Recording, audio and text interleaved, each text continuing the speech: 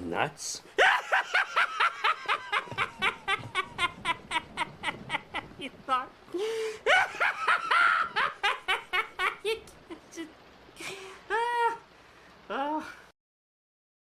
What's going on, people? We're back with another. Wait, you know what I don't like is when it's one person creating all the content and they say we, and it's like it's not we. Anyway, guys, I'm back with another epic video. I have a special guest that all of you guys are going to love. And today we're going to talk about something very important because most of you guys that'll be watching are content creators. And today we're going to talk about how you could take your channel from a 5 to a 25. And my guest is none other than Mr. B's son, Red Giraffe, and he has some great insight for you. Now, if you're new to the king of content, let me explain it. Guys, I've been making my YouTube channel since 2011. That means I have every birthday, Christmas, Valentine's Day, my honeymoon in Mexico when my wife and I was holding sharks. Guys, I'm a vlogger and my channel says it all. So if I say something, there's a 95% chance I made a video on it. Number two, guys, I'm the king of content because I'm also into gaming. And most of you people I met was because you guys are gamers. So just know I got you covered. And number three, the most important thing about the king of content is I wear this cowboy hat because that simplifies it. I'm a natural born entertainer. It's what I do. You might come over here and get some dancing. Hey. You might come over here and get some martial arts. Guys, I am here to entertain. So with that being said, I'm going to grab a chair. I hope you grab a chair, and we're going to get the show started. All right. Now, here's the issue. I used to do like a 13-minute thing where I'm dancing around, and people came in late. And now I cut that down since I'm just going simply with the king of content, and you guys are like, you know, I allowed you to get your popcorn and your drinks. Now you guys got to start showing up a little earlier, but I do know my friend Obi Rose is still streaming, and a lot of you guys are checking him out. He got a new job, and I get it. You guys are going to watch him for a little bit, and I told you guys, watch him first, come see me later, but you guys are going to miss the special treat, which is my guest. So anyway, wait, something's missing. You know what it is? Oh, guys, you can't have a cowboy without guns. So let's fix the camera. And now, prepare for the gun show. I know, guys. I know it's getting old, but it's not old to me just yet. So bear with it, I guess. I don't know. Anyway, so there's three things I like to say before I get the show started. First, before I do that, let me go into the chat. F-Cat is in the building. What's up, F-Cat? You're lonely by yourself right now. Obi Rose is still in all the people. And today is important. Anyway, so with that said, there's 3 things I'd like to say before I kick the show off officially. Number 1 is this show is gonna be epic. Because I'm a cowboy. Oh, man. And number 2, guys, when you're on this platform, I like to say I'm not here to babysit grown men feelings. So, guys, today's going to be epic because we're going to talk about content and we're going to talk about channels. And I just want you to know there's no punches when you see the cowboy, the king of content. We like to have fun, laugh, and joke. I keep saying this is entertainment. It's a show. And I know sometimes people get mad at me. I don't like the way Cowboy says this and that. How about you shut your mouth? All right? But if you're not listening to me, I'm just going to let you listen to my... Just listen.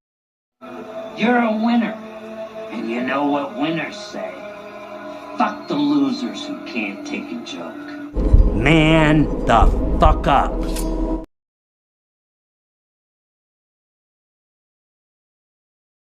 I didn't say it. Chucky said it. And last but not least, guys, we're going to bring our guests out. But I had the epic... How do I even say this? Guys, I love my intro song. Mr. Bruce Campbell himself, no, not the guy from the Evil Dead or Army of the Dead, but a good friend of mine from Canada, Bruce Campbell. Most of you guys know him. He created my epic theme song, The King of Content, and I slapped together some video footage that you guys could enjoy. And once this goes, we're going to bring in a guest.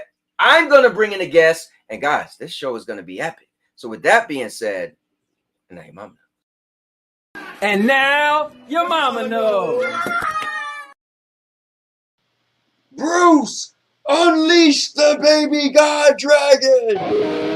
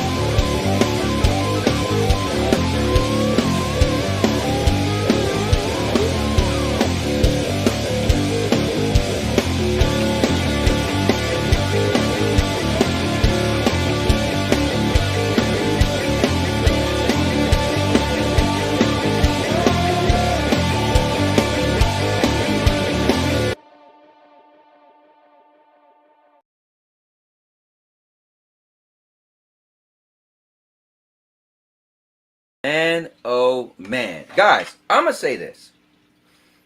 I'm a wrestling fan, and I always wanted to be a talk show host. So I'm merging both of those things together. If you're new, just because you want to see Red Giraffe, I get it. That's fine. But now you just came and seen the cowboy, a.k.a. the king of content. So you guys are going to get a treat. But anyway, with that being said, guys, I'm going to bring in my special guest. None other than a guy who we met some months ago. He introduced himself to me. He's been somebody in my corner, watching my content, commenting on my content. He's a great guy. He has his own YouTube channel. I'm very pleased to have met him, and he's always been trying to help me out and help me grow my channel. So let's bring in none other than Mr. B's son, a.k.a. Red Giraffe. Let's give it up, guys. Yeah, what's up, guys? What's up, man? Excuse the stuff on my face. You know, I just work too much. I can't ever shave it. So,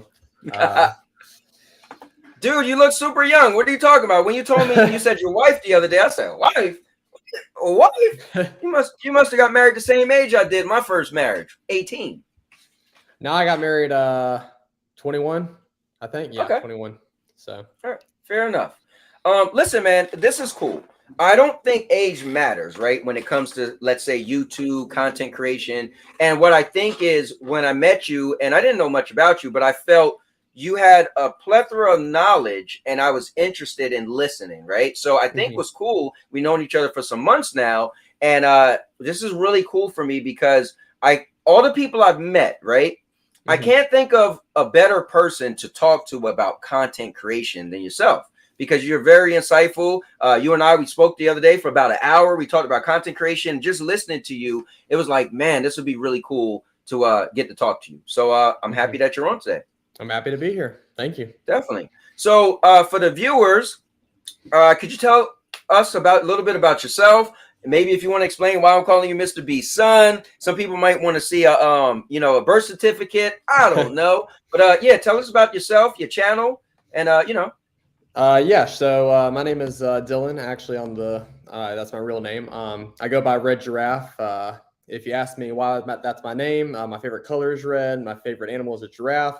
But if I'm on the Jimmy Fallon show, then my thing is going to be like this dream. I won't spoil that part, but like it's going to be like this elaborate dream that was like really, it's going to be really cool. But basically, the reason the Cowboys calling me Mr. B's son is because I have this vision in the future where I will actually, I plan on having 100 million subscribers in about 10 years. And basically, I want to, what Mr. Beast has done, I want to do 3 times better than what he could ever do. You know, innovation that excites. You put 100 million Orbeez in a backyard, and I've seen Morgs, I've seen Preston, I've seen all these other YouTubers kind of copy him in a sense to that degree, but I don't want to do that. I want to innovate it. I want it to be like 1 billion Orbeez in like a civic center kind of thing. So like Mr. Beast, it kind of like, he's kind of like my dad. You know, he just taught me so much about this platform and how like to do everything on it. And so like, that's why he's calling me his son. And then, but yeah, I started my YouTube channel in December 2021. And I was originally a content creator a few years ago on Twitch under a whole different name. But some drama went down on there. Twitch is always full of drama. So in my opinion, it is. So I had to leave that back in 2017. But at the time on Twitch, I had built this huge community from about 2015. Back in January 2020, January 2015, I had built this huge community through like 5 or 6 streamers. And when I first started streaming, I was getting about 80 to 100 viewers per stream. It was amazing, but there was just a whole bunch of drama that went down. And so I had to leave the platform. So now I'm here under an entirely different name, Red Giraffe. And so I'm here to I've actually gotten past where I was followage on Twitch now. So that's pretty awesome. So, but yeah, that's basically who I am. I do, on my channel, I do random commentaries where I just talk about pretty much everything and anything. Anything that I feel like talking about, I'm going to talk about it. So kind of like Cowboy, he just talks about pretty much anything that he wants to talk about. So, well, let them know you do some Fortnite on there too. I do do Fortnite. I do Fortnite, Call of Duty. I'm going to be playing that new Modern Warfare that's coming out on Friday or tomorrow. And yeah, that's pretty much the games I play. I used to play Minecraft, but I can't play Minecraft without mods. Like I just watch too many people that play Minecraft with mods. It just looks too much fun. Like I just can't play on the console anymore unless I had friends with me. I had like 10 or if I had like 9 or 10 friends to play with me, man, we would just be going crazy in there. But yeah. Are you at all a PC guy? I would love to get a PC one day. I actually chose to this sounds stupid, but I chose to choose a new MacBook, the one that just came out. So it's pretty pricey, which I could have bought a whole PC getup and everything with that. But I chose this because they have Final Cut Pro. I know a lot of people are like, well, you could have just got Premiere Pro, but I don't. There's a guy that's I don't know if you guys have ever heard of him, but his name is Zach King. And basically, like that guy, he was on Vine for a couple years. He was on YouTube, TikTok. He's like pretty much one of the only people that's on all 3 of these content things. And he's like top 20 in subscribers for all these platforms. So it's really, really cool. But he says one thing that I can't disagree with him. He's like, out of anything that I've used, he's used Premiere Pro. He's used After Effects. He's used all these different editing things, and he's like, Final Cut Pro is the best. So, and I would agree with him there. All my editing is done on Final Cut Pro, and it's super simple to use. And I don't know. I've literally had to look up like 2 things. Other than that, it pretty much just walks you through it. So that's cool. Guys, I took the liberty. The link for his channel is right here. Make sure you click on that link throughout the show. If you want to just go on there right now, go over, subscribe, check out some of the stuff, and come back. You do that as well. So one of the things I told you as a guest is I like to do these mystery questions or topics. So I told you to have 2 for me. I got 2 for you. And here's the thing. I always with guests, I have people, we do rock, paper, scissors, or we flip the coin, or we said, okay, I'm the guest, so you're the host, you go first. So what do you want to do to say who goes first? Well, on my channel, I have this thing at the beginning of some of my videos where I'm like, flip a coin and see which one you get, and I put like the answer in the description. So why don't we do that? Flip a coin. Flip a coin? It's your show, so I'll let you choose first. All right, cool. So you got a coin with you? I can get me a coin. I'm pretty sure there's like one right by me. I mean, I could grab one real quick. Or you got one? I don't even know where it would be. Okay. Yeah, I got a piggy bank. Okay, bet. Let me grab my piggy bank. Let me grab my piggy bank. All right. Yeah. All right. Got the piggy bank. Got my piggy bank. Nice. It's a legit piggy bank. All right. Also, let me say what's up. I see Maker Chaos is in the building. Lions in the building. What's going on, guys? Let me see. FK said, I don't know. My streams make remote play and cloud look bad. We'll figure it out, man. Don't worry about it. Today, we're going to be talking about it all. He said, oh, no, they play Fortnite. Said, Giraffe guesstimates how much Angry Joe makes. I'd have to see how many views he gets per year, and I can calculate it. Let me know how many views he gets per year. I'll calculate it right now. Or like Ninja as well. Okay. So and you also say you didn't have a problem with answering questions. So guys, if you have any questions you want to ask Red Giraffe, definitely go on. I just want to get a quarter. All right, got a quarter. All right. So since I am the host of the show, I will take heads. Okay, we do a best out of 3, and if heads end up winning, then you got to go first. And if tail wins, then you make me go. Sounds good? Okay. That sounds good. All right. All right. So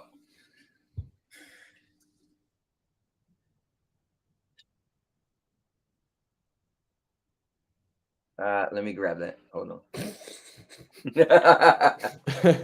Oh man. Oh man. Didn't go to my liking. But yeah. Listen, Red, not everything could go as smooth as it goes on your channel, okay? Nah, man, my channel, dude, it takes me hours, man, to figure out what. Dude, it takes me like 13 tries to do my voiceovers.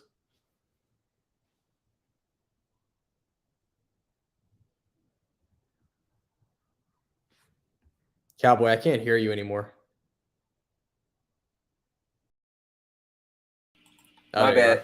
All right, so guys, that is tails. Oh, whoops. Tails.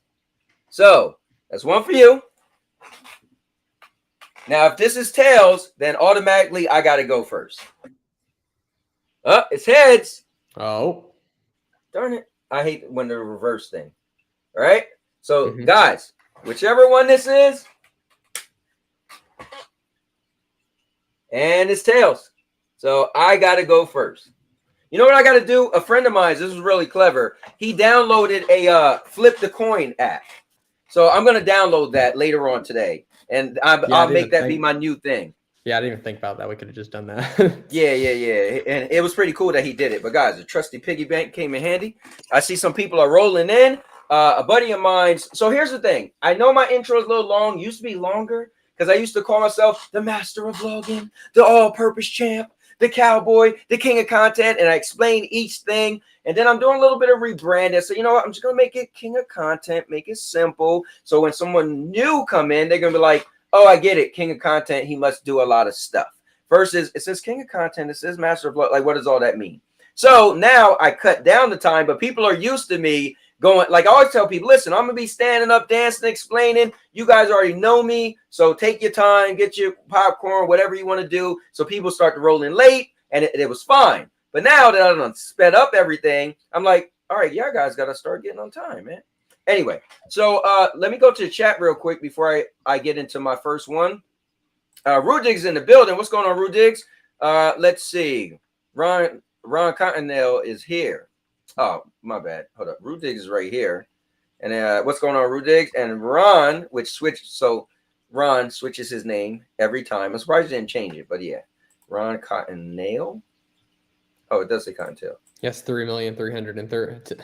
Well, Yeah. subs don't really like it. Like someone could have 3,310,000 subs, and they could be making like 10,000. That's it.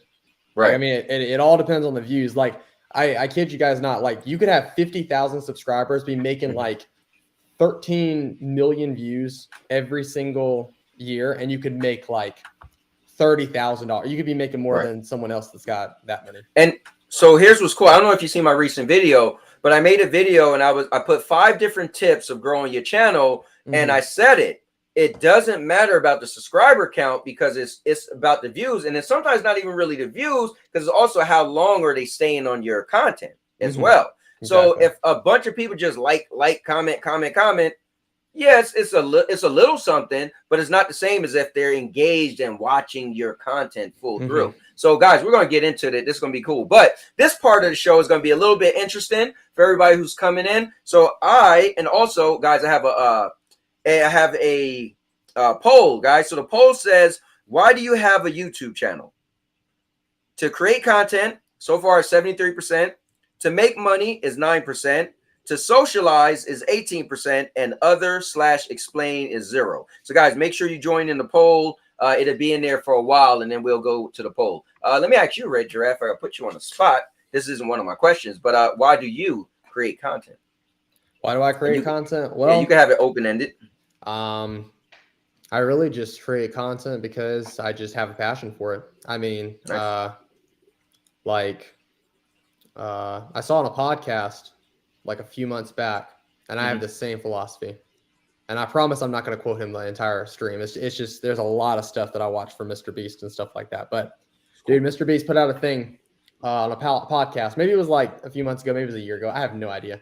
But it definitely like got me. Literally, YouTube is my passion that I would rather be poor than like in 10 years, I'd rather be poor than to not be on YouTube making content.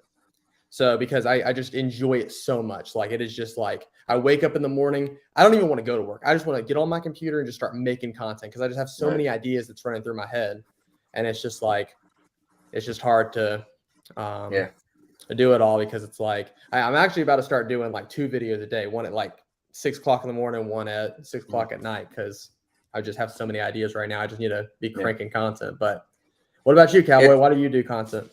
I started off, I had a HTC Evo. That was a 3D phone. And back in 2011. And I just wanted to record 3D videos, right? See how cool it was. So if you guys go to my channel, my first few videos, it's like the same thing side by side. That's because it was recorded on a 3D phone. So it was interesting doing it. And then I just would record my kids because my mom, she didn't have a lot. She barely have, there's barely any videos of me, right? But there's, you know, and barely any pictures. So I used to say, if a pictures is worth 1,000 words, then how much is a video? Because I can show you a video and you can hear how you sound. You can see what you look like when you turn. It's not just take the best photo, right? So I got into recording videos and I just thought it was fun. I was mainly vlogging, right?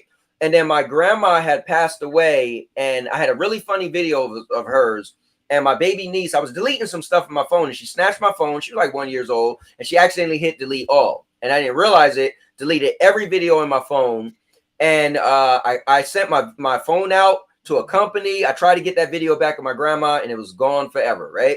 So I got addicted to recording like everything, right? Then I just, so then I used to do a show with a guy. He was a producer and he asked me, hey, would you be the host of a fighting game show, just a one shot? And I said, cool, but could I also be in it? Because I used to go to the tournaments. That's how we met. So he said, cool. So I had like a split personality. When I was the host, I hosted it. I have a blazer on and everything. But then when I was a contestant, I put a cowboy hat on. I thought it'd just be funny. No calling myself the cowboy, just that's what I did, right? And so him and we did about 12 episodes. He let me name the show. It's called the All Purpose Champion. My gamer tag is All Purpose Champ, right? So if you won that episode, you became the All Purpose Champ. And you had to see in the season how many times you became All Purpose Champ. But I also played and I was really good at games. So you had to see if you could beat me. All right. So him and I had a fallout. I was done with that show. And a friend of mine said, dude, why don't you game stream? I said, game stream? Losers game stream. I don't care about game streaming. I never watched people. And I never watched people game stream. I just thought it was like, who watches people play a game? I could play a game myself. So a friend said, dude, it's pretty much you'll have your own viewers that was watching you on that show. I was like, no, that show I was a host. It's like, dude, it will be similar. So I looked up, okay, what do I got to do to game stream? So I get a PlayStation camera. I bought a PlayStation camera, and I started game streaming. And then I had like a team. It was me, Just Joe Gaming, and Monkey Bones Gaming. We streamed every Wednesday night, 8 p.m. It was a lot of fun. Didn't really get any traction, but it was what we like to do, right? And we like to play free-to-play games so the audience could say, if you guys want to play with us, this game is free. Download it, play with us. All right. So eventually Stadia came out, and it became the popular thing. I was really invested, got into it. And Stadia kind of blew up my channel for a bit. I met this guy, and he does podcasts. Said, dude, I became a guest on this podcast. He said, oh, do you got a YouTube channel? So yeah, I got a YouTube channel. He said, dude, you got like over 1,000 videos. How is it not monetized? Like, oh, I just do this for fun. He said, what? You was out since 2011? And mind you, this was like 2 years ago, maybe 3 years ago. That's it was 2009. I was like, whatever. It's like 3 years ago, whatever that was. Yeah, I'm totally messing up my numbers. But it's 3 years ago. So he was like, dude, you got to get monetized. I was like, bro, nobody's getting paid off YouTube like that. I don't care. So he challenged me. I said, okay, I'm going to give myself 1 year to do it. Took me a year and 30 days, and I was monetized. Then I started looking into, okay, now I'm monetized. Like, what do I do, right? And I start watching to get better. Make sure you ask people to subscribe, blah, blah, blah. So to answer your question, I still do it because I enjoy it. Again, I used to want to be a talk show host. When Oprah started the Oprah Network, I submitted a video to be in her competition. Of course, it didn't win. I'm a wrestling fan. I always wanted to be a wrestler. So for me, my favorite part of wrestling is the characters, not really the actual physicality, but the ad-libbing, the whatever. So on my channel, I get to merge both things I always wanted to do. I get to host, I get to laugh, joke, I get to be the bad guy, the good guy, and there's some people who would kill me if they can because they can't stand me. But listen, I get creative control. So I guess I do this now that I am making money. I definitely do want to make money, right? Before I didn't. For 9 years, I didn't. That's where the 9 come from. I did it for 9 years and just didn't care, right? So for 9 years, but now, yes, I do definitely, if this could be, like you said, something, if I could do this and this was it, I would love it because it's my new favorite hobby. I love it more than playing video games. I love it more than watching wrestling. I love it more than going to the movies. So it's my favorite hobby, but I always tell the audience, I do this for me first. And what I hope is the person who liked the type of entertainment I like, find my channel. Because I don't want to do it. Once I start doing it for you more than doing it for me, then I'm not going to enjoy it. So I do this because it's my sense of entertainment. It's how I become social. I used to go out all the time, but now when my wife is gone, like she's out today, well, I stream anyway, Monday, Tuesday, Wednesday, Thursdays, right? But like, let's say it's a Friday and my wife is like, no, on the weekends it's us. Fine. But if she go out on the weekends, this is all I want to do. I turn on the camera and I get to laugh and joke and people jump in and blah, blah, blah. So number one, I do it. I do it for the entertainment aspect of it. And then I guess second is the money because I am trying to grow it. Like I would like this to be all I did, whereas before I was like, whatever, make a few bucks every month, whatever. But yeah. So yeah, that's my answer. Long story short. Now, with that being said, Chariot Man said Red Giraffe seems to have a very interesting channel. So that's cool. He went to your channel. Good stuff. guys, Thank definitely make sure you check him out. Check out his channel. Make sure you guys jump into the poll because I'm curious to see what it's going to come up with.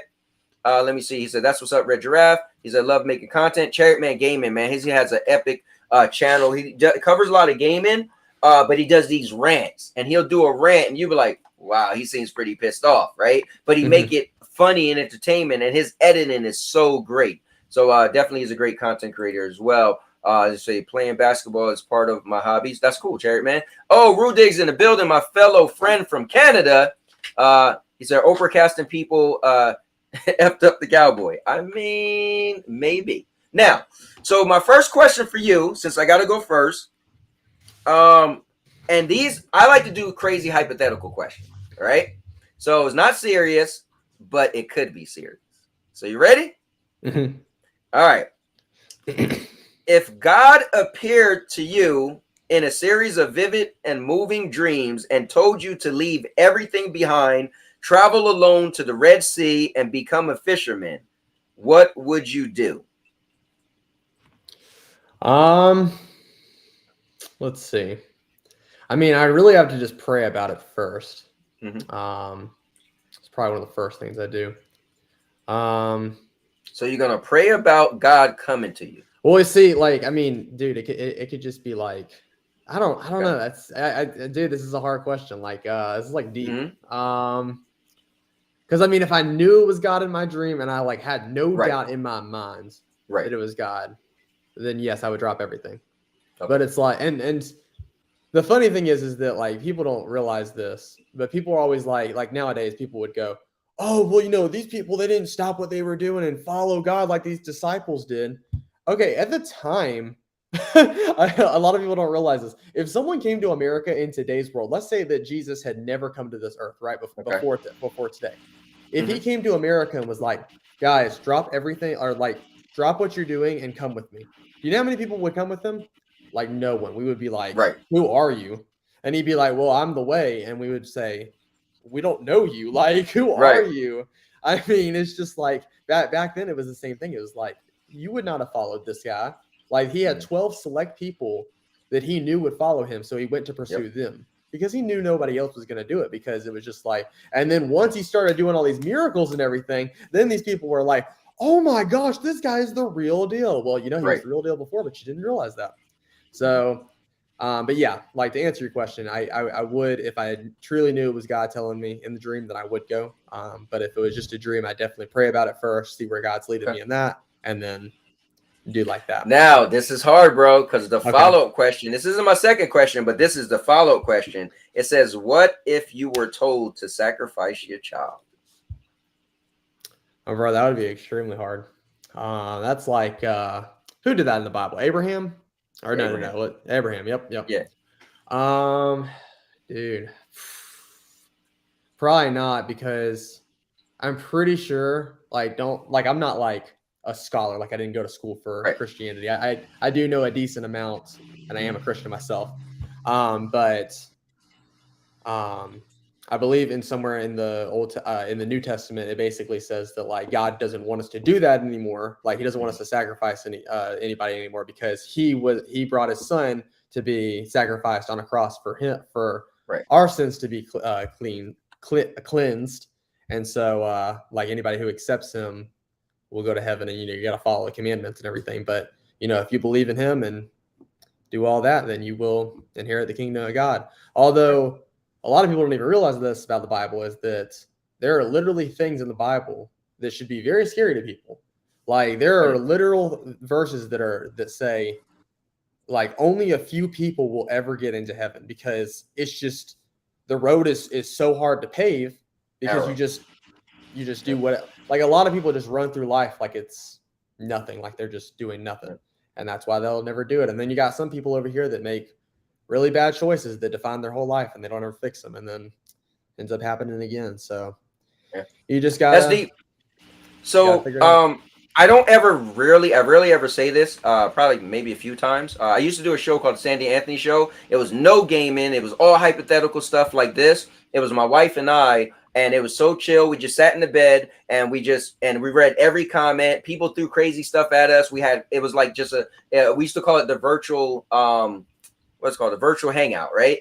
So we did that for 2 years straight, never missed a week. And then eventually my wife was kind of burnt out. And I said, listen, if you're not going to do it with the same energy, then I'd rather not do the show at all. So some people probably heard me say this, but I don't bring it up often. But I was an atheist for 36 years of my life. And then I started going to church because I was trying to make money. And I used to go to different churches and try to pretty much, you know, tell them about my business and see if everybody wanted to join. And I met this pastor. He was younger. I fell in love with church. I got saved. And I actually stopped cursing in like 2013 just because it was something I wanted to do on my own. So you never hear me curse because I like literally stripped it out my vocabulary 2013, how many years that's been. So everything you're saying, I even was super radical. I said, okay, I felt I missed out so much in life because I was an atheist for 36 years. So I read the Bible in 1 year. Like I'm one of these people, when I'm in, bro, I'm in. I'm all the way. But you know, so I'm either here or there. So sometimes I gotta tell myself it's okay to go slow. But so it's cool talking about it with you, and you just, you know, bringing up some of you. And I actually totally forgot because I heard you say a couple of times, oh, I'm going to church or whatever. And that was literally the next question that I was planning on reading for a guest. It just so happened you was the next guest. I'm like, nice. And as I was reading it, I was like, oh man, I hope this don't like offend him or anything. But it was cool how you answered it. So I just wanted to throw that out there. But yeah, I get what you're saying because you know, in the New Testament, pretty much you would figure God wouldn't say that, but it's a hypothetical question. What I would think is, you know, being that I was into the Bible when I did stop going to church some years ago. But I always said, you know, I still would, you know, I wouldn't forsake if someone, let's say I went to a diner and someone was talking, I wouldn't just jump over there. But if I could overhear them and they kind of was like, let's say it was kind of jacking up the interpretation or whatever, and again, interpretation, and I was close enough, I would say, hey, by the way, you know, but anyway, I'm not gonna get into that. But what I would say is I would think the same thing with Abraham is he was told to kill his child, but in the end, he said, I'm gonna do it, and God ended up showing him no, it was really a lamb, blah, blah, blah. All right, that was kind of crazy. But and I want to say what's up. The banana killer just jumped into the building. So it's your turn next, and you can ask me or start a topic or question, and let's take it from there. Okay. So my question is what is one goal? It doesn't have to be YouTube related that you want to achieve in your life in the next 10 years.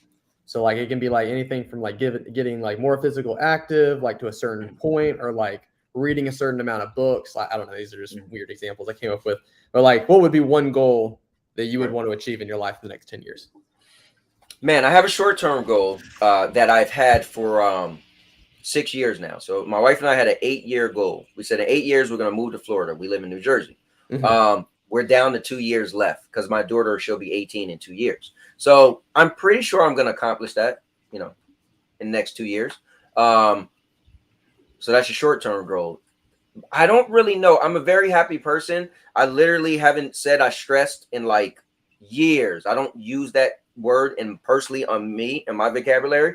I kind of found this is my third marriage. So I kind of found what makes me happy in life and what makes my wife happy. And we just been like coasting through life. So I plan on moving to Florida, be even more happy because I like the warm weather. So I'll have warm weather year round.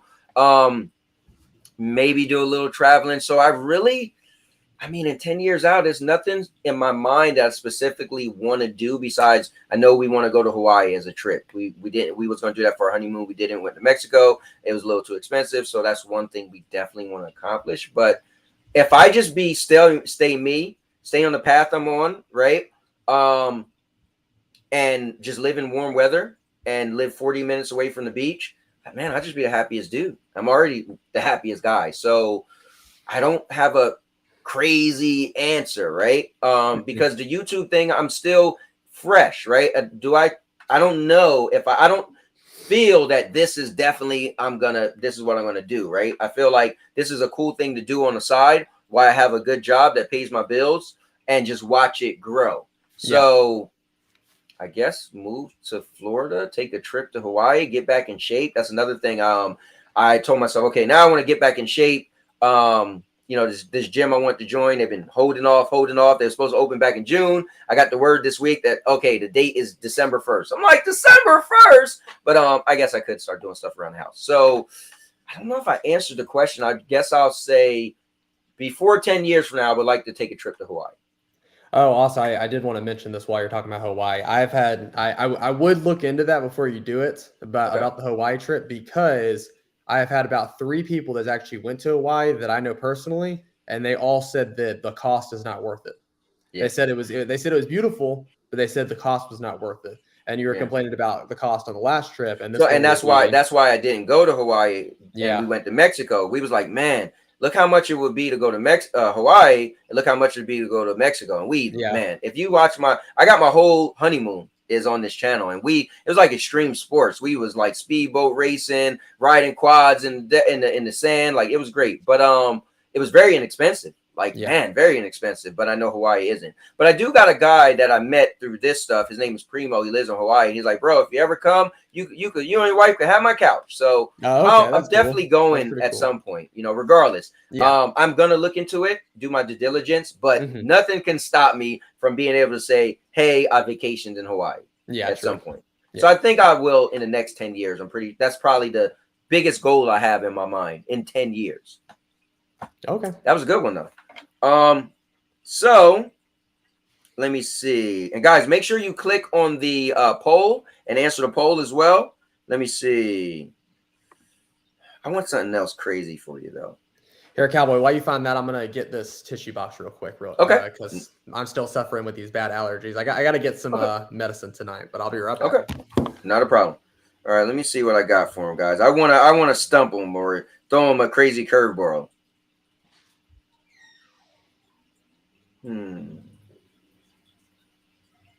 Oh, that might be a good one for him. Yeah, I'm going to ask him this. I got it. Let me read the chat. Let me see. Banana Killer is in the building. Said Hawaii, that's what's up. Yeah, definitely want to do that, man. I'm 42 minutes late, but I'm here. Listen, we love you, Mr. Urban World. Thanks for showing up. I'm going to be in Hawaii in February. Oh, that's pretty cool, Rue Diggs. Let me see. Getting ready for the holiday season, business-wise, but disappointed. I probably missed Red Giraffe explanation on why he's addicted to the YouTube numbers. Oh, Rock is in the building. So, Red Giraffe. Mr. Urban World said, getting ready for the holiday season, business-wise, but disappointed. I probably missed Red Giraffe's explanation on why he's addicted to YouTube numbers. Why I'm addicted to YouTube numbers? Oh, man. Like, that's just... My addiction is that, like, and it's not even like, it's just figuring out how everything on YouTube works. Like, why do some videos that have no tags, that have no description, why do they do better than others that don't, or that do and everything? And so, like, I did an entire analysis, which I'll share with you guys today. I did an entire analysis of small channels I follow that actually have one of them. One of the channels that I follow actually has over 3 videos with 100,000 views, which is phenomenal. But his stuff is very different than this other guy that I follow. He's got 250,000 view video, and his explanation and tags don't exist. So we'll be comparing that today and everything. Yeah, we'll definitely get into it, guys. If you missed it earlier, Red Giraffe and I, we was on the phone for about an hour one day, and he said, hey, could I talk to you? I said, sure. So he called me up through Discord, and we talked for about an hour, and we looked at my channel, we looked at other channels, and he was trying to help me figure some stuff out. So we're going to get into it heavy, but let's just get through this now. So your question was pretty cool. Let me act now. We always flip it back. Before I go to my next one, what would you want to accomplish in the next 10 years? What would I want to accomplish?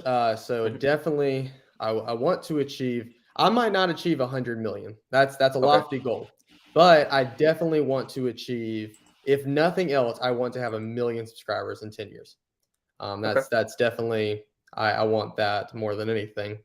But another goal is that I have a lot of ambition. If you meet anybody that I'm close to, they'll tell you, they'll be like, man, they'll say my real name. They'll be like, well, Dylan's got that man's got so much ambition. Like, not only does he want to do YouTube, he wants to do this, he wants to do this. Like, it's just like my ambition. I'm kind of like Elon Musk. Like, Elon Musk has extremely too much ambition, but I'm just like that. Like, I just love doing more things and trying to help the world. You sound like me when I was big into network marketing. I was like super hungry and just out there, and I'm talking to everybody, and I was just trying to propel myself. I was bent on using network marketing to be. I said I was going to be rich at the age of 40. Of course, I'm 46 now. But what was crazy was I was on multi-level marketing. There was 4 levels, and I was on the 3rd level, so I was making some decent money. And the funny thing is, went to church because I wanted to promote my business. Fell in love with Christ, got into church, and then quit my business because I felt my old pastor, which in hindsight, I kind of wish I didn't. But what he used to say was, you can't serve money and can't serve God. So he felt I was so into making money. And, probably would be a totally different thing if I stayed with it. I probably would be financially free right now, residual income, the whole 9. But, you know what? I'm happy. I changed a lot of stuff in my life. Which is another conversation, but good stuff though. So I got one for you, man. I was thinking about it, and this is what I want to know. Would you accept, especially because of where you would like to be in 10 years, would you accept 20 years of extraordinary happiness and fulfillment? Okay. 20 years. So that's, we said 10 years. We're going to throw another 10 on top of it. 20 years of extraordinary happiness and fulfillment. If it would mean that you would die at the end of that period. So what you're saying is that I would definitely make it to 100 million. And actually the ultimate goal is to get up to next to Mr. Beast. Maybe not even beat him. And actually, no. That's not the end goal. That's not the end goal. I mean, that's one of them. But like, if I ever beat T-Series on YouTube, that would just be, oh man, that would probably be it. So you're saying that if I pass T-Series, that's the question. Okay. And then I would die after 20 years. Yep. So you have, and for 20 years, you will have every single thing you dreamed of, you wanted, your accomplishments. But you would, so if you don't mind, how old are you? 23. Okay, cool. So 23. So man, I would die at 43. 43. Okay. That's such a hard question. Ooh. I mean, I don't know. Man, that would just be so nice though. It would because I mean, part of the journey is the end, like Iron Man says. So I mean, and not for nothing, you could think of the money you could pass on to your kids and your family, right? I could think that generational wealth. I think I would, because it would mean so much to me to because if you follow and I know we're going to get into this and everything, but but just teasing on this a little bit, if you look at the math on things, everyone that started at a certain time has actually fallen off or stopped YouTube after about 10 to 12 years. 10 to 12 years is the drop off point. So whenever you start your YouTube journey, you better expect in 12 years, there's a high chance that you might not be doing this anymore. Now, are we saying 10 years after being monetized, or just 10 years after start? 10 years after you really start, like for example, what I mean by that is let's say that you're on this huge trail of content creation, and let's take for example your channel, Cowboy, right? Right now you have about 2.71K subscribers from what I can see. If tomorrow you woke up and you were at 5K, just saying that, and the next day you woke up and you were at 7K, and you're doing this huge these numbers, there's more subscribers and more subscribers. If you keep gaining that from the time then to the time after about 10 to 12 years, you'll stop, and you'll just stop doing YouTube. You'll be like, I'm burnt out. I don't want to do this anymore. Or people will have grown up and they'll move on. They won't care about your channel anymore. So that's kind of what happened to Vanos.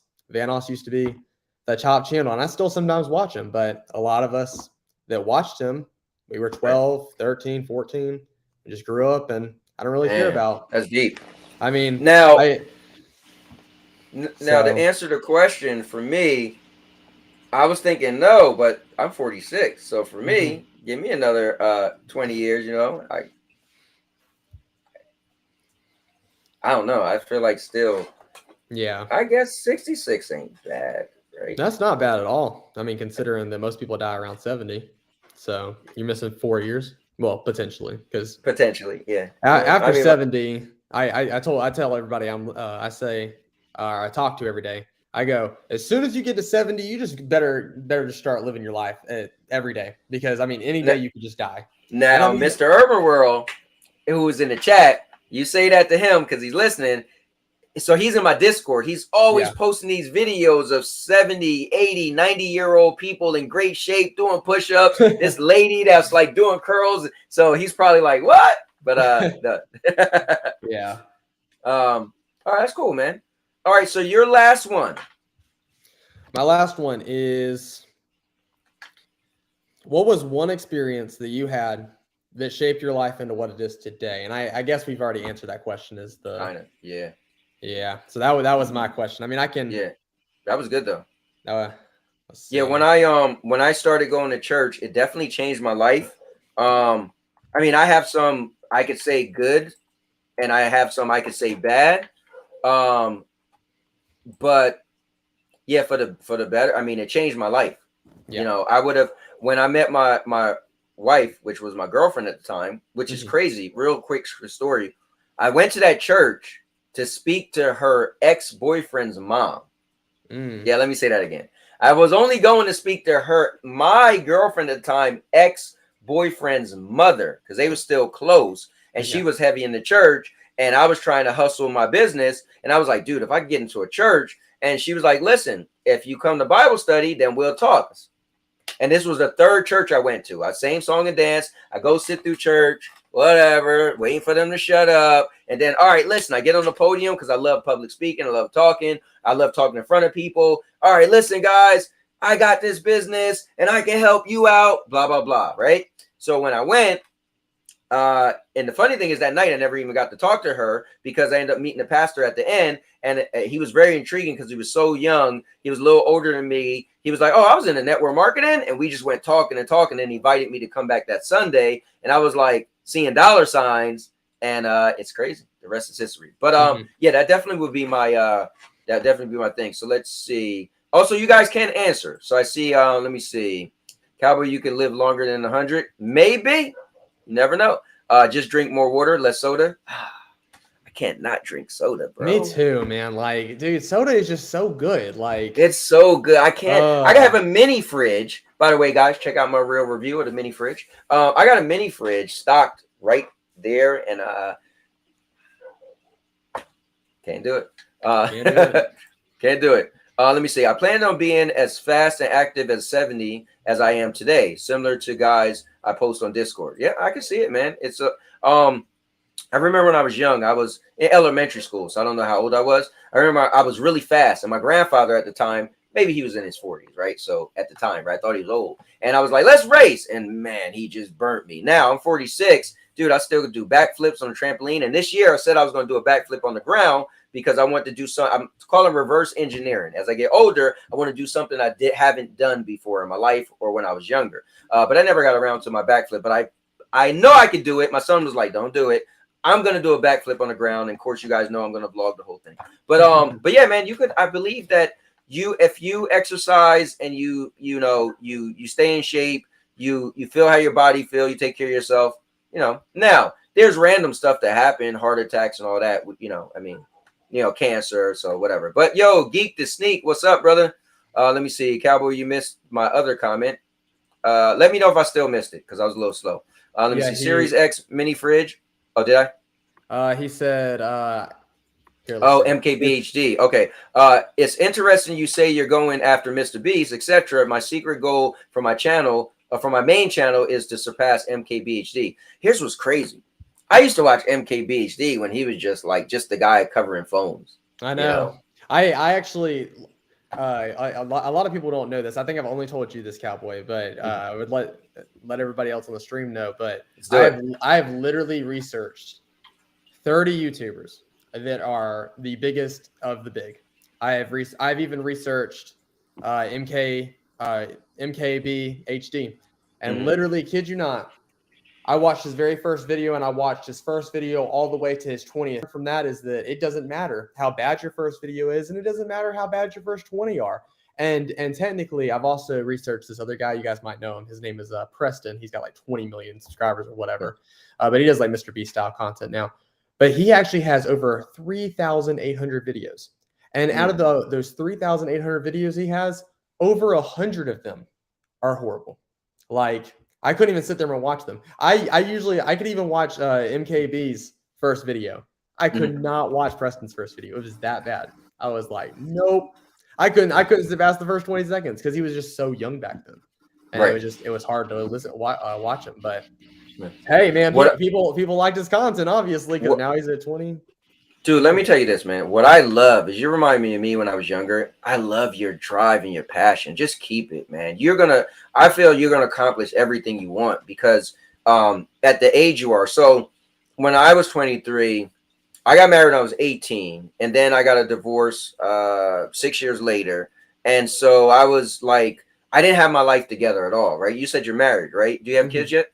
I do. I have a 5-month daughter. Cool. So you're married. You already got a kid. You're already putting this stuff in your life already at 23 years old. My mindset at 23, I want to party and do whatever, right? Even though I had kids, right? At that point, I had 3 kids, right? And but I was broke. The chains was broke of me being married. Right? So I wasn't as focused. So your focus, your hunger, but your stability is pretty great, man. And I think you're gonna. I mean, I feel like I'm talking to a younger me, but you have a better circumstance than I had at the time and more focus. So I want to just tell you, I just see you gonna do great things, man. Like when you said earlier, oh, you're gonna reach it before me. I said, nah. You're studying this stuff.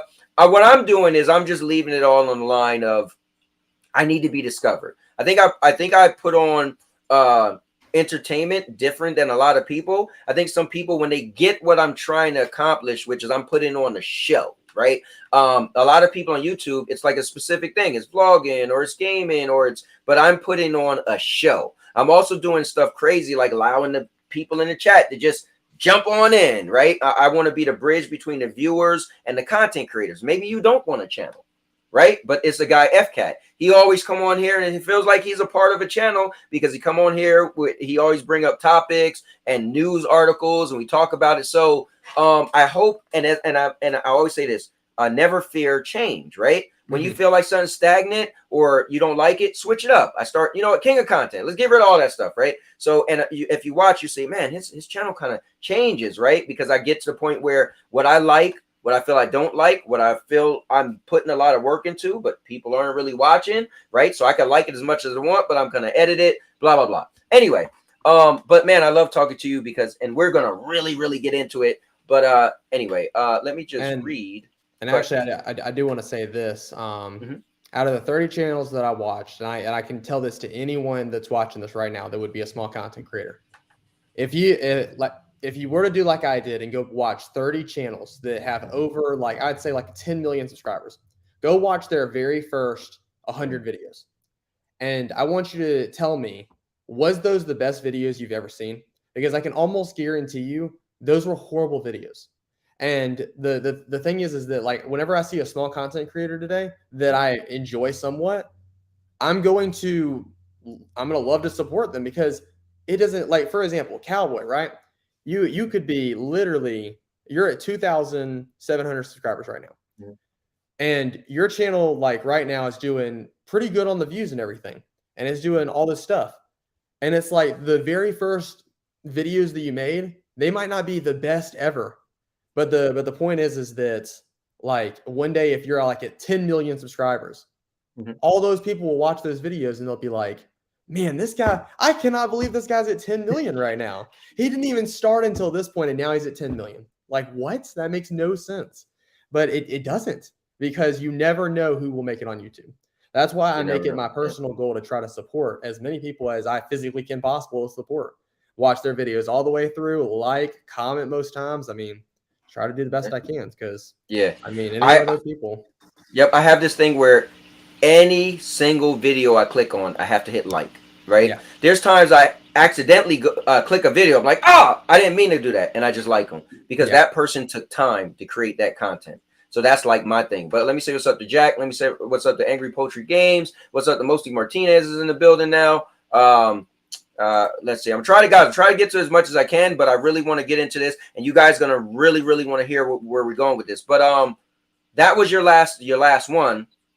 So let's see. It's the dramatic difference between the quality and present videos and compared to dude. If y'all watch one of my first series called Making Kettle Corn, dude, I had like 28-minute videos. I didn't realize you should cut things out. You will watch me walking to everywhere instead of just a jump cut and now I'm there. Like it was pretty hard to watch.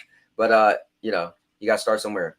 What I've personally learned that is, it doesn't matter what you look like, the way you speak, as long as you can convey a message. Yeah, I mean, to an audience. Yep, that is true. I think there's so many people out there. I use this analogy, and I did in my video about your content creation, is that if you look at Jennifer Lopez, she was a little kid, but she was a great performer, right? Some people might say she can't sing that good. She was a great performer, right? She put it together, but she didn't have a platform. Nobody knew who she was. The moment she was able to be put out there where people could see her, right? Then they was like, whoa. So I feel like Aunt Chariot Man, you, Mr. Emerald, there's people, tens of thousands of people out there that would love your content. You just need, whether it's YouTube, Twitch, whatever, to push you out there that those people discover you. And that's the magic, you know. What would you have to say about that, Red? About just like how the platform, how Jennifer Lopez. Yeah, just I mean, in general, someone being discovered. I think that's the magic, is well, if we could figure out how to be discovered. Well, you know? Okay, so I've actually figured this out. So in order to, especially, so this is what you're gonna have to do. If someone was watching this video right now and they had 0 subscribers and they wanted to start YouTube right now, this is what I would say. I would say that you have over 20 people at least that you know, either in your family or your friend group. Most people, like if you're in a bad situation, I understand you probably don't have 20 people, but most people that have like a really good life, they have at least 20 people. If you can get at least 20 people to watch your first 7 videos, like subscribe, watch your first 7 videos, like them, comment on them, do something, there is a higher chance, because YouTube will now be able to push that out to people that what they watch, they'll be able to push it out to other people. Because it would be extremely hard for you, and I've seen this a lot. It would be extremely hard for you to start YouTube today and be alone. Same thing with Twitch. Twitch even has a worse, I don't know how much I can say about this, but like Twitch even has like a worse like viewer experience. Like no one is being recommended that's got 1 viewer. I'm sorry, that's not happening. Right. Like no one, like every time I go on a new account just to like test things for Twitch, I literally see recommended, and it's like, oh, look at this guy, he's got 12,000 people, or look at this guy, he's got 8,000. Like no one is recommending small channels unless you're watching small channels, but you wouldn't be watching small channels because they're recommending the big channels. So it's like, guys, I did like what Mr. Urban World said. Urban World said. Yep. Which one? He feels that YouTube is oversaturated. Early 2010s, and there were 200 to 300 million today. So I did want to bring this up real quick, unless you have something to say, Cowboy. Unless you want to. So I think we're done. We're done with our questions, and I think now it's time to actually get into the nitty gritty. Now, I went to the movies last night and seen the Terrifier Part 2. So what I do is I cut. I'm no longer doing pre-recorded videos. I'm actually doing movie reviews during my live stuff. So I'm going to ask you this. I could either I'm going to do like, 3 minutes, maybe 5 minutes at the most. I could do my quick movie review now, or I could just wait till you and me pretty much get through all the stuff, and then I do it later on. What do you want? Whatever you want to do, man. It's your show. So okay, guys, I'm going to switch it up. I'm going to do a quick movie review. Give me like 5 minutes, guys. I want to tell you guys about the Terrifier. So right now, we're about to simply do a topic switch.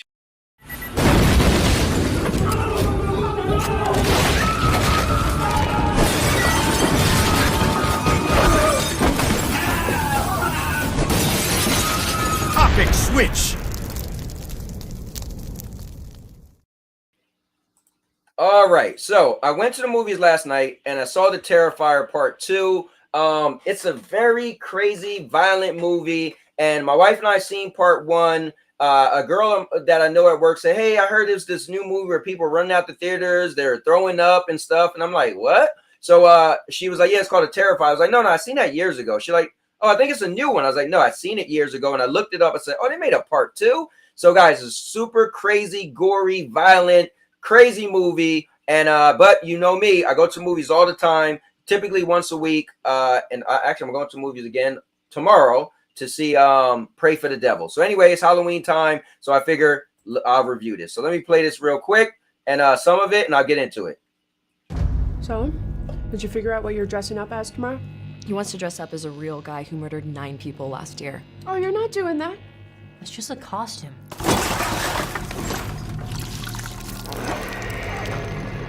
You think that guy's still out there? What's up with you and this clown all of a sudden? You're like obsessed.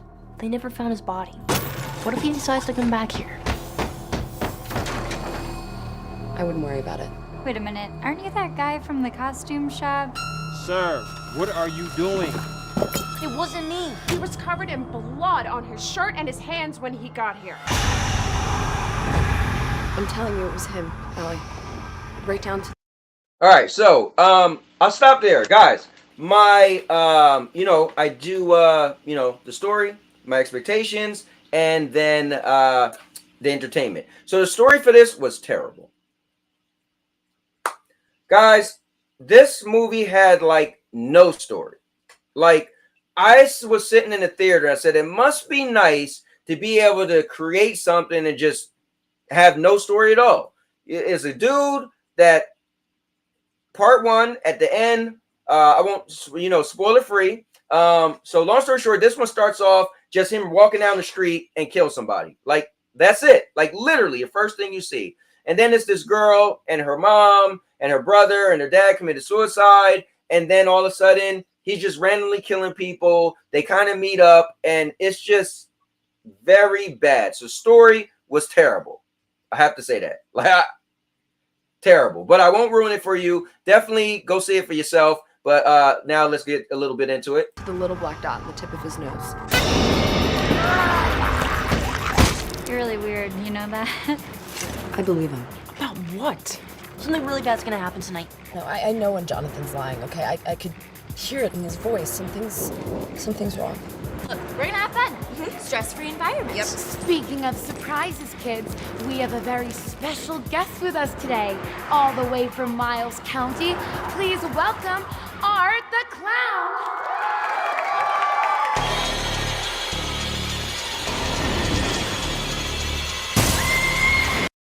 All right. My expectations, I have to say, was met. So I seen the first one, and it was like a little cheap bootleg kind of movie, to be honest with you.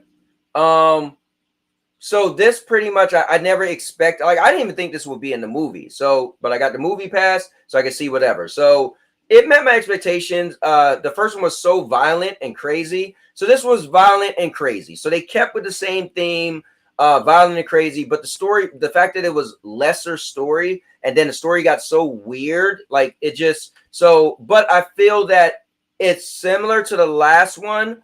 And I feel like I knew what I was getting into. Didn't expect this to be great. So it met my expectations.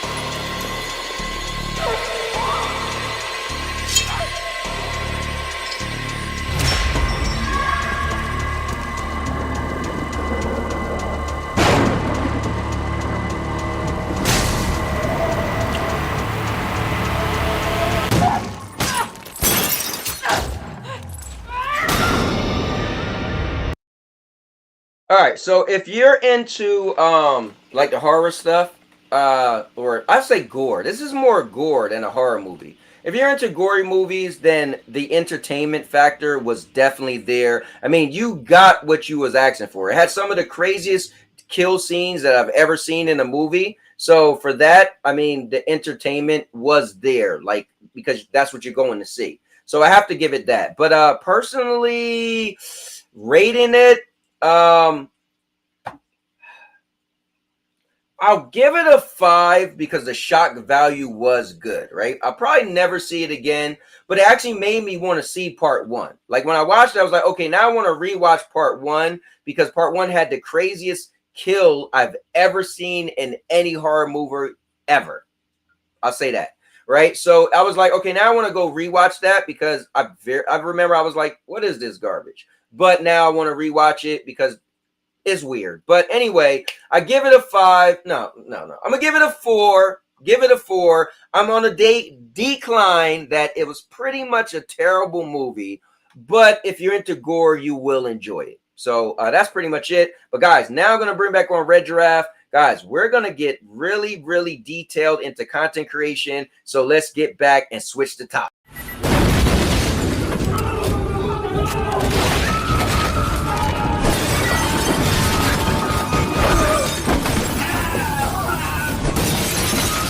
Topic switch. All right, so Red Giraffe, are you going to see that movie? You're taking your son to see that, or your kid to see that movie? No.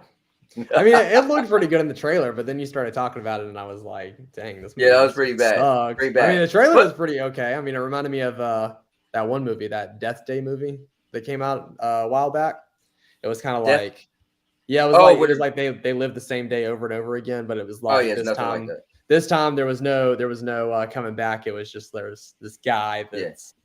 Yeah. I don't know. Yeah. He was just. I mean, if you think of like Friday the 13th. Right? Yeah, Friday the 13th. Yeah. I guess that's killing true. people. Yeah, but it was just the gore was the factor in this. That's what this is like a cult thing now. Like what was cool is at the end of the movie they actually had at the very end they had which I've never seen this happen before, but they had behind the scenes, the director, the guy who plays the clown. I was like, okay, this was cool. And he talked about it. He was like, the fans, they loved the first one. I was like, really?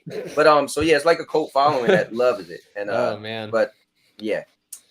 Anyways, so I got that out the way. Thank you very much for not having a problem. Let me see. Let me back up a little bit with the chat. Let me see.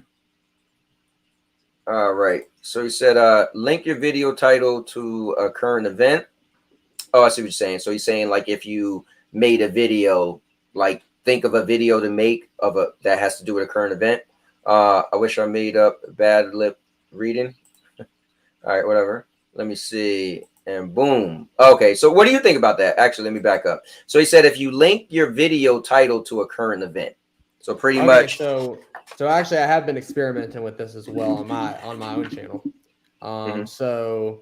Actually I'll show you guys on a thing later on about one of those things. Someone that that came in my stream one day, he was like, "Hey, Red Giraffe, I want to be a YouTuber." And I was like, "Okay, I got you." I was like, do you have everything together? He's like, yeah, I'm going to play Arma. And I was like, okay, gotcha. Well, that field is kind of, a lot of people's in it. What are you going to do on Arma per se? He was like, well, I'm just going to talk about this stuff. And I was like, okay, this sounds like a pretty cool thing. So he gets on there, he's making all these events, and I didn't even realize that you could do this on Arma. But you literally can recreate events that are happening in today's world. I didn't even realize you could do that. So he made a video titled, what was it? It was like Russian troops get ambushed by Ukrainian army. And it was like the Russian-Ukraine war. That was his title. And it got like 285,000 views within 2 weeks. And I was like, dang, because this guy only had, at the time, he had like 2,000 subscribers. And I was like, oh my gosh. So yeah, I mean, that's definitely a thing. And I would also say that another thing which people do is it's called trend jacking. I've been trying that one on my channel. And I found that trend jacking does indeed work. Basically, in order to trend jack, it's extremely easy to trend jack. All you'd have to do is go to trending, see what's popular, make a video about it, and then just basically put tags on that. Like, for example, I made one short about that Ryan Trahan. There's a guy that said that Ryan Trahan faked his thing. Well, basically, all my tags, they have to do with Ryan Trahan building the survival thing. And then all the description, basically the same thing. And so then I got a whole bunch of views on that because it was trend jacking. Same thing with Markiplier. Markiplier made a video, trend jacked it, put all the tags. Here's my only issue is that what do I want my YouTube channel to become? Am I chasing this subscriber number? Yeah. And am I chasing money?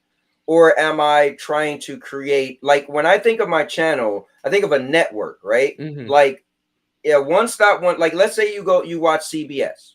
So Mm-hmm. CBS gonna have crime shows, they're gonna have sci-fi, they're gonna have, you're gonna go to that channel. Let's say you go to HBO, you're gonna get True Blood, you're gonna get Game of Thrones, right? So I look at when you come, now I get it, you can have a specific channel that only does one thing. Mine's is different, King of Content. So when you come here, I'm gonna have stuff for everybody. But if I trend jack, as you say, I want to, if I did do it, I want to make sure it's something that I cared about, because then I feel like, am I just what am I chasing, right? Am I doing it just for views? Am I doing it just for the subscribers? So I want to make sure if I did that, it just have to be something that I know about, I guess, because I'm afraid, like one thing I'm afraid of is one day I get so big and my viewers say, we want you to do this. And then I'm like, well, I have to. Versus I say, I like to do this. And the people say, hey, we like his personality, so we're going to watch it for him. So I guess that's theory, chasing the dream. Well, the thing that would work on your channel is the review videos that you do. They get a lot of views and stuff. So if you were going to do a trend jacking video, it would have to be. I was trying to look on here, but I don't see anything that would be relevant for you to review. But let's say that, like, for example, there was a few weeks ago. Don't know how this happened. It was strange, but for the first time ever, like a Burger King ad placed number 3 on trending.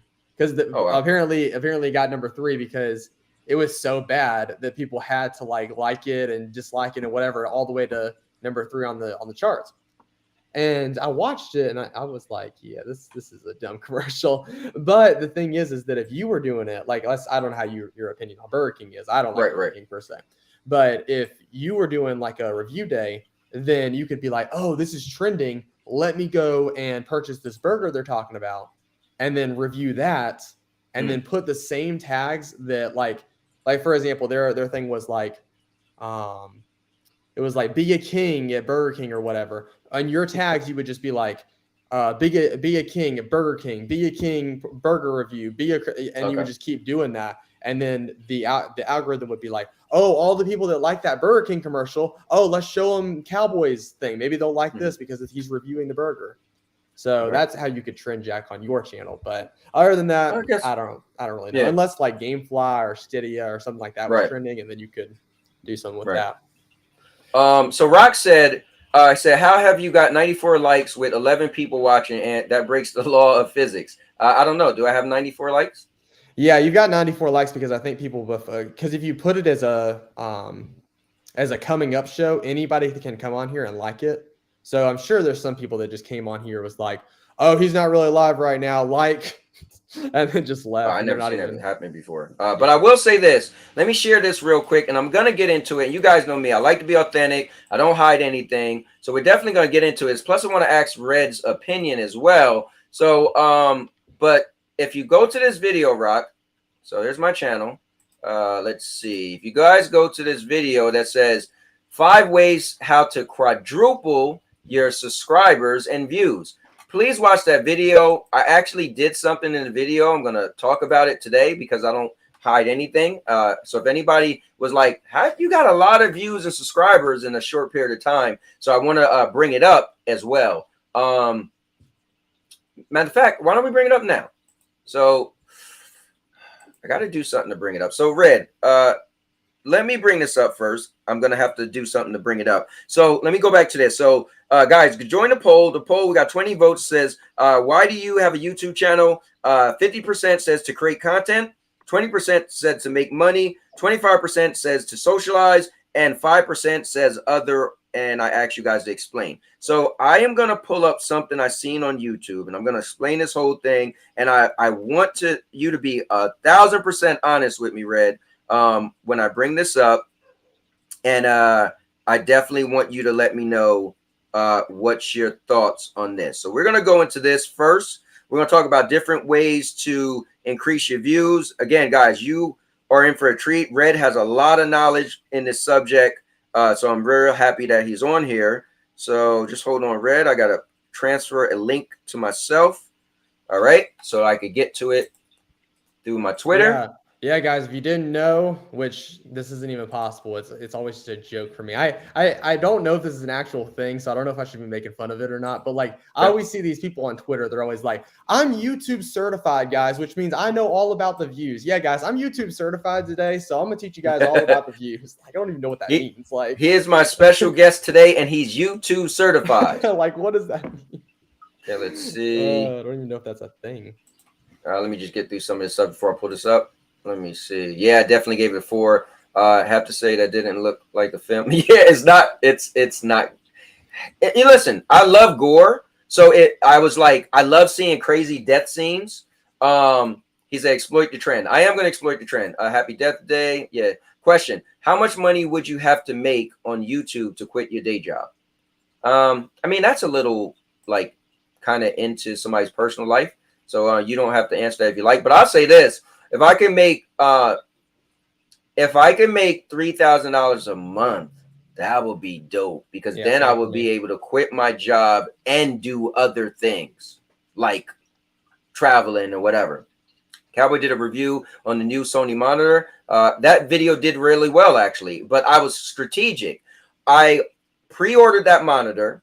I got it shipped to me the second day it was available. So I was one of the first regular people, not got a review copy a month ahead, and I made sure I tested it. I did everything I needed to that day. My wife and I actually had plans, and when it showed up on my door, I was like, nope, we cancel our plans. So I did everything. I put the video out that night. So that video was out that night, and it was one of the very first videos of that monitor being reviewed. So it did really well, but that was very strategic.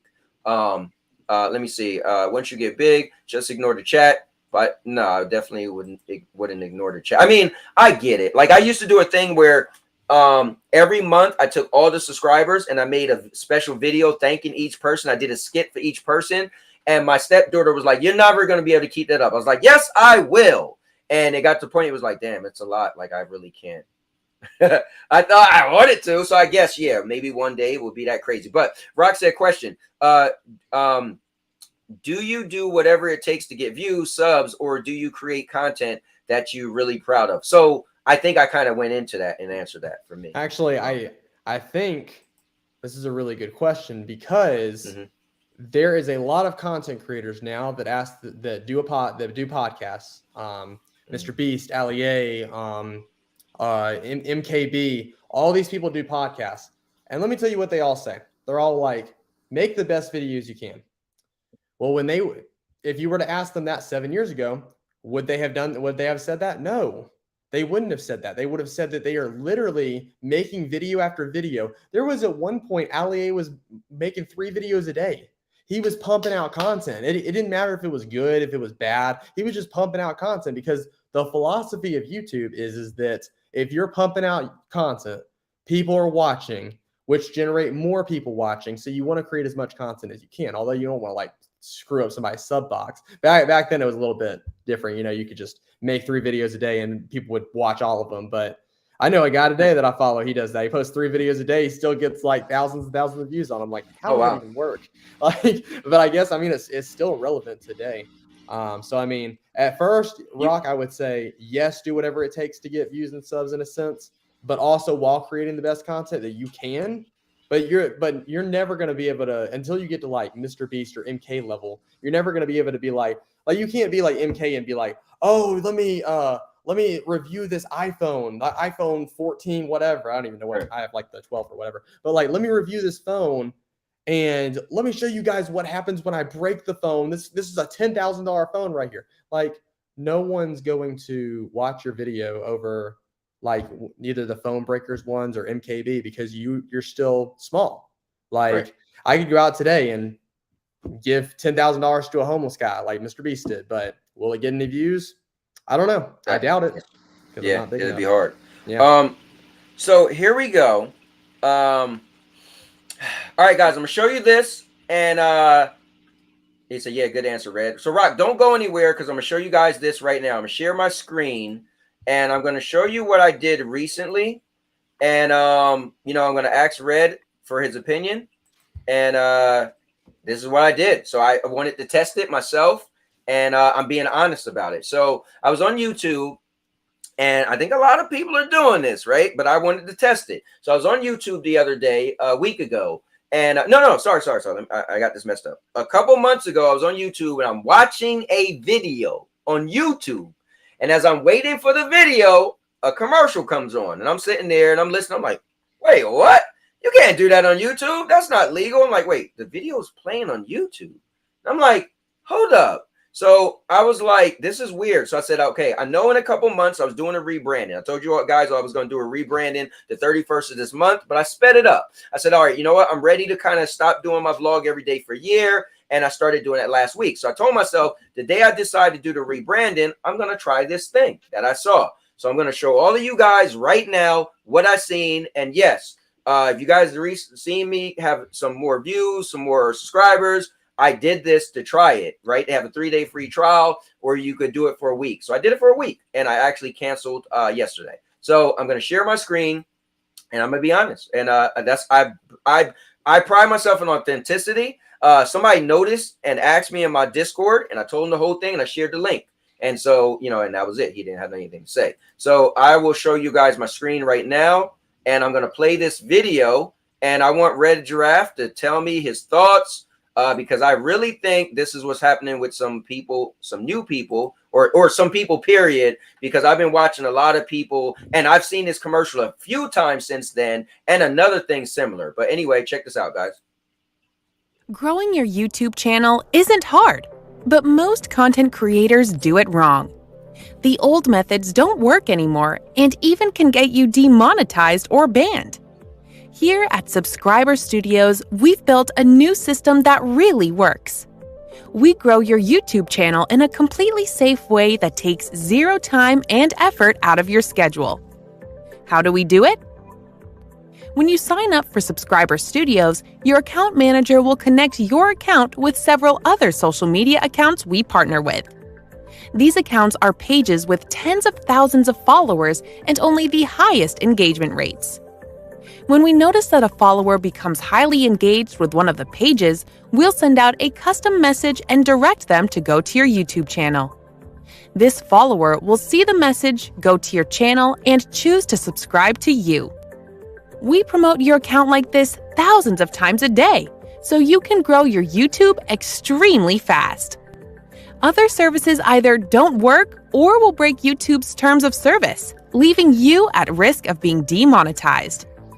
Subscriber Studios works within YouTube's rules, so you never have to worry about getting banned.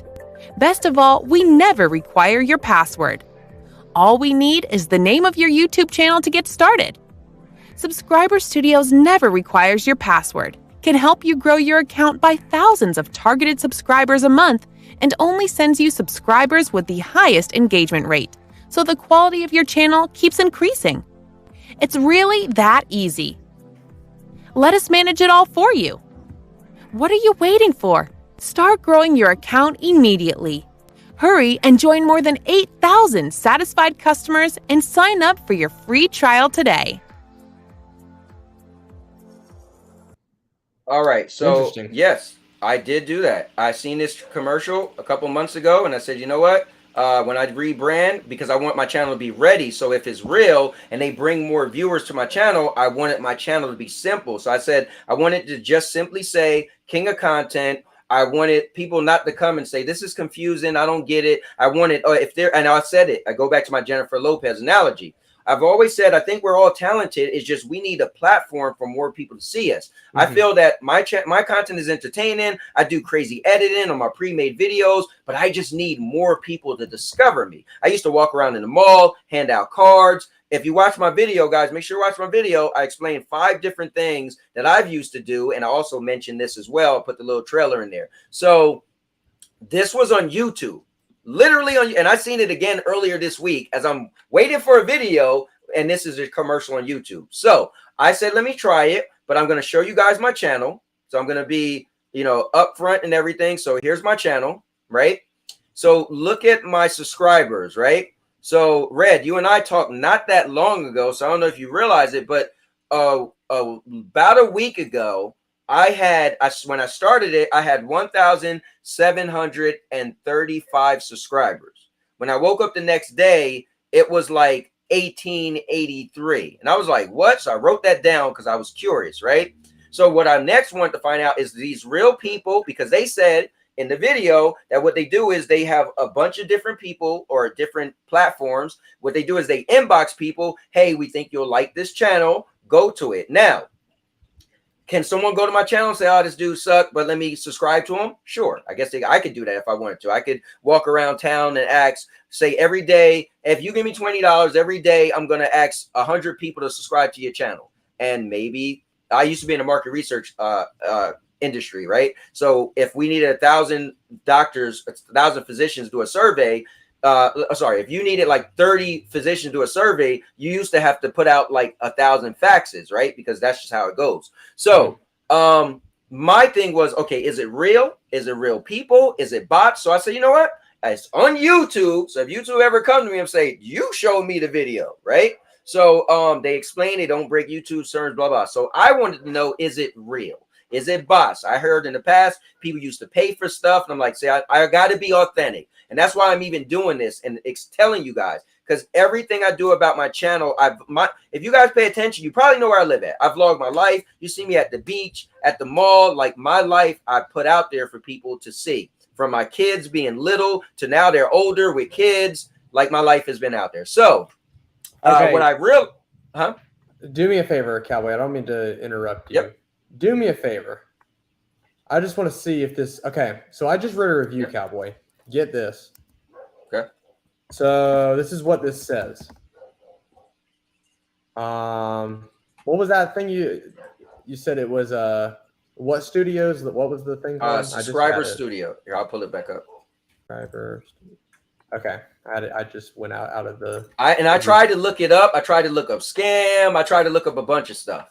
Okay, here's what this says. Okay. So I guess you'll be able to prove it on stream if this is a real thing or not.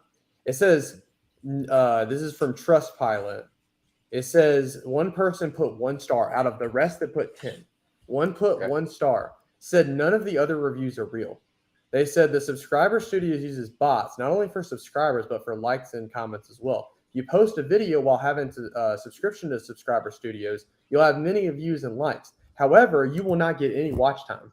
So go on that video that, like whenever you start your trial, go to that video that got really like a lot of things and look at the watch time and see if that's true or not. So I was doing that. I was looking at some of the watch times and it was great because I wanted to do this when you was on here because you know it a lot better than me. But I got vidIQ up so you'll be able to guide me. So if you look at my videos, man, they've been getting, like now it's not every video though. Yeah. So I had it for about a week and it's not every video that done really well. Go to the 5 ways to quadruple your subscribers and views. Oh, that one? Yeah. Okay. And then go to analytics. Okay.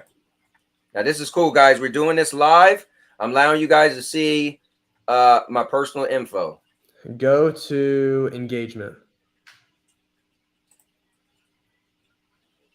Okay. Wow. Out of the 2,000 views, they got 46. I don't know if that's good or not. Let me see what mine is, because I have a video that also got 2.5. What does my watch time on that look like? Okay. Because I'm pretty sure that's legit. If that's true, I don't know what that review is talking about, but that looks like it's legit. So what I think it's doing is it's bringing people to you, and I think it's like me. I like to just like somebody's thing. So what I think is whatever these people or whatever these I forgot how they worded it, but they said they have platforms that they go to and they inbox people, say, hey, check out this channel. What I'm thinking, I was talking about this with my wife. What I think is real people are coming and they're like, no, I don't like this guy, but you know what? I'm going to subscribe. Or they're like, oh, I'm going to like his content, but I'm not going to watch. Or I think some videos, like let's look at a couple of my videos. I think maybe they click on the video and they're like, I don't like his video. So now they gave me a view because they clicked on it and then they immediately leave. So that's one thing I think, or could it be bots? Now, I do have a bunch of new people that have been leaving comments. I do know there's a bunch of BS comments like, oh, this is beautiful. I'm like, this is beautiful. What's beautiful? Like, my video is beautiful. So but I don't know. I don't know how a bot could leave a comment. So I don't know if it's a person that's like, I really don't like this guy's content, but I'm at least gonna write just a dumb thing for him. That I don't know. But what it seems to be is that it's real people, but they aren't really that interested. Now this, they might really been interested because this is kind of compelling. Have 5 ways of, but let's look at a different video of mine. Okay. Let's look at that's the same watch time I have for my video. My video is what okay. How many views does yours have? Like 2,800. Mine's at 2,500. Mine has 49 watch hours. So yours has got 46. So this seems legit. So it's a little legit. Yeah. I mean, you've got like 3 more hours less than I do on this, but you have more views. And so views, I don't know. Because you want to, who knows? Let's just, I'm going to look at something like, all right, this, my wife and I play Horizon Forbidden West. Now this got 2,000 something, right? I expect this, I don't know who's really going to watch. It was 2 hours and 49 minutes. That other video was only 10 something minutes. So here, let's check out the analytics. So this is what I'm saying. I wonder, oh wait, why the analytics look, how come it looks different now? All right, anyway, it doesn't matter. It's still the same thing, right? Yeah, just dismiss. Okay. Wait, did you click on analytics? Here, let's back up. Because this looks like, so I've never seen. Yeah, this is like. Yeah, maybe that was edit the video. Okay. Oh, maybe. Yeah. Maybe I did hit edit. My bad. Oh no, it's going back there again. Oh, it's no, like the actual. It's like the actual YouTube. Dang, hold on, let me see. You know what? There it was. There's the watch time. It was like right there. If you Where go on? back to there. Yeah, go back to analytics. Okay. It's right there. There it is. Total watch time 16 hours. Oh wow. So wait a second. Okay. Yeah, Cowboy, that's not right. How many hours you stream for? This video was 2 hours 49 minutes and 38 seconds. Yeah, that's not right. Yeah, that's like robots on that one because, for example, I streamed one, got 529 views, and my watch time is 58. Wait a minute, what? Yeah. So my video got 442 views. Okay. But it got 58 hours. Okay. Of watch time. And how long is your video? My video was for 5 hours. Okay. But I got less views. Because your views are supposed to reflect your like, for example, look at the views. The views on that says 63. But it's showing up as 2.4K. That's strange. Oh wait, that doesn't make sense. That doesn't make sense.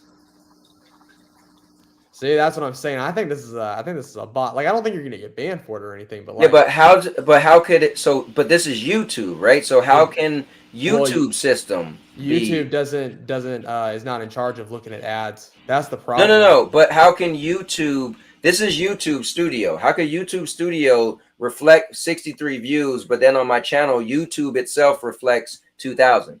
Yeah, it's because those are bots. I think that's what bots do. They inflate the thing, and once that trial is over, is it already over today? Yeah, I canceled it yesterday.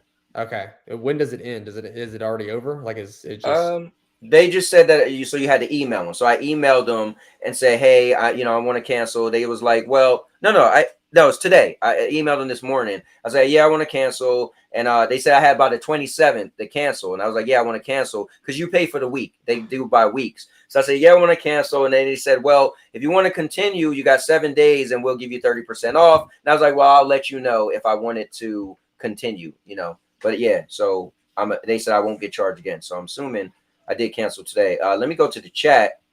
And I don't mind opening this up, guys, to let you guys see. But this is one thing I did do. And I was curious on, like, is it real? Is it not real? So you guys get to actually see this live and get Red Giraffe opinion. Now, one video he felt was legit. One he said wasn't. You want me to go to another video? Let's see which one. Let's see. Go back. Where my wife and I play Horizon. Go past that one. Like go first that, and then go to. What about this short video that was only a minute and 32 seconds? Yeah, choose that one. Okay, this is like my new. Okay. This is gonna decide it all. If the watch time is less than 30 seconds on this one, it doesn't make sense. So go to analytics and find out this one. All right, let's see. And I don't get all of this, so I'm glad Red is helping. So go to engagement. Engagement. Okay. Yeah, it's more than 30. It's more than 30. Okay. See, this is just strange to me. I don't know. But I don't know either. Now, how they explain it, that it doesn't break YouTube, blah, blah, blah. Like, is that legit? I mean, okay. And here's my question. All right, go ahead. So basically, here's how this works, right? I've actually gotten a lot of those ads on my own thing about like all this stuff, and I've looked into all of them, and they're all like really bad because they're like just spots and everything. And so the reason they get away with that is because so they're just doing a service through Google. YouTube doesn't care. Potentially, YouTube doesn't care about what is an ad on their thing. All Google and YouTube want is money. So if a company's going, oh yeah, we'll give you bots and stuff, but don't tell them it's bots. Tell them it's YouTube engagement, and then YouTube's like, oh yeah, we'll promote this over here to this guy that's trying to grow his YouTube channel, and they're like, oh my gosh, yes, let's get it, and then that's what happens. And so like YouTube is only worried about its money. They're not caring about what's on there, but if you quote unquote break their terms of services, like you're saying, and then you go, well, there was an ad on YouTube, they're going to be like, it doesn't matter. You should have looked more into this and found out it was bots and stuff. But I don't personally know if this website's bots. I have no idea. Because it is looking like the watch time is there, but it doesn't look like it's showing up for some videos. I don't know. Right. It's confusing. Rock said, which is better, TubeBuddy or vidIQ? Personally, I like vidIQ, but TubeBuddy does have some stuff that vidIQ doesn't have. So, yeah, I've always used vidIQ, but I never got so deep into vidIQ. But anyway, so that was one thing I did show. So let's do this. So now we're free, right? I wanted to bring this up. One of my viewers to see. I tested it myself. I'm still at a loss. I don't even know, but I did cancel this. I did it. I wanted to do 1 week, right? So I did do. They have different here. I'll show people if you just want to know. Just for the sake of knowing. So if you do free trial, it pops up and you guys get to see this is by the week, right? So $69, they'll put your thing out to 45 fan pages. $99, they'll put your thing out to 100 fan pages. $199, they'll put your channel out to 225 fan pages. I did the $100 one, and that for 1 week, right? By the next, what they do too is when you do it, they ask you, they say, hey, what is your channel about? And you actually have to write them and explain your channel. Then they tell you that they're going to look at all your tags. They're going to comb through your channel so they can get an idea of what your channel is. And then they're going to send your channel out to whichever package you picked, to that many different channels or fan pages, I guess they call it. And they're going to go, do it over and over and over and over. So I don't know. I mean, it did definitely work. I got views. I got more subscribers. But here's what I don't get. Every single I don't know if YouTube turned it off. I never see when people subscribe anymore. I used to get notifications that say like, oh, somebody subscribed. I never even see that ever, even if a regular person subscribed. Now, I put a thing on what is it called? OBS. So where Stone Cold pops out when somebody subscribed, I see that on my screen, but I never get notifications that I have subscribers anymore. So with all these almost 1,000 subscribers subscribed in a week, I never seen not one notification. Did YouTube get rid of that, or like what? I don't even. No, you can only see subscriptions that have their who they're subscribed to turn on. Like but that used to be a thing. Yeah, but I turned mine, for example, mine is off. Like, so if I ever subscribe to somebody and have that thing, then they won't see it. Because the thing is that some people are subscribed to like over like 1,000 channels. I'm only subscribed to like 220 channels, but like low key, I don't want a lot of people going on my channel being like, Man, who does Red Giraffe like? That's kind of stalkerish. No, like, I mean like when you personally get somebody subscribed, and you used to get like in YouTube and click on notifications. Because when I used to do my thank you videos, I used to click on notifications to see who subscribed, and that screenshotted it so I could add it to my video. Now I never see when somebody subscribed. Like if I go to my notifications, it's only comments pretty much. Yeah, I mean, well, YouTube does make it a default thing, so like it turns off showing you as actual like it's kind of hard to explain. Like if you had all your subscriptions turned on, so like if someone went to your page and they saw all your subscriptions, then if that person came to your channel and subscribed to you, you would see his thing pop up. But by default, YouTube automatically privatizes every single subscription that guy has, and so therefore you won't see it. Because I also used to have the same thing, unless YouTube did turn it off.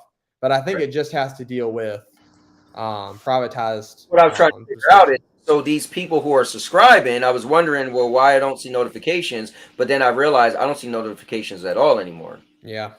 I don't know. Anyway, so listen, you are more of an expert on it than I am, because you have studied.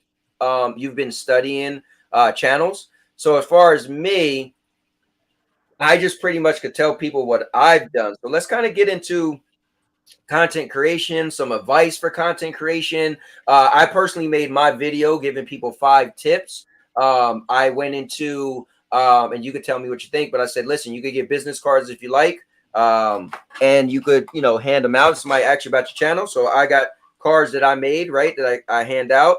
I told people that I used to send text messages to friends and family and just say, hey, would you guys, at least ask 3 of your friends to subscribe to my channel, and then share this, send it to them. So the way I worded it, each person who got the text from whoever would pretty much, I was requesting if they could send it to just 3 people, right? So that helped me out when I was trying to get monetized. One of the other things I asked, or I was giving advice on, was go to certain channels. When you're watching the channel, just comment in the channel, and don't be like, watch my channel, but say something like, oh, this video is great. I think I'm also going to make a review on my channel. So then people reading will say, oh, this guy has a channel, and they might click on your thing. People, so that I used to get subscribers from that. People would subscribe to me because I was commenting. And then obviously this thing is something you can do if you wanted to. I tried it for a week. If my channel get banned, you guys know. And then one other thing. Oh, and also Reddit. Someone was telling me that, hey, go to Reddit, search for, like, let's say my Sony monitor. I went to Reddit, I searched Sony end-zone monitor, and a bunch of them came up. Somebody said, find out the sites on Reddit or subreddits that don't mind you posting a link. And I just find the one subreddits that had like a bunch of comments, and I joined the comment and I said, oh guys, this is cool. I actually just got the monitor also, and I did a review, check it out. And a bunch of people was watching. Those are 5 things I could give you guys as tips. Do you have anything you want to give as tips at this moment? Honestly, YouTube is literally a game of never give up. So, like, always make content creation. A lot of people would say make a video, make 3 videos every week. Here, give me 1 second. My wife's leaving. I'll be right back. Okay. Yep. I'm checking out the comments right here, guys. Let me see. I can't believe people get paid for this. Oh, yeah. He's talking about the movie. I backed up a little bit. But what's going on? Thanks for tuning in, Chris. And let me get down to the bottom. Let's see. I will go here. Let me see. Rock said I don't either. And let me see. Odyssey. Let me see. The best thing is Love you. Down the stick. Let me see. Watch a lot of Odyssey. Let me see. Cowboy just got to YouTube Studios and look at your recent subscribers from the last 90 days or so. Well, I already know. My last recent subscribers from a week ago is probably close to 1,000 in 1 week. So it definitely works. But whether it's legit or not, I mean, I feel like it is real people. I just feel like I don't know if they're doing it as a favor. Like, there are these fan pages, and they're like, what if they're told, hey, every channel we inbox you about, we'll give you, I don't know, $5 if you subscribe. like the more engagement you do, we'll pay you. I don't know. I'm just making this up, right? Theoretically, somebody could say like, oh, here's a Now Your Mama Knows. Like, let's say they inbox me. Hey, go check out this Now Your Mama Knows channel. You might really like them, but if you don't like them, just subscribe, click on a couple of his videos, and like some stuff. That could be a legit real person, but don't really care to give me engagement, right? And if they send that out to 1,000 people a day in 7 days, I mean, we could be where I'm at today. Let me see. You can see all the recent and lifetime subs. Oh, all right. Hold up. We need to see that. How do we do that? Cowboy, just go to YouTube Studios and look at recent subscribers. All right, let's do that. All right, guys. We're going to YouTube Studios. I will say that the funny thing about this is that even if it is bots, right, it's strange to me because it's almost like, so for example, your video about quadrupling subscribers and views. Well, if you go on YouTube and you type in your title, you're the first one that appears. And if you even take half it out and you do quadruple your subscribers and views, yours still comes up. And so it's like, even if these are bots and everything, it's still kind of helping you because you're getting to the top of YouTube. So it's kind of like, even like, I think it's like cheating in a sense. Like, of course, I know you don't mean to do that, but like, it's kind of like cheating in a sense if this really is like a bot app. So or even, I mean, listen, I don't know. It could be, it could be not. What I'm hoping is that it's real people that's just like, okay, we're going to check out this channel. We don't really like this channel, or something. Maybe, listen, maybe 15% of 100% said, oh, we actually like the channel, we'll stick around. And 75% was like, nah, we don't like this dude, but we'll subscribe. Right now, I'm going to go back to this. But so in essence, yes, I made a video around that same time, but I was clever with my title. Because remember, my top video for period, I used the word quadruple on my Ethernet cable. That's true. Right. So I was like, I'm going to use that for this. Right. It was a video that I felt I did a great job on. And I felt that I want, if people see this, I think it has a lot of value and it's a catchy title. So I'm wondering if that, that extra push pushed me up there and then it got me up there. But anyway, let's finish with this. I want to find, where are subscribers? Where does it say subscribers? Where's recent subscribers? Red. Oh, here we go. Subscribers. Why is Andy Morph right there? See all subscribers. All right. Andy just recently subscribed? Really? Oh no, it's back in August. All right. Yeah, but that's strange. Let me look at the last 7 days. Oh, there we go. Oh, there we go.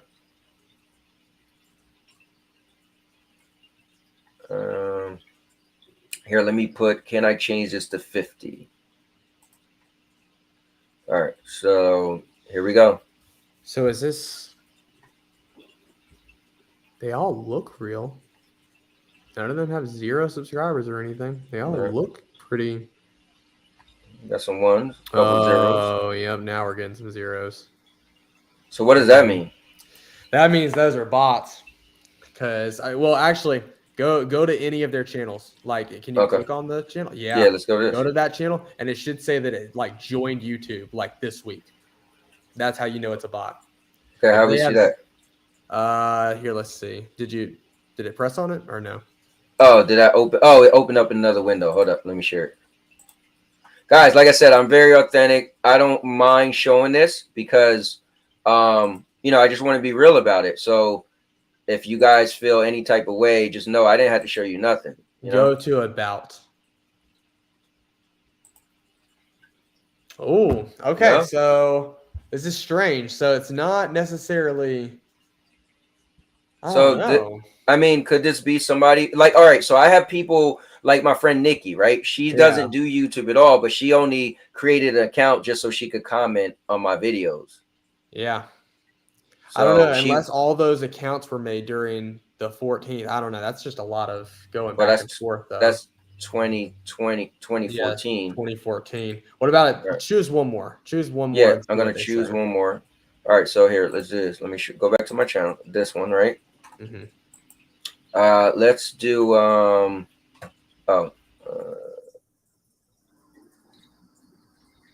let's do this one. Okay.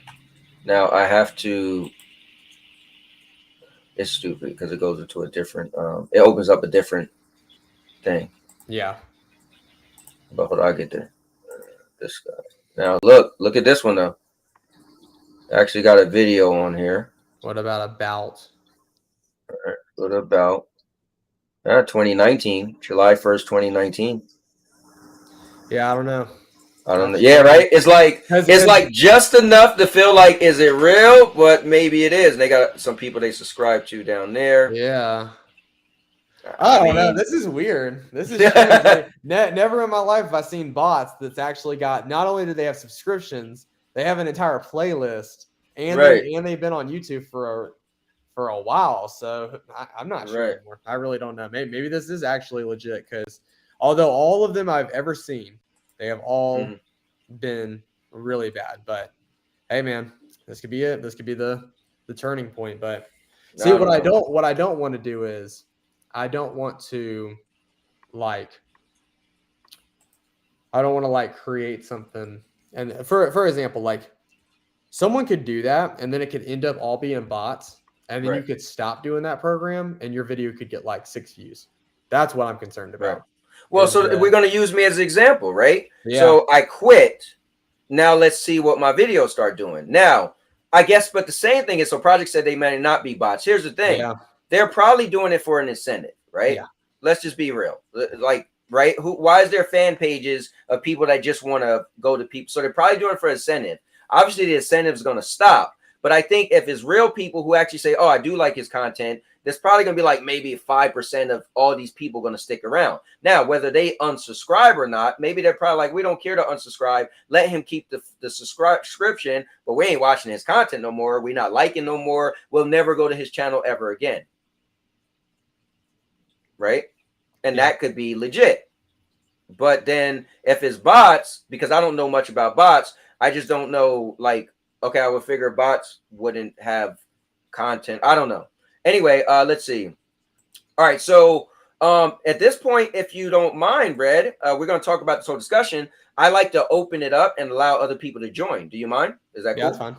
All right, cool. So, guys, I'm going to open it up. And Red, again, you did your part. You came on. We did the four questions, and we talked about some stuff. So if anytime you got to go, feel free. I appreciate it. But I love to continue talking this stuff with you. But I don't want you to feel you have to be on here for 1,000 hours. So I am going to allow you guys to join me in Red.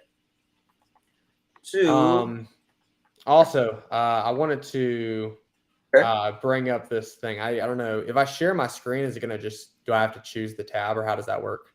Oh, so here's what's cool. You can just go down to where it says share screen. See that? Yeah. You click on it, and then you hit share, and then I'll see it, and then I'll pull it up. So yeah, please do. All right, let me close out some of these links. This it's gonna make me quit the Chrome and then start it over again. So I guess I'll just open that link again, and you can just invite me back. Okay. All right.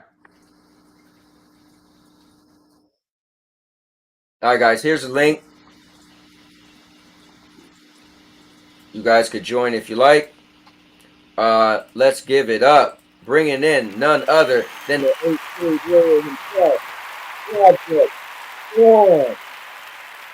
Yo, can you hear me, man? Hold Project, on. we can hear you. Can you hear me? Loud and clear. All right. Lizzie. Well, then what's up? What's going on, everybody? What's the deal, Cowboy? What's going on, Red Giraffe and everybody, man? Hey, yo, that's some interesting stuff. You got Chariot Man out here thinking, you had me trying to figure out what's going on. Now, I'm not going to jump into it right away because of the risk associated with that and everything, man. But look, it is what it is. If it's official, it's official. And I can see why it might not break the TOS when it comes to, YouTube. Because if it's a real person, like if I work in education. So if I tell 5,000 people, ex-students or staff across the district, yo, subscribe to my YouTube channel, then I'll have overnight 5,000 to 6,000 subs, right? But And that wouldn't be a violation. You know what I'm saying? Because I advertised my channel, I marketed my channel, right? Right. So that's what I'm thinking about right now. You know, so because I have subscribers on my channel. A lot of them have 0 to 1 subscribers, but they interact in the chat. They Right. stop by at different times. You know what I'm saying? So there's dialogue. They don't make content, so therefore their channels are not going to be aimed at growth. You know, they're going to be aimed at viewership or whatever. Or maybe they might potentially decide one day I might get into this, but I already have a channel. Like my channel was from 2014, right? I think that's when I first kicked it off. But I only had 60 something subs until Stadia came out. And then once Stadia hit, my channel started growing. I linked up with you all, MM2K and everybody. Then next thing you know, I'm on my way to 1,000. So, I mean, it's interesting stuff, man. Red Giraffe, shout out to you for breaking it down and sharing the input and everything, man, because we're all out here. We're creators. Some of us are afraid to lose it all, cowboy. So I wouldn't jump into it right now. But for the people that's like, yo, I really like they're stressed out about growth and stuff. I don't know. Well, listen, I put myself out there. You know me, man. I like to be authentic. I like to stand on what I say. I seen the commercial months ago. I told myself, you know what? I'm gonna try it when I'm ready to rebrand. I rebrand. I tried it. It was good enough for me. I mean, I did $100, so I did a 3-day free trial. I could have stopped there, but so you know, I'll do a full week. So it was $100, and then I was like, okay, I'm done. Now we'll go forward and see. But I think if they're just doing what they say, we promote your stuff, I get it, right? Like you said, faculty members, but who said they got to stay? They could be doing it to you for a favor. Oh, we're going to subscribe to his channel. We're going to click on his video. I'm going to click on the video just to see if I like his content. I kind of don't. They don't owe you anything, and that's it. So then that essence, I could see my views drop off. Now, what we learned with my one video, Red Giraffe said every time he Googled or YouTube searched it, my video is #1. So at the end of the day, it could have boosted me in that sense. And if the people decide they don't want to come back, it still could have gave me a little boost on YouTube's chart, so to speak. But definitely FCAT, I know you bring up Stadia. I don't want to get into that yet. I mean, maybe when Red goes, but I want to stay on content creation subject right now, because I think this is dope. I think it's cool for people who are trying to build up. Red is really, really into Red. You said you followed and 30 big YouTubers, so he had some knowledge when it comes to growing channels and stuff, and that's why I want to do this. But here I'm going to share Red's screen and explain to us, Red, what is this about? Okay, so this is basically, I follow over, I think it's like 150 people. All of them, mostly for the small part, or for the most part, they're all small. So when I say a small channel, I say under 10,000 subscribers. Okay. And so it's not the best outline, but it's what I could do at the time. But I'm basically going to explain it in a sense. So, let me make this more up here. So basically, there are a few names on here, but of course, like I didn't put their whole name on here and everything. But I'm just going to break some of these down for you real quick, just to give you guys an idea of what truly makes a video. These are every single person's most popular videos. And what made them most popular, what didn't make them most popular. Okay. There's a guy that's got 42,000 likes or 1,000 views, the very first one. He only had 3 tags, but it was a part of a series. I've noticed that series help a YouTube channel make more views. The thumbnail was extremely simple. It was from the actual game itself. Now, wait. When you say series, do you mean just a playlist or like? No, like, so for example, like if you were making a series like, the one with me and my wife, like me and my wife is playing Horizon Zero Dawn. That was exactly. Yes, exactly. Series do better than, but your series is a live stream. When I say series, I'm talking like, for example, there would be like this one guy, he did, at one point, he had an entire series of responding to comments like an idiot. And he'd be like, responding to comments like an idiot, #1, #2, #3, #4. So like that gave them more and more stuff like that. And then for the second one, this guy, I didn't even put his name on here. He got 380 views. He had no tags, no description. And the only thing that was helping his channel was that he was showing the Fortnite Battle Pass that was trending. That's it. If he had not shown that, he would have not gotten 380 views. There's no way. AK, really cool guy. I subscribe to. He's got 93,000 views on a reaction video for a movie review. You put 330 tags out of 500. He trend jacked, so he released the trailer review the same day it happened. His tags were also trend jacking. He's got a few things about the videos and tags in the description, and he's only got 246 likes, which is strange, but he does. And then he's also got a second video that's got the same thing, but this time it's different. He's only got a little bit in the description. He's got trend jacking title and 3 tags. That's it for that video. Before you go to the next guy, let me just bring in the maker of Chaos, maker and project. Also, meet Red Giraffe, man. He's a cool dude. I saw him around, man. So I'm definitely familiar with the name, but it's good to see him on here breaking things down. That's for sure. And I got to tell you this, Red Giraffe, how we met, he just inboxed me one day, said, hey, I like to meet people. I seen some of your content, and I just want to say hello. And at first, I had this young guy from my job. I said, yo, look this guy up for me. I'm not going to lie to you. Like, who is this dude? So he looked and he said, no, he seemed like just some legit dude. Maybe he's just a cool guy. And I'm telling you, Red don't comment on so many of my videos. Hey, great video. Keep up the good work. He personally inboxed me a week ago, said, hey, do you mind if I talk to you about your channel? I said, cool. And the rest was history. So want to definitely, take the time out to say Red Giraffe is a good dude. And that's my wife's favorite animal, too. So. I appreciate it. But yeah, the fourth guy I'm going to talk about, he's got his most popular video. He's got 2,800 views. It's a tutorial. Notice tutorials do extremely good on YouTube, depending on what it is. He's got 3 weird hashtags, which I've noticed. 3 hashtags is what it is out of his entire list. If you have 3 hashtags on a video, your video does instantly better. No idea why, but you're going to find that as a pattern on this. He's got no tags. Just only do 3? Only do 3, and it works. I don't know how, but it just because most of this list is going to be 3 hashtags. Yeah, and you know what's crazy? I seen Doc Dark, the guy I told you about. Yeah. Him only having 3, and that's when I started only doing 3. Yeah. So remember, guys, there's a couple things. Don't mistake them. So there's hashtags. That's when you put in the body, in the description. But then don't confuse those with I guess what are just tags. What do we call the ones that you put where you put a lot of? That's considered? Tags. Just tags. So there's hashtags and there's tags. So you just want to spell that out. And then this AMT guy, this guy's channel was actually really good. He just stopped YouTube. That's another thing I don't understand about some people is that their channels are really good. I like their content, but they just stop. He hasn't uploaded in like 5 months. Who knows? But his most popular video got 110 views. He had a good description, but it was short. He had 3 hashtags. His tags were kind of low in a sense. It was Mr. Beast tags for the most part, and he got 8 likes. Now coming up on And Now Your Mama Knows, 78,000 views on. Hold up. I'm on the list, bro. I'm on the list. 881 likes.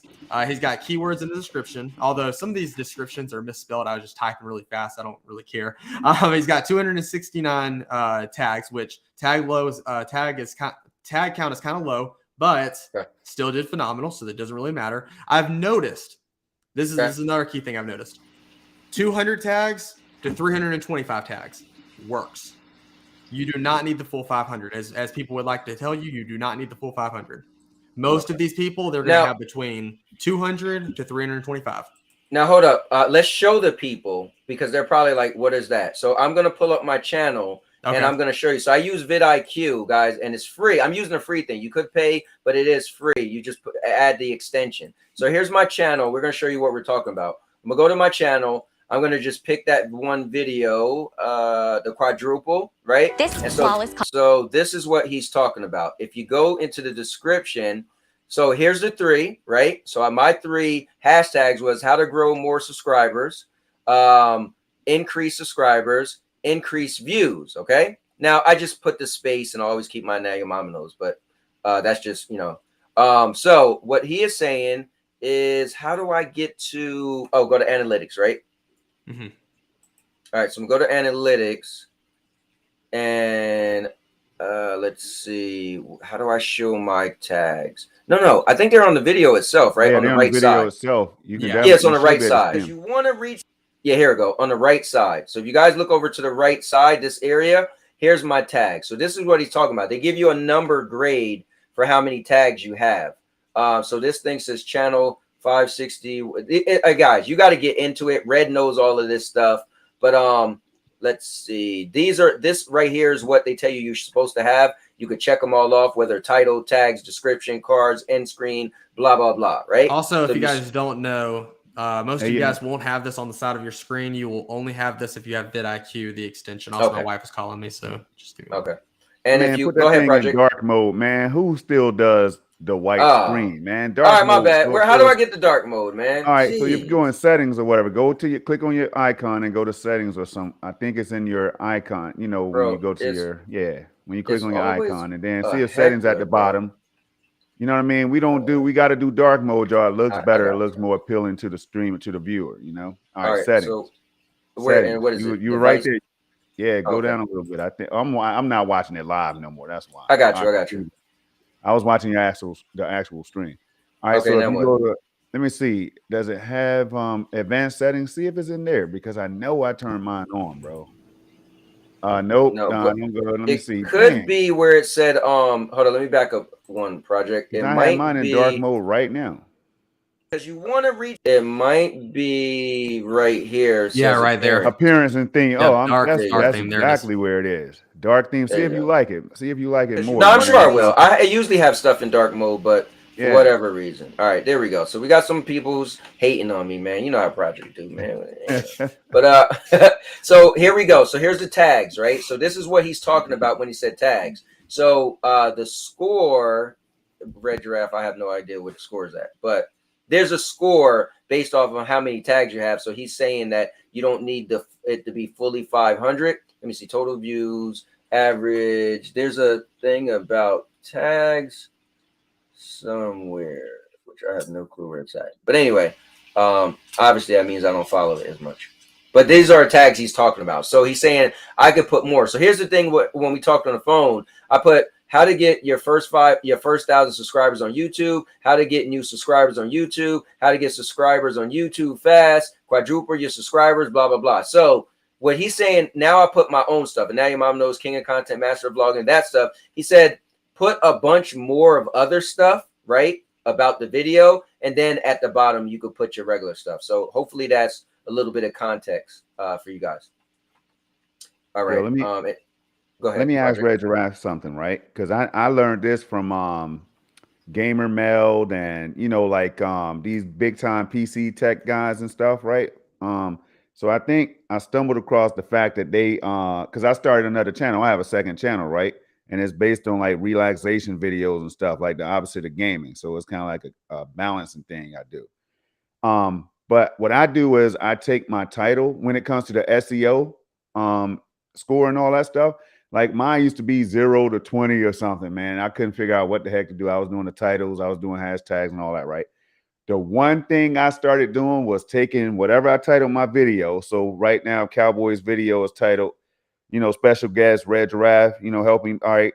At the end of that, if I put like a dash or a hyphen live stream or something like that, or direct recording or something like that, it helped my SEO scoring, and that's without tags and everything else, hashtags. I mean, none of that stuff, right? So I'm like, do you understand why that might happen? Because I'm telling you, if you look at my recent videos, you'll see that I do that, and that the SEO score is higher. You know what I mean? I don't know why. Well, let me tell you this. Like, this is what the crazy thing is. So, YouTube, I don't even know exactly how to explain it. It's extremely like weird. But basically, YouTube has been saying since 2010 that the tags do not matter. They have minimal like reasoning to be there. Yeah, but I saw that. But right. Me, Cowboy, I'm sure you have Project. I'm sure if Maker of Chaos has a channel, I'm sure he does. I'm sure that you guys have put tags and realized that the ones that do not have tags do not do as good as the one that do have tags. Yes, so sir. I'm confused on why they say that it plays a minimal role when obviously it does. Like it's confusing on why they even, like, for example, if they played such a minimal role, then why do we even have tags to begin with? You know what I mean? Like that doesn't make sense. So I when definitely you say noticed that if you go to my channel, you know, my Xbox video, I demoed 20 whatever 2K19 or something like that. That's my highest viewed video, and I almost scrapped that video because it was of a demo. Wow. So I said, no, I'm just gonna leave it up there and see if people stop by. And that's my highest watched video. I did not have any tags or anything on that video. It was all about the title, dude. It was all about the title. So see, like, and some videos do that. Some videos, like, they just resonate with people. And yeah, I don't know. And Red, so, do you want to pull your list back up? My bad. Yeah. So if anybody goes to check it now, I went back and added it, thinking that it would help bolster the view count, but it didn't. I would say thumbnail helps greatly a lot. You know, the click-through rate. People are probably going to click a lot more if you have a good thumbnail. Title does help, like if it's a catchy title or something that seems like you're interested in. I've noticed a lot more. Well, Maker, let me bring this up. I told Red Giraffe about this, and everybody knows this person, and it baffles me. So Doc Dark, man, I admire his channel so much. My man put out a video. An hour later, he got 1,000 subscribers or 1,000 views. Listen, his editing is terrible. He only used 3 tags. He don't do nothing. Everything we talking about, he does nothing. And his channel is steadily growing. He put whatever videos he put out, it's getting no less than like 400 views, and that's low for him, right? So, and Red was like, I don't even know. I had him look at his channel. I was like, bro, look at my friend's channel, because it's like an anomaly to me. Well, like I told Catboy, like the things that's happening is that he had so this really goes into content creation. So if you're taking notes on this, then you need to write this down. The 4 videos that you have, if you want to pull this up, Cowboy, you can. Yeah, but I want to pull up my channel again, right? Yeah, on your channel. If you go on your channel and you go to your most popular videos, your first 4 videos that are most popular, those are what you need to try to replicate. Don't replicate them as in like update them or something, but replicate them as in what did I do on these videos in terms of editing, in terms of all this stuff that you can do. Like, what did you do on these videos that made them so successful? And yeah, man, I like this. I like this red. Hey, I like this Red Giraffe, man, because I'm telling you now. Yeah, man. You know the number one thing that they tell you to make are how-to videos, like you know what I'm saying, things like that, right? Or how to make more money and stuff like that, right? But how to? I didn't listen, and then finally I said, "Yo, how to get Flight Simulator?" I forgot the name of the damn video. It's like how to get Flight Simulator to work or something like that, right? And I had my voice, you know, I was on the mic, I was talking, because I like to do a lot of no commentary vids and stuff, right? So I was talking to the people. Shout out to MM2K. Used to always say, man, Storm, people want to hear you talk so you can connect with them and all that stuff. I'm like, man, whatever. I don't want to talk. I want to play the game. So I made that flight sim video step by step. And sure enough, that's my second highest rated video, bro. And it's like I don't have thumbnails or anything. So Maker's right. I know what Maker's saying, because if I did do that, I probably would have boosted or doubled my channel view count or whatever, you know what I'm saying, on certain videos, of course. I wanted to do this for me, Cowboy. Go to your video, like press on the videos tab real quick, and then and then press most popular, and then Maker, you can go ahead with what you were saying. But I was going to bring something here. Go to sort by real quick, right? Yeah, right there. I don't ever do all this. Go sort by, right. Oh, there you go. Okay. Most popular. All right, now so just stay there, and then what were you saying, Maker? I was gonna say, like, my most popular video, it's got close to 40K views at the moment. Let me pull it up real quick. But I only made that one back in like May, I think. And so like the past 28 days, it says I've gotten over 6,000 views on that video alone. So I'm still racking in views on it, but the title is probably the most misleading, but it's not wrong. It's like how to play. Huh? Yeah, it's like how to play Game Pass games on Steam Deck, and then all it is setting up xCloud on Steam Deck. Yeah, through the browser, and I do get messages from time to time. This isn't playing it natively, but you know it's technically right. You're playing Game Pass games on it. Well, let me say this, right? So, and I was telling Cowboy about this the other day. So like I said, the 4 videos that are your most popular, most times there is a pattern. Sometimes you go to a channel and there's not a pattern, but most times when you go to a channel, there is a pattern on the most popular videos, the first 4 that you see. So on the screen right here, Cowboys is actually a prime example of what I'm talking about. Whenever I saw his channel the other day and I was talking to him about it, his first video, what do you notice about the text? It's red and yellow. What do you notice about the second one? Red and yellow text, as well as white text on both of those videos. Third video, yellow text, and it's another review video. Then you go to the next one. What is it again? Yellow text and red text. Yeah. Boom, 4 patterns. And so that, and I told Cowboy, I was like, bro, I'm telling you, man, dude, you gotta, like, if you wanted to keep like expanding the views even more than what you're doing now, you just gotta do that red and that yellow. Yeah. Of course, Cowboy can do whatever he wants on his channel. Oh yeah. Channel, so. Now, what I told Red, which was he laughed when he heard this, I said, you know why I do red and yellow? Because I'm colorblind, and so red and yellow, it helps me. Like the red, yellow, and white, those colors, my eyes can see really well. So that's the reason why I use those colors all the time. It's just because I'm colorblind. It's kind of funny, but yeah. So like, if somebody's out there and they're like, man, I had 4 videos that did really good. Like, what was the thing with those? Like, look at those videos. Did they have a pattern in the thumbnails? Did they have a pattern in the title? Then you gotta utilize that. You gotta make, because I mean that's what on my channel personally, I literally have the most randomest stuff. Like if Cowboy pulls my channel up right now, you're gonna see the absolute most randomest stuff you'll ever see. You want me to pull it up? Like, sure, bro. Yeah, like, dude, I'm telling you. Pull mine up next. I'll show you what I was talking about. Show and tell. I love it, guys. Yeah, man. You know, there's no shame. People can stop by. Most of the people here stop by any damn way, so might as well, you know.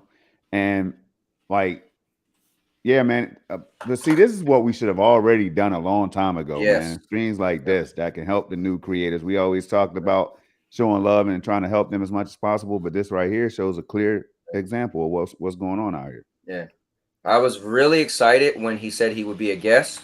And our project, we gotta definitely get you on too, man. But as like, you know, the guest in the beginning. But I knew that I wanted this straight talk content creation, because he just goes, when we talk for an hour, I was just blown away, and I just felt, man, if you could just say some of the stuff you told me, I think it'd be a dope show. You know, just to put content out there for people to see and listen to. But anyway, here's your channel. What would you like me to Go to videos real quick. Okay. And now, of course, let me say this before you look into this. YouTube has been doing this horrible. Well, not horrible. It's really good, but they rolled out a beta. I don't know if you guys saw it or not. They rolled out a beta for videos, shorts, and live streams, and they made them all separate. Well, that beta just ended today, and they're rolling it out over the next few weeks. But then that made me irritated, because I loved how it was spread out, because before it was videos, shorts, and live streams, and they're rolling it out now. But now my channel looks like a mess again, and it's absolutely horrible for me, because it's like now you're seeing shorts, you're seeing live, you're seeing the videos, and it's just a mess. But anyway, if you go to my most popular, if you go to sort by and then go to most popular, you'll notice that most of them are shorts at the moment, because why are we at the shorts thing? But my videos per se is this one that says YouTube ad, which I paid for that one, so that one doesn't actually count. That was just to get more people to the channel as much as I could. And then this right here, that's just the ad video where I'm just talking. Hey, if you're out there and you're watching some video, come check out my stuff. So well, what? How long is it? It's only 33 seconds, right? Yeah. Let's check it out.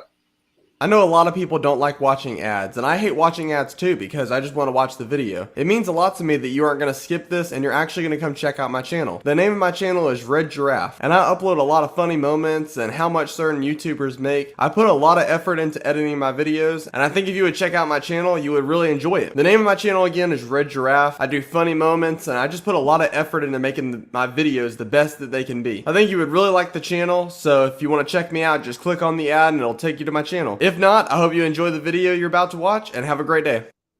See, to me, that's clean, professional, and all that. Yeah. Real short. I'm dead serious. You know what I'm saying? Yeah. Like that's what you want to hear. That's when you pop. I need to do something like that. Man, I'm telling you right now, I'm gaming first, content, video, streaming, all that secondary, man. I'm telling you. So if I ever like made it 50-50 and then like actually applied myself and promoted my channel, because I only drop a tweet right now. Yo, I'm live, y'all, if you want to check it out. Now, at one point, if you go to my channel after this, Red Giraffe, I want to make sure you're not like go through your stuff first, so we can break down my channel. Then I'll say what I'm talking about, y'all. Yeah, I got you. So if you take the YouTube ad out, the most popular video I have is how much does a typical gamer make, and then I have after that it's like the Fortnite weather updates, and then if you go you skip people are celebrating. Well, that's a short. Oh, video. Okay. Yeah, I'm just going for videos. And then if you go down a little bit, my next video is my very first video, which I don't even know how that's even possible, is my next video after that, which is the Fortnite Let's Play, which I really want to forget about because that was back in the dark times of YouTube.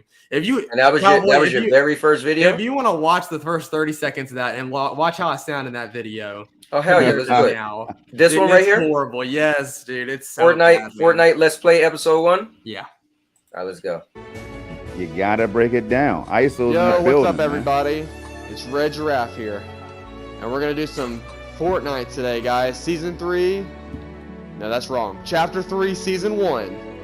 I'm here with Zach, but he's got a weird name on Xbox. Q-Zip. Let's go ahead and get right on into this, guys.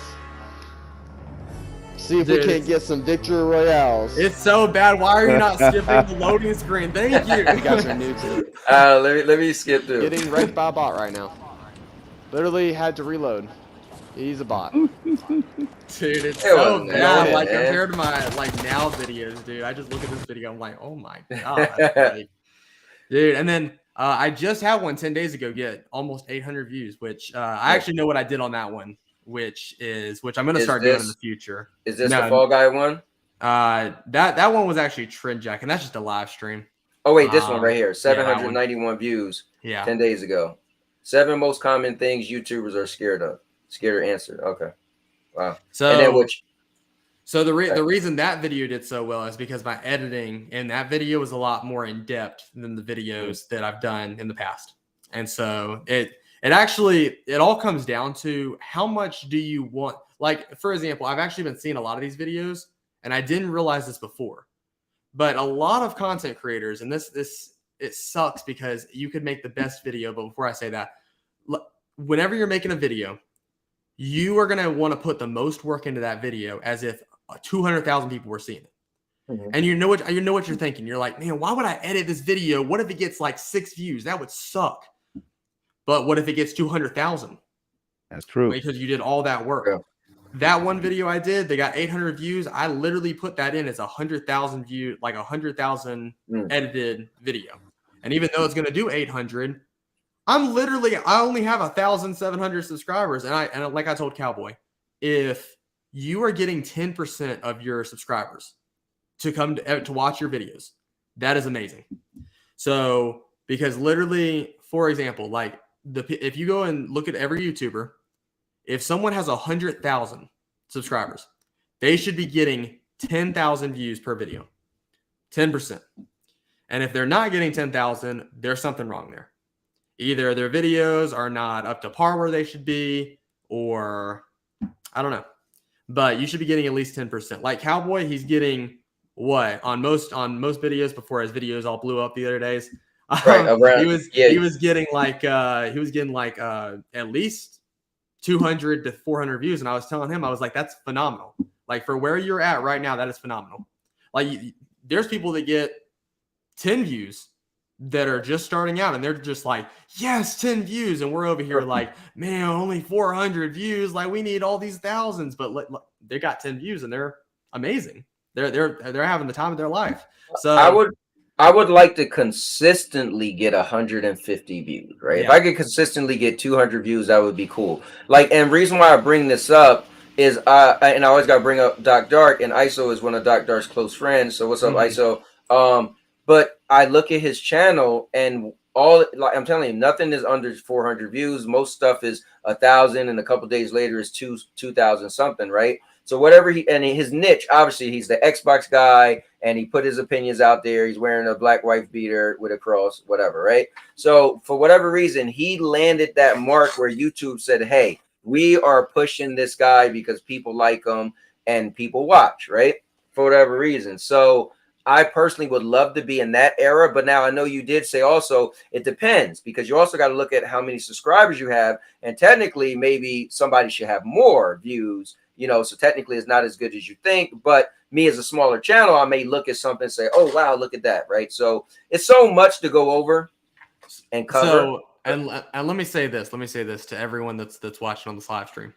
A lot of people don't know this, so this is about to blow people's minds. And I know a lot of people are probably not going to believe it because I don't have like the proof to back it up right now. I don't have any photos or anything. I can get photos, but that would take a while. But basically, when I did all the research basically on Mr. Beast, Ali A, all these other people, and Mr. Beast in particular, because he's got 106 million subscribers. He's leading the platform. He's about to pass PewDiePie in like the next 4 months or whatever. Damn. Which they said that was impossible when he first started. He started in 2012. PewDiePie was already at what? A million when he started. He was at 37 million when Mr. Beast was at 5,000. Like, that's crazy.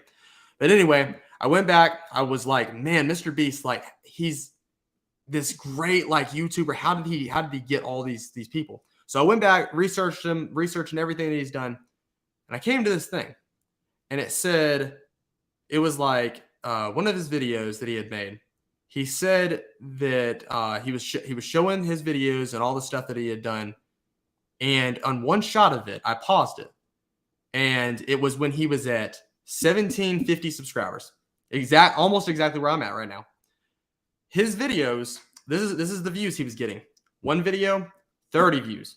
One video, 75 views. One video, 7 views. One video, 120. One video, 400. These views are everywhere. And literally, like, it was just like he was getting those views. Like, that's horrible. Like, you wouldn't even think that in today's time, you'd be like, Mr. Beast, no, he's not gotten less than like 2,000 views ever. Like, no, that man started wherever, like all 4 of us in this room have started. So if he can make it, there's no doubt in my mind any one of us can make it. Like, that's just, it just takes time. It takes effort. It takes like looking into it. I mean, that's really what it comes down to. It's just consistent content. I'm about to get Cowboy in trouble. Red Cowboy in trouble, man, because I'm not gonna let him end this stream. This right here is the type of stream I like to be a part of. I just stumbled across it, man. Like, hey, listen, my wife is out, so let's go. Oh, all right. Well, look, hey, when you get a chance, go to Project Storm and show you my raggedy ass channel. You know what done with your channel being on the screen? That's fine. Yeah, go to Project. Okay, yeah, man. Put it up there. If Red Giraffe is done. Yeah, I'm done. Or let me put in my AirPods real quick because this right here is what it's all about. Yeah, so we got ISO out there. He just hit 1,000 like yesterday, and then he already passed me because I be playing around. You know what I'm saying? I don't really take it seriously like I should. I'm gonna tell you how much I'm not dedicated, right? So if you look at it right now, boom, my subscribers fluctuate sometimes where I should be at like 2,000 easy, right? But again, I don't apply myself, no commentary. I don't have the best thumbnails. I got cloud gaming and other types of gaming and stuff like that, right? You see this video that, if you click on that NBA 2K21 gameplay, right? That's my highest view video. In the middle of this stream, I set the bit rate so high, there's no talking or anything like that. You could stop the audio, but the bit rate was so high that if you go to the middle of this, and this is why I almost deleted it, is because it starts stuttering because I set the bit rate so high on the video, so it got choppy toward the middle of it. You know what I mean? So I'm just playing the demo. Like, all right, I hit record. It was a sample. This was a test video. And there you have it, 51,000. You know what I'm saying? Wow. So then if you go to the flight sim, like if you look at my next one, is that flight sim video that I forgot the title of, man. But look, my point is, look, flight sim, then You see what I'm saying? The BS garbage. I threw this together right here. No help. Didn't ask for help or whatever. I just put a little storm because I had a vision of what I wanted, like this menacing dark storm. But I don't know how to create that stuff. And I wasn't going to pay anybody to do it at the time. You know what I'm saying? I was just kicking off. So that's this video right here. I just used my desktop PC like I do now. Put this stuff on the screen, broke it down, bang. 20 what does it say? 20 something thousand. Let me hear Storm back there. Yeah, listen to me talking. What I found out was that this was the only fix for me to actually get the game downloading, and I'm going to show you that in a minute or two. So right here, I'm just gonna talking like a bot. But look, it is what it is because this is beautiful. This is beautiful stuff. So when I do apply myself, bro, like you see the G-Force now, I just put that out there as my because I'm always putting I try to rotate videos out every once in a while of the latest stuff so people know the channel is active. I'm still dropping videos. But then like the Madden 21, which I'm baffled by that. That video was at 6,000 views not too long ago. It's at 15K. That's Madden 21. 23 is out. So this is what I'm saying. This is why I love YouTube as a platform, because if you drop the videos up there, people might search for Madden 23 and might stumble across 21. Like, oh, wait a minute, this boy Project Storm is out here playing Madden. He's in the top 100, or he's on his way. I'm gonna watch. Let me watch some of that. Disrespectful too. Let's go. You see on the list. Oh, hold on, Project. I know you ain't talking about Madden. You want to tell people that when the new Madden came out, you was the #1 Madden player. #1 on Madden 23 on PC. People like Jeff, shout out to Jeff, man. Jeff said there's 16 players on there. It doesn't even, and it's more than 16. But if because you need 100,000 to be ranked on the leaderboard for it to really calculate and everything properly, right? So I mean, it's not as many as Series X and all that, but it's still a lot of people. But shout out to Jeff, man. I know how Jeff does his thing. Yeah, he was hating. That was hilarious. But so you look at it, it's all over the place. Shadow, I tried things that most people won't try. You know what I'm saying? I dropped 4K videos because I knew that people were buying 4K TVs. That's the main reason I went with the 4K thing and got the Elgato 4K 60 Pro, all that, right?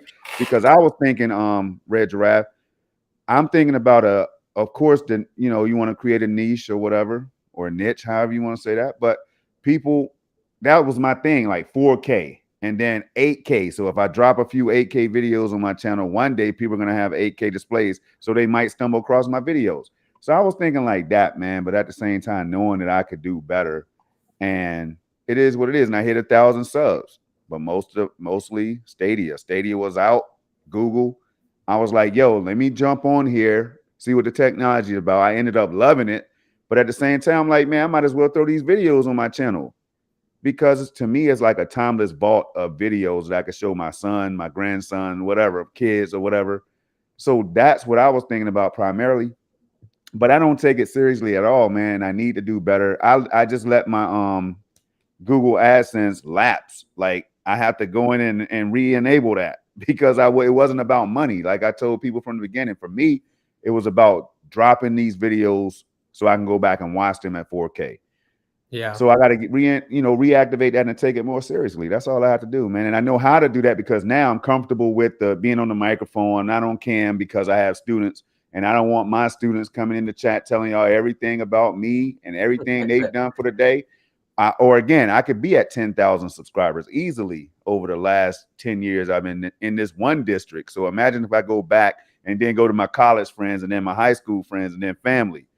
I don't even involve, you know what I'm saying? So, man, I could be successful overnight when it comes to this. You know what I'm saying? But I just don't. I don't know. I'm just lazy. I don't know what the hell is going on with me. I got to do better. Got to do better, man. That's all. One day I will. So he said, have you seen Doc Views? He literally does no editing. He doesn't. Like, you watch him hit end. I'm like, and I don't edit either. You know why? Because I see some of the most beautifully edited videos, and people put 8 to 10 hours into them, and then they got to wait for them to up. Hey, you got to wait for them. We all know how that feels when you do recordings and stuff. You got to wait for the upload. It comes out at 360 BSP.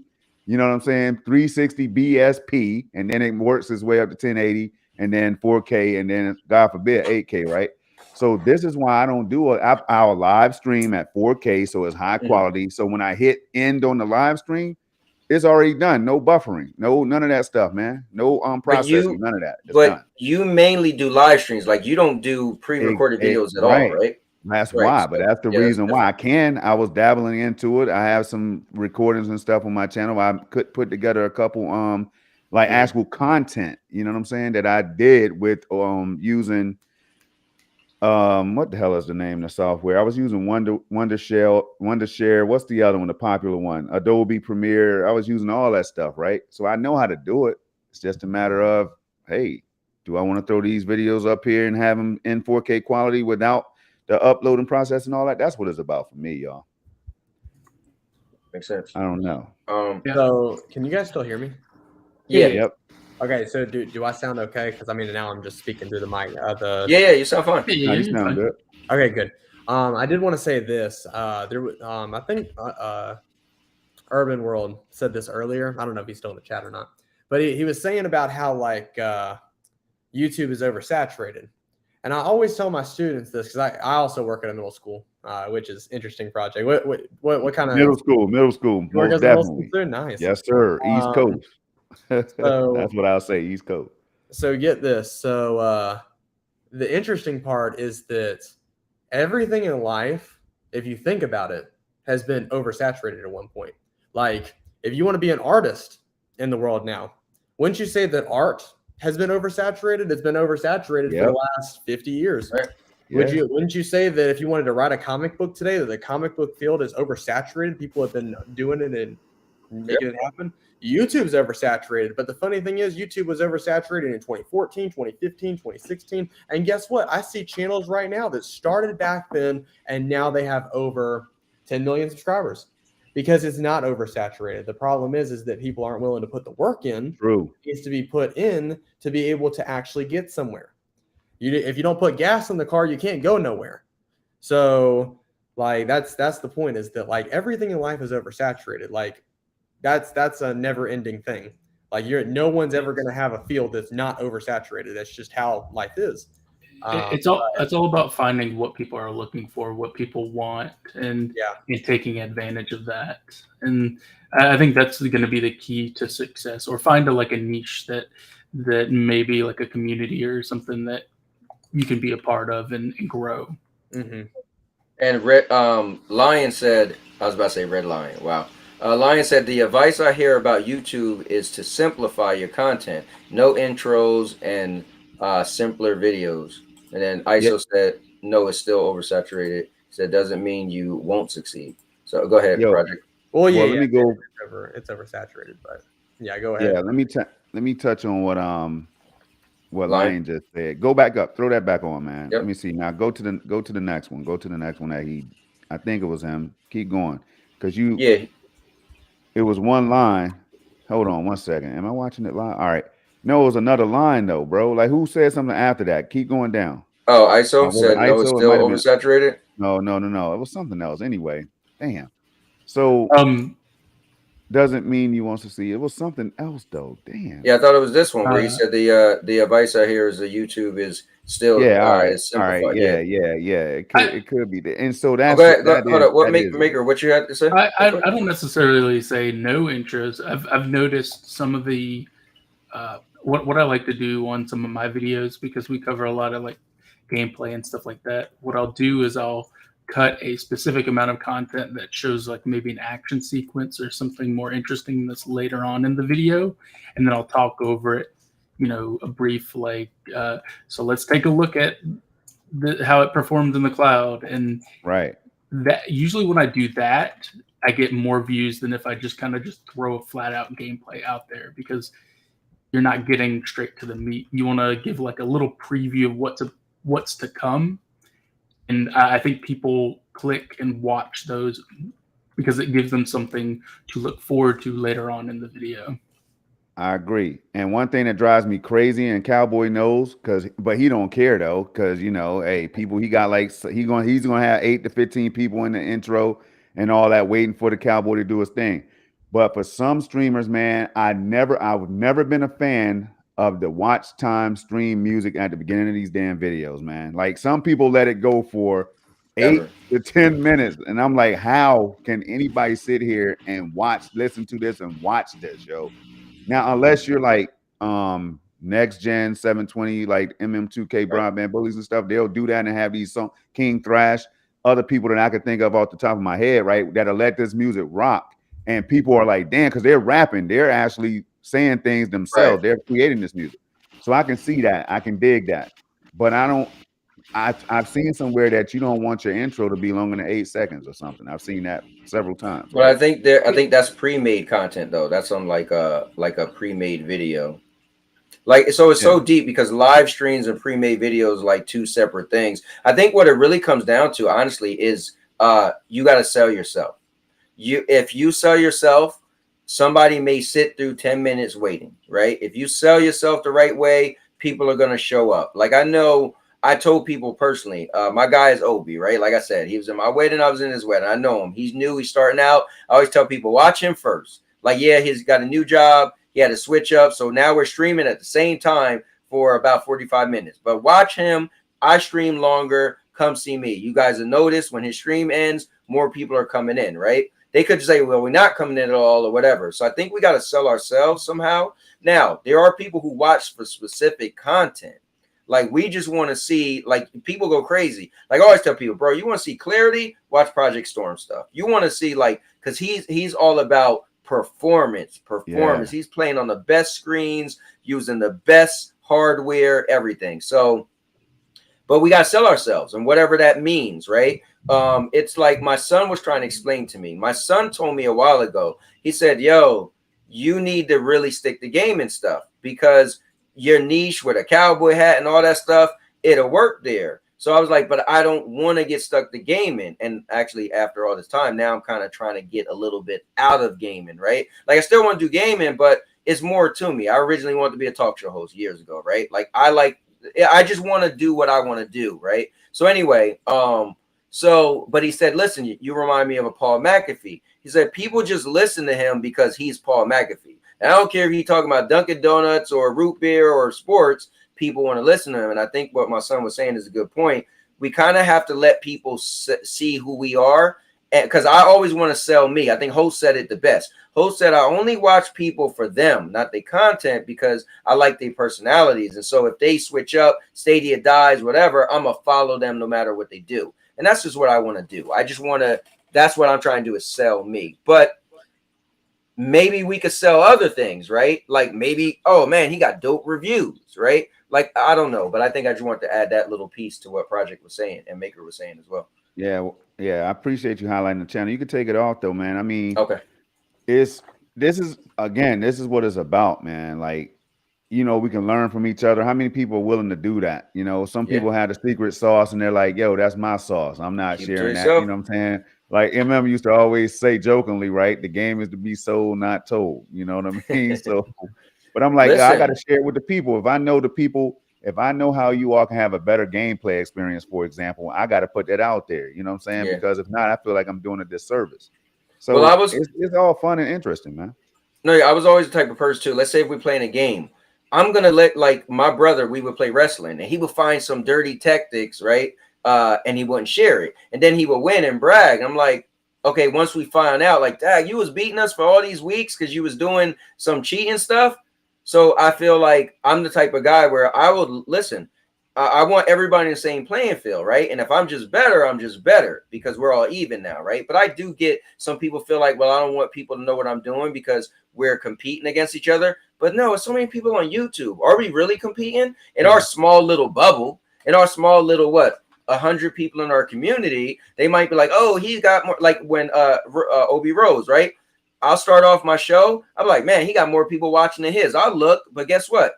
At the end of the day, I'm still me, and I still got to do what I got to do. And I'm proud of him. But then when he ends his stream, guess what? They all come over here. So it is what it is. But Lion is joining the building, another great content creator. What's going on, guys? Is everybody doing? Lion, what's the deal, man? Red Giraffe, Maker, Chaos. Everybody's watching. What's up? Yeah, man. How you doing? Now you are. Here's what's cool. You are growing your channel. Your channel is more on the lower subscriber side than all of us. So what's your point of view from what you've been listening to, what you've done so far on your channel, where you want your channel to breed. Could you kind of like jump in here, sum it up a little bit? You know. No, this is a great conversation. A lot of stuff that, because I do a lot of research on these topics. I have two channels. I have my instructional media channel with my boy, where we do the TV shows and movie reviews, which that's the channel that I first started, and that one has like 300 and some subscribers in the last 12 months. And then I decided the gaming channel, which I don't put as much care as I should on it. I'm doing a little more of that now. But listening to everything you guys are saying, I mean, Red Giraffe is saying, I have to agree. Like looking at the trends, looking at how you do your thumbnails, your tags, the hashtags, the title, how you edit your video, where to say certain things in the video, how to get people to get hooked on it. Like on the instructional media channel, we were very lucky that we did a test video, and the test video got like 100 views. And then we did another video, and it got another 100 views. And then we went up to 1,000, then 2,000. Like, what's going on here? Like, we didn't think it was this easy to get this many views. And then that happened. That kept happening for like 3 months. And then all of a sudden, the year turned, and we couldn't get a single view in a video. Like, what's going on? Are we shadow banned? Did we say something? Did we say something wrong, or did we make somebody mad? And now it's picking back up. In the last 60 days, we picked up almost 100 subscribers in that channel. So it's kind of coming back up and just learning how to figure things out. Listening to all the different advice. My niece is dating a YouTuber, or he does TikTok more than YouTube. But one advice that he gives is like he has like 400,000 subscribers and stuff on TikTok or something like that. He was saying you need to hook the people in the first 30 seconds. That is one of the biggest things. A lot of people fail. Like cut your intro short. Don't have like a lot of convoluted stuff. Give people a reason to stay watching your video, and be consistent and put as much content as you can on that channel.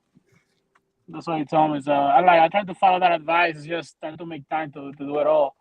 With a full-time job, it's kind of tough for the family. Yeah. Red, let me ask you a question. There's two kinds of content. Well, three now. So we got shorts, we got videos, we got live streams, right? What do you tend to do more? And what do you like for your channel? And what do you recommend for a channel? Okay, so this is what I've realized. Live streams, phenomenal. Like in terms of me personally, live streams phenomenal. You get a lot more engagement, you get a lot more subscribers, you get to know people a lot better. And personally, your views go up on live streams more than they do on well, if you're more established, they go up more. But the problem with live streams is that I didn't come to YouTube to make live streams. Some people did. That's not me. I love doing live streams. Don't get me wrong. I love doing them on Friday and Saturdays. Would love to do them during the week, but I just don't have enough time. And the thing is that like one day when there are a few people like, and actually I wanted to say this earlier. I'm glad you said this question. Can anybody in this chat tell me who the number one YouTuber live streamer is at this current moment? Do you know who that is? No, but I know on Twitch. I'm saying the Rad Brad. No. Markiplier. Amaranth, right? Markiplier did have a lot of views. I saw that yesterday or today or whenever. Markiplier did have a lot of views. No, the number one live streamer on YouTube is a guy by the name of iShowSpeed. That man will get 67,000 viewers live every single stream. The reason he does that, and I've actually researched him. He's one of the 30 that I researched. When he was first starting out, humble guy, just like all of us would be on a live stream. Like how Cowboy acts right now, that's how Speed was acting when he started. Then I started to notice something that no one else did, but he did. Speed started out by playing a game called NBA 2K. I think it was, he started playing the 21, or maybe started playing 19 before the other one came out. And he was one of the best point guarders I've ever seen in my life. I would watch like an hour into it. One of the best point guarders on the game I have ever seen. I doubt anybody could beat him. I don't know if he's still that way today, but he was one of the best at the time. So he would make titles like this. And it would be like this. It would say, if you can beat me at point guarding, I'll give you $60 PSN. That brought a lot of people in the stream because you're seeing money and you're like, Right. I want to beat him because I want that money. Or you want to watch him get beat. Exactly. And so that was a smart thing he did. Now, personally, me, I don't have enough money to do that. So if I lose, then I'm down $60. I don't have that kind of confidence in myself in Fortnite. Like, yes, I'm good at Fortnite, but I don't know if I'm $60 good to beat every single person that comes at me. That's the thing. And so Speed knew he was. He knew he could beat every single person that challenged him. So that's what he did. And after he was done with all of these challenges, he by the time he got done doing all these streams with all these $60 and saying that he was the best point guarder in the world, he had an average of 220 viewers. His views went up from 20 viewers to 220 viewers within 3 months. And that's what people's got to realize is that you have to do something. You have to be willing to put it all out there so that way you can make it. And then after he started getting 260, I guess you guys, if you guys don't know who Asha Speed is, he's like this, this crazy guy on YouTube. He does like the most bizarre things you would ever think of. He barks like, rah, rah, rah, rah, rah. Like he's just a crazy guy. But after that, he basically started just doing the stupidest things, and then he just got popular after that, and people like made his clips go viral, and that's how he did it. So, but you got to figure out what are you good at, like on live streaming, and then basically take that to a whole nother level. Like, for example, if I was Cowboy, although Cowboy couldn't do this, but this is just an example. But if I was Cowboy, I would be like, I would say on my streams, I'd be like, it would probably be like $100 to whoever can tell me that that something is better than Stydia, before it died. Something's better than that. $100 to whoever, and we'll let the chat vote too. Increasing your viewers because people like money. They're like, well, I want to beat this guy. I want to see him lose. Boom. You put money into anything, you're almost going to get success. Now, I mean, I used to do that on the channel without money, but I was like, who could beat me? That's why I kind of, when I first got, people started noticing me in the community, is I used to play competitive games, and I was always beating people, and I talk trash, but that did kind of get my name out there in the beginning. But hold up, do me a favor again. So all of these guys in here, we just want to get a quick laugh. Say, how do you pronounce it again? His name is who? No. The cloud gaming platform. Stydia? Yeah, I heard it. I heard it. Yeah, when he said it the other day, no, it's Stadia. Stadia. So look, this is how bad Google marketing is. Stadia, or however you said it, is dead now. We got people who still don't pronounce it right. That's bad. I was never into the console. I literally saw it like once or twice, and the only person that would talk about it that I would even follow would be you. And the only reason I was even listening to you talk about it is because like I just like how passionate you were talking about it. Gotcha. And so like that's the thing with me is that I could care less if you're talking about Stadia, if you're talking about laundry detergent. I could care less as long as you're passionate about what you're talking about.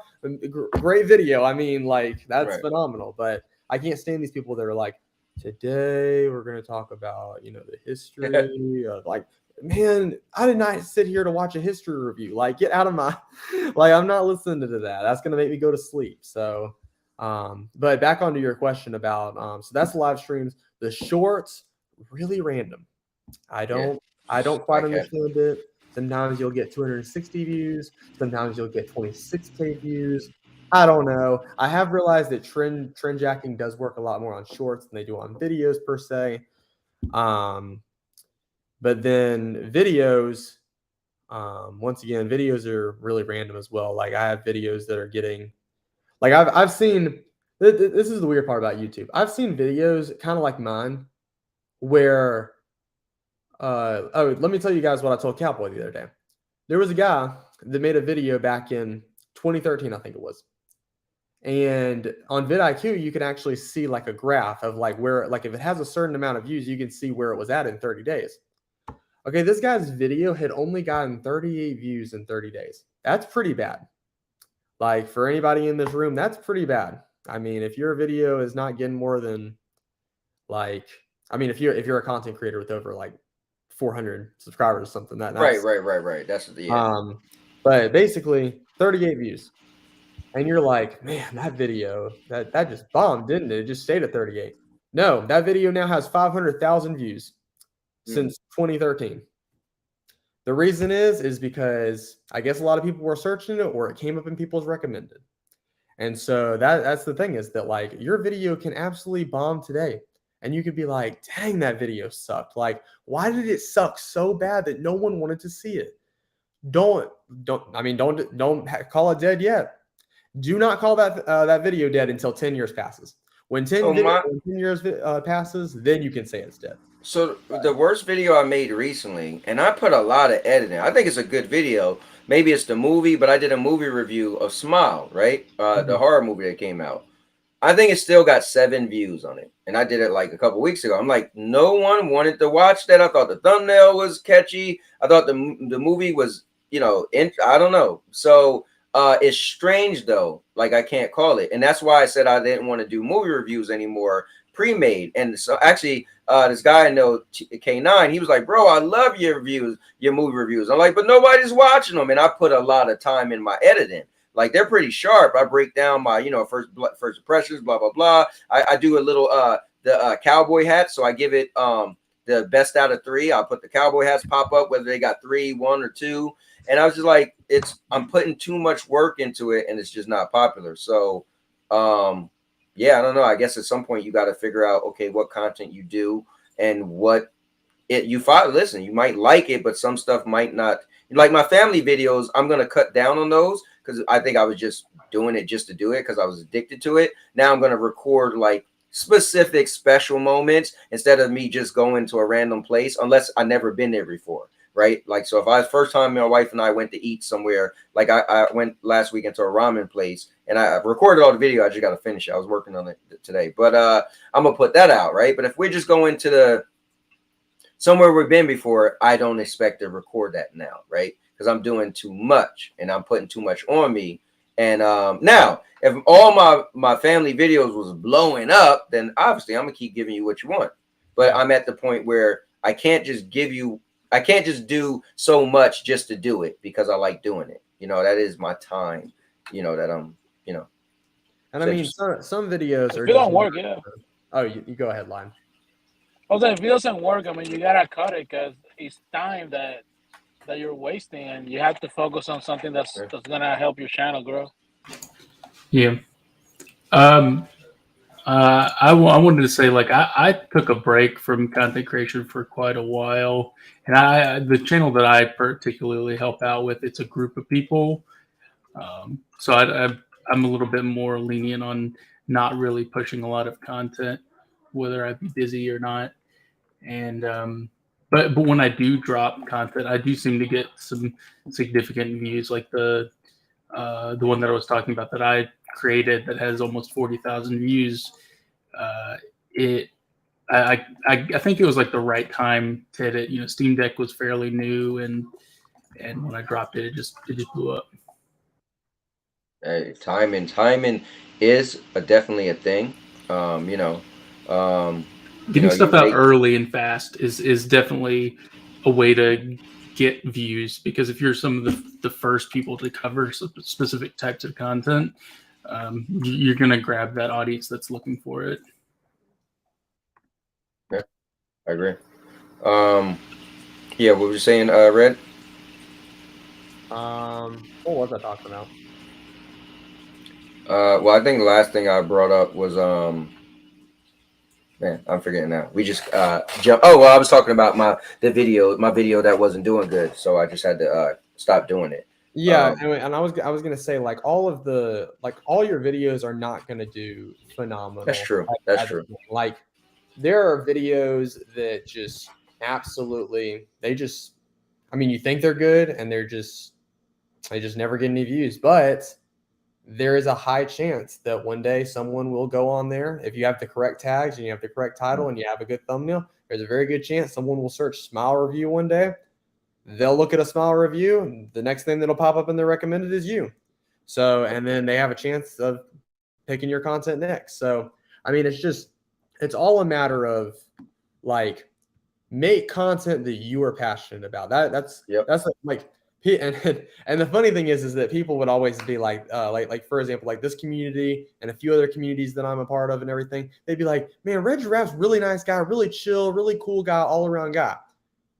Yeah, you should see me on the other side of YouTube where they're making these robot videos, because I can almost guarantee in these comments they're gonna get a part of me that's really bad, because I like every time I see a robot video, like on the you know, if no one knows, I make videos about how much people make, and whenever I go and research that before I do it, and I research these videos, and it's like, today we're going to be talking about we're going to be talking about how a YouTuber makes money, and we're going to be talking about the analytics breakdowns of this exact character, and it's going to be like a robot every time. And I literally will go on here because I get so angry at that. I'll go on here, I'll type well, not a huge message, but I'll just be like, I don't even know why you're still on YouTube, because this is just the laziest content you could ever post. You're not passionate about it. You just use a robot voice.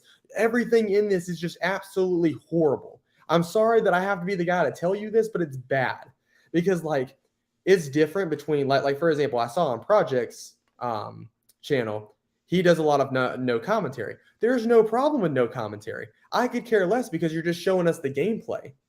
But when you do a robot voice on something you you're saying when the people, not that they're unenthusiastic, but when they use that robot, that became, when did that become a trend? That is literally a thing, man. And that's what I call lazy content. Like if you're willing, just because that literally takes no work. You plug that into a Google thing, you put that online, and you write a few things on a screen. Yeah, it speaks for you. Yeah.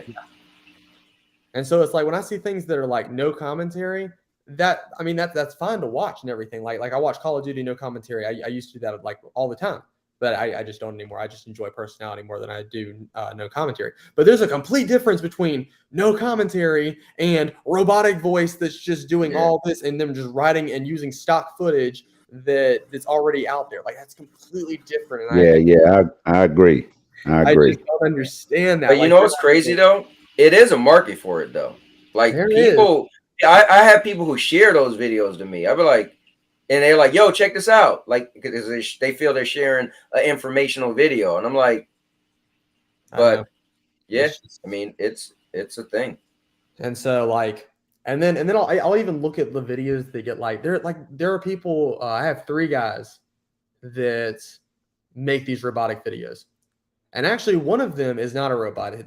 This is a guy called his channel is like Money Matters. He's only got like 40,000 subscribers on his channel, but that guy, he does. I think he recently sold his channel or something. I have no idea, because it's a completely different voice, completely different guy. No idea who this is, but he used to do these videos, and he used to be like really passionate. He kind of reminded me of me. Like he would like do the video. He'd have a bunch of this stock footage, which I noticed the stock footage is really hot right now.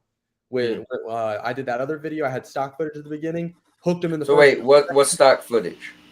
So stock footage is when you like basically go on Google, or go on YouTube, type in the stock footage that you can use. There'll be a whole bunch of stock footage that's like people walking, people like holding hands, people doing this and this and this. And basically you just put that in your video, and then you just talk over it. Okay, got it. It like hooks people, apparently. I don't know. That's confusing to me. But I've noticed that's been a huge trend for a couple months now. Now, here's what's funny because you follow YouTube trends, you've been researching people. Guys, I'm gonna show you the difference. Red Giraffe just said, yeah, this guy got only 40,000. And in my head, I'm like, for only, but he's following people who got millions. Yeah. But he just said it so smooth. Yeah, he only got 40,000. I'm like, damn, you know? So that's funny when we look at perspectives of things. That shows a perspective that there's a large, massive world out there, you know, for the taking. But it really just depends on your like YouTube is literally like for example, like me and Cowboy, right? We could do YouTube for 10 years. I mean, we could be going at it. And I've seen this before, and it's really sad, but like we could be going at it, and we could be at like 50,000 in 10 years. That would be disappointing. But once again, that's 50,000 that somebody else doesn't have. I mean, someone's got 0 out there. So I mean, even if in 10 years we have 50,000 and we're not like up in the millions, I mean, I'm not losing hope. I am personally not going to quit YouTube until I'm 80, because I'm just that like confident. And for the people that don't know this, and I doubt anybody in here actually knows this, when I get my first $10,000 from YouTube, now people are literally going to like say that I'm an idiot in Cowboys chat probably for this, because this is literally what I'm going to do. When I hit my first 10,000 on YouTube, I am going to go to my local Chick-fil-A, and I'm going to partner with another business and hopefully they're going to give me another $10,000 is what I hope to achieve. I will have $20,000. I have calculated it. I can literally feed 1,000 people because it'll be $20 max meal. I can feed 1,000 people at that Chick-fil-A, and hopefully that will get national attention, and hopefully my video can get out there more than that. But a lot of people would say, why would you use $10,000 you slaved for? Well, not necessarily slave for, but like you literally just like worked your entire butt off to get all of this stuff done. And to waste $10,000, you could be paying off debt. You could pay off some of your house. You could do this. Why would you do that? Because at the end of the day, it's not about money for me. It's not. It's literally about what can I do to make my channel have better community, have better numbers at the end of the day, and just, because at the end of the day, what you believe about YouTube or not, it is about the views. Like, you don't get on YouTube to be like, oh yeah, let me do this, no, because if you really wanted to enjoy the moment, you wouldn't be on YouTube in the first place. YouTube is about community, and it is about creating content because we're passionate about it, but it's also about the views. You want views at the end of the day. So that's what I mean. That's all it's about. It's about the views, but it's also about like helping people. Like, how can I help this community people while I'm also getting the numbers over here so I can go out and help more people? Because that's not going to be the end of it. I'm literally going to do more and more and more. I want to put 1 billion Orbeez in my local civic center. I want to go to YouTube Live and give people, I don't know, that's doing charity streams. I want to give them $30,000. I mean, I literally just want to do basically whatever I can, whenever I can. And I don't even care about the money. Like, the money's not my overarching goal. If it was, that's deep, man. That's deep. Well, let me do this real quick, guys. There was a poll, and that's great you said that. So the poll I made today was, and it just shifted. So the poll was, why do you have a YouTube channel? So right now we got 50% is to create content, 21% is to make money, 24% is to socialize, and 6% is other or explain. So interesting. I just wanted to mention that $10,000 goal, that's not a hard goal to achieve as well. I know people with a channel, let's just say above 15K subscribers, not too much more than that, and just for like referrals and stuff like that on their videos, you can make 300 plus a month off just referrals, like with specific products and stuff like that, and that's just with something under 20K subs. Yeah. And it's definitely doable, and it's just about growing that base, growing people that consistently come to your channel and watch your stuff. I used to make good money. It just, I don't care that much about reviews, but I'm telling you, if I ever want to make it big, I just do only reviews. I used to make good money on my my Amazon affiliate account.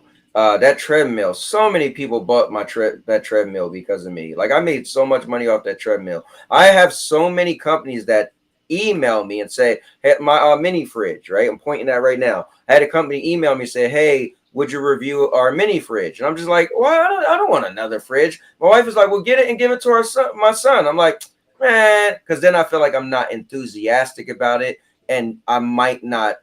I don't know. I just want to do what I want to do. But man, I had so many offers. I mean, I could go through my email now. You could see so many companies. Hey, would you review this? Would you review this? I don't even write them back because I'm like, I don't want to review that. The one time I said, okay, I told my wife, the next time I get an offer to review something, I'm going to review it. And it ended up being a dehumidifier. I'm like, what the hell am I going to do with that? My wife was like, I thought you said. I'm like, all right, fine. I wrote them and said, yeah, I'll review it. They sent it to me. I used it for 1 week. I recorded throughout the week. It's spraying in the air, the mist. I ended up actually figuring out it leaks by mistake. put that in the video, letting people know, hey, watch out for this. Because I get really into stuff and I try everything it could do and really break down, like, you know, what it could do. And, you know, that video didn't even do that great, right? So it's like, because I felt like it wasn't something that I would have bought myself. But I mean, I guess I could just, you know, I could just, you know, do another, you know, if I wanted to listen to that one company and say, hey, I'm gonna get their, you know, mini fridge, blah blah blah. But it all depends, man. Listen, we're gonna spend time doing content, and we gotta say, what are we gonna spend time doing it, like doing when we're on our channel, and we have to accept if we feel we was only doing it to make money, which is fine, because if you could pull it off, hey, who doesn't want to make money? Maybe you make the money first from doing stuff you didn't care about, and then you'll have more time to do stuff you care about. I don't know. But it's interesting though, man, this whole YouTube thing. And then remember, guys, I had my channel for 9 years and never thought of making money. 9 years. You know what else is interesting? Mm-hmm. How this video has 101 likes. You know what I'm saying? Rock said that earlier. Rock was like, how you got now. 11 people watching? Yeah, 102 now. People, you know what I'm saying? I heard Kevin Samuel say once that it takes the average YouTuber, it's like 3 years to reach 1,000 subscribers to try to get monetized. So it's just patience, I guess. Yeah. I'm telling you, bro, if you really want to do it, like, you just got to be so aggressive. When it clicked and I said, okay, I'm going to challenge myself, I was so aggressive. Like, I inboxed everybody. I came up with those little, I'm telling you guys, watch my video that I put out that said 5 ways to quadruple your, like, this is serious. Like, when I did it, so I think I was doing YouTube for 9 years, never cared, never asked somebody to subscribe. When I finally got challenged to get monetized, I ended up looking, I had 300 subscribers, something like that, right? I said, okay, I need like 700 subscribers. I want to do it in 1 year. And I just was aggressive. Like, you know, I just was, you know, my niece was like 12. And I was like, hey, send this text to 3 of your friends. And that text said, send this text or subscribe. Ask 3 people to subscribe, right? I was so clever. I'm making cars, walking down the mall. I'm seeing a bunch of kids. I'm like, yo, what's up? They're like, hey. I'm like, yo, I'm a YouTuber. Check me out. I mean, there was no limits to me. But that I wanted it bad because I set a goal, you know, and at that point, so for, you know, for 9 years. Go ahead. I've done the opposite. So in my personal life, I had not told anyone that I do YouTube, right? Okay. I used to be a performer. I used to travel all over the country dancing and doing shows. So I have like a big, like 2,000-3,000 people on my socials. So I'm saving that. If I ever get close to 1,000, I'll let everybody know. I just nuke the whole thing. No, yeah. Sure. Yeah. Yeah. Yep. See, I got a lot of friends on Facebook, so that helped me out because I was just like, yo, I was saying clever stuff. I was like, listen, subscribe, and once I get to 1,000, unsubscribe. But no, a lot of people ended up forgetting. So, but yeah, I just, you know, I was really marketing myself like crazy, you know. But and I did it in a year and 30 days to get that 700 or whatever it was. But it's interesting, man. But it's fun. It's a fun journey. I think what's cool is meeting people like you guys. I met some of the most interesting people, formed the craziest bonds, had like crazy beefs that I'll never forget, that I could laugh at. I mean, I enjoy it all. So for me, it's cool, but I am in the money thing now, though. I'm not gonna lie to you. Like when I get that check on the 21st of every month, I like seeing it grow. And I first started off and said, my magic number is $215.70. People are like, what's that? So that's my car payment. If I made my car payment from YouTube. Now, when I first started, and I started to get money, like it was like the first May and April and May. I actually made more than that when I combined my YouTube and my Amazon affiliate, because I was like killing with the treadmill and all that stuff. But then it just eventually died down and I stopped making, you know, I just would do reviews whenever I felt like it. Like I wasn't making a thing out of it. But plus, I mean, Amazon, man, you can make some money off of that. You can market, you can just like make a random video of the top selling stuff on Amazon and put your affiliate link. Like it's a lot of stuff I don't do that makes money. I don't know. I just want to enjoy what I'm doing. But at some point when I get that hungry, I will. Go ahead, Meeker. I think I told you this before. We were talking about how like some people were getting these sponsorships with stuff like Luna and stuff like that, and you said if they would pay you, would you like do that and be like this positive person about that particular platform? And I told you, I was like, they give me the money, and I'll do it. Yeah. Yeah, I mean, I wouldn't turn that down. I don't advise anybody to turn that down either. You know what I'm saying? Because we are putting the work in. But my thing was, I used to always say, I'm not even worried about monetization or whatever. I probably won't even monetize my channel. But then I'm like, if I, you know what I'm saying? All I'm gonna do is the same thing I've been doing, and then this ad revenue that's coming in. Like I was averaging like almost $170 a month or whatever, right? Never even touched that money. It's just sitting there. I told you my AdSense got shut down. I got to reactivate it or whatever, right? Then put my tax information in. Cowboy, I'm going to have to talk to you about that. But I don't see, not to sound crazy, because I know the type of world we live in where people having financial struggles and stuff. So I never play around with that. But right now, I'm comfortable enough where I don't really need the money, but it's still extra income. So why not? Like, what the hell? I could pay for some games or something. You know what I mean? He could go toward anything. So I'm like, why wouldn't I do that if all I'm doing is making the same videos and just, hey, you could put your ad on there if you want to. But some videos I turn that off, man. I don't even turn on the ads or whatever, because I don't want it to ruin the experience. You know what I mean? Because that can be annoying sometimes. So and then I got money sitting in PayPal right now. You know what I'm saying? When me and MM and all of us was doing our thing, getting donations or whatever, I still got that money sitting there, y'all. You know, so but I'll put it to good use eventually. But I'm just saying that shows that I'm standing true to what I believe, what I said to everybody before I got monetized. Like, it's not ultimately, it's about playing these games, and a hobby is a passion and stuff like that first, man. Yeah, it's kind of cool. It's kind of like you're doing what you want to do and you're just getting paid for it, versus that versus you're trying to get paid and do things, So it's cool. It's respectable. It's so I don't get burned out anymore. None of that stuff, man. And I wanted to say this real quick while you were highlighting my channel, because all right, so your highest average views ever, is it now? Of course. Well, mine is the whole thing that you just did, right? What was your highest that you can remember, like per month?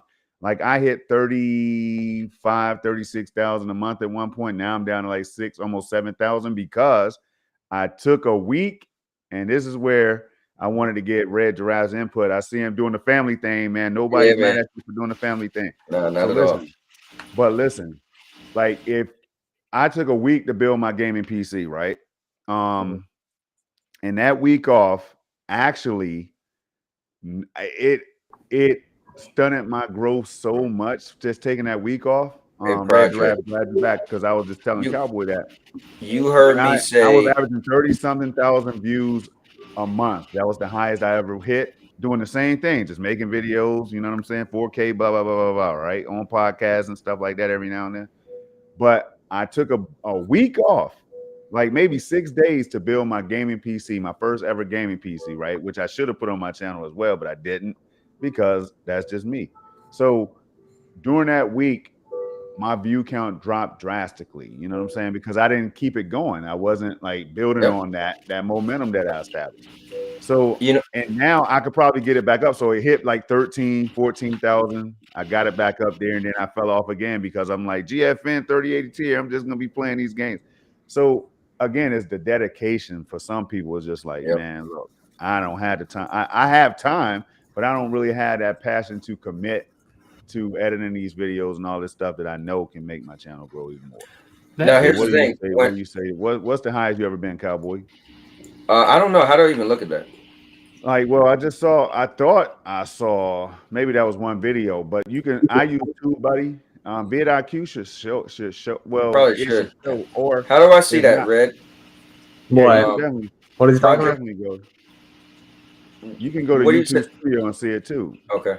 Go to YouTube. You said for the month, like the highest. The month. Yeah, it'll show you like how many views you got for the month. Let's see what it says. Last 28 days, like right there, to be like, so right now you're at 33,000. Okay, where do you see that? That's right where I was at my highest peak. Oh, here we go. Around 34, 35,000 at my highest peak. And then I built my gaming PC for that 1 week, and it went down to like 17. then Okay. 15. And I wasn't making any videos because I was doing other things, you know what I'm saying? Like gaming and all that, just not making videos.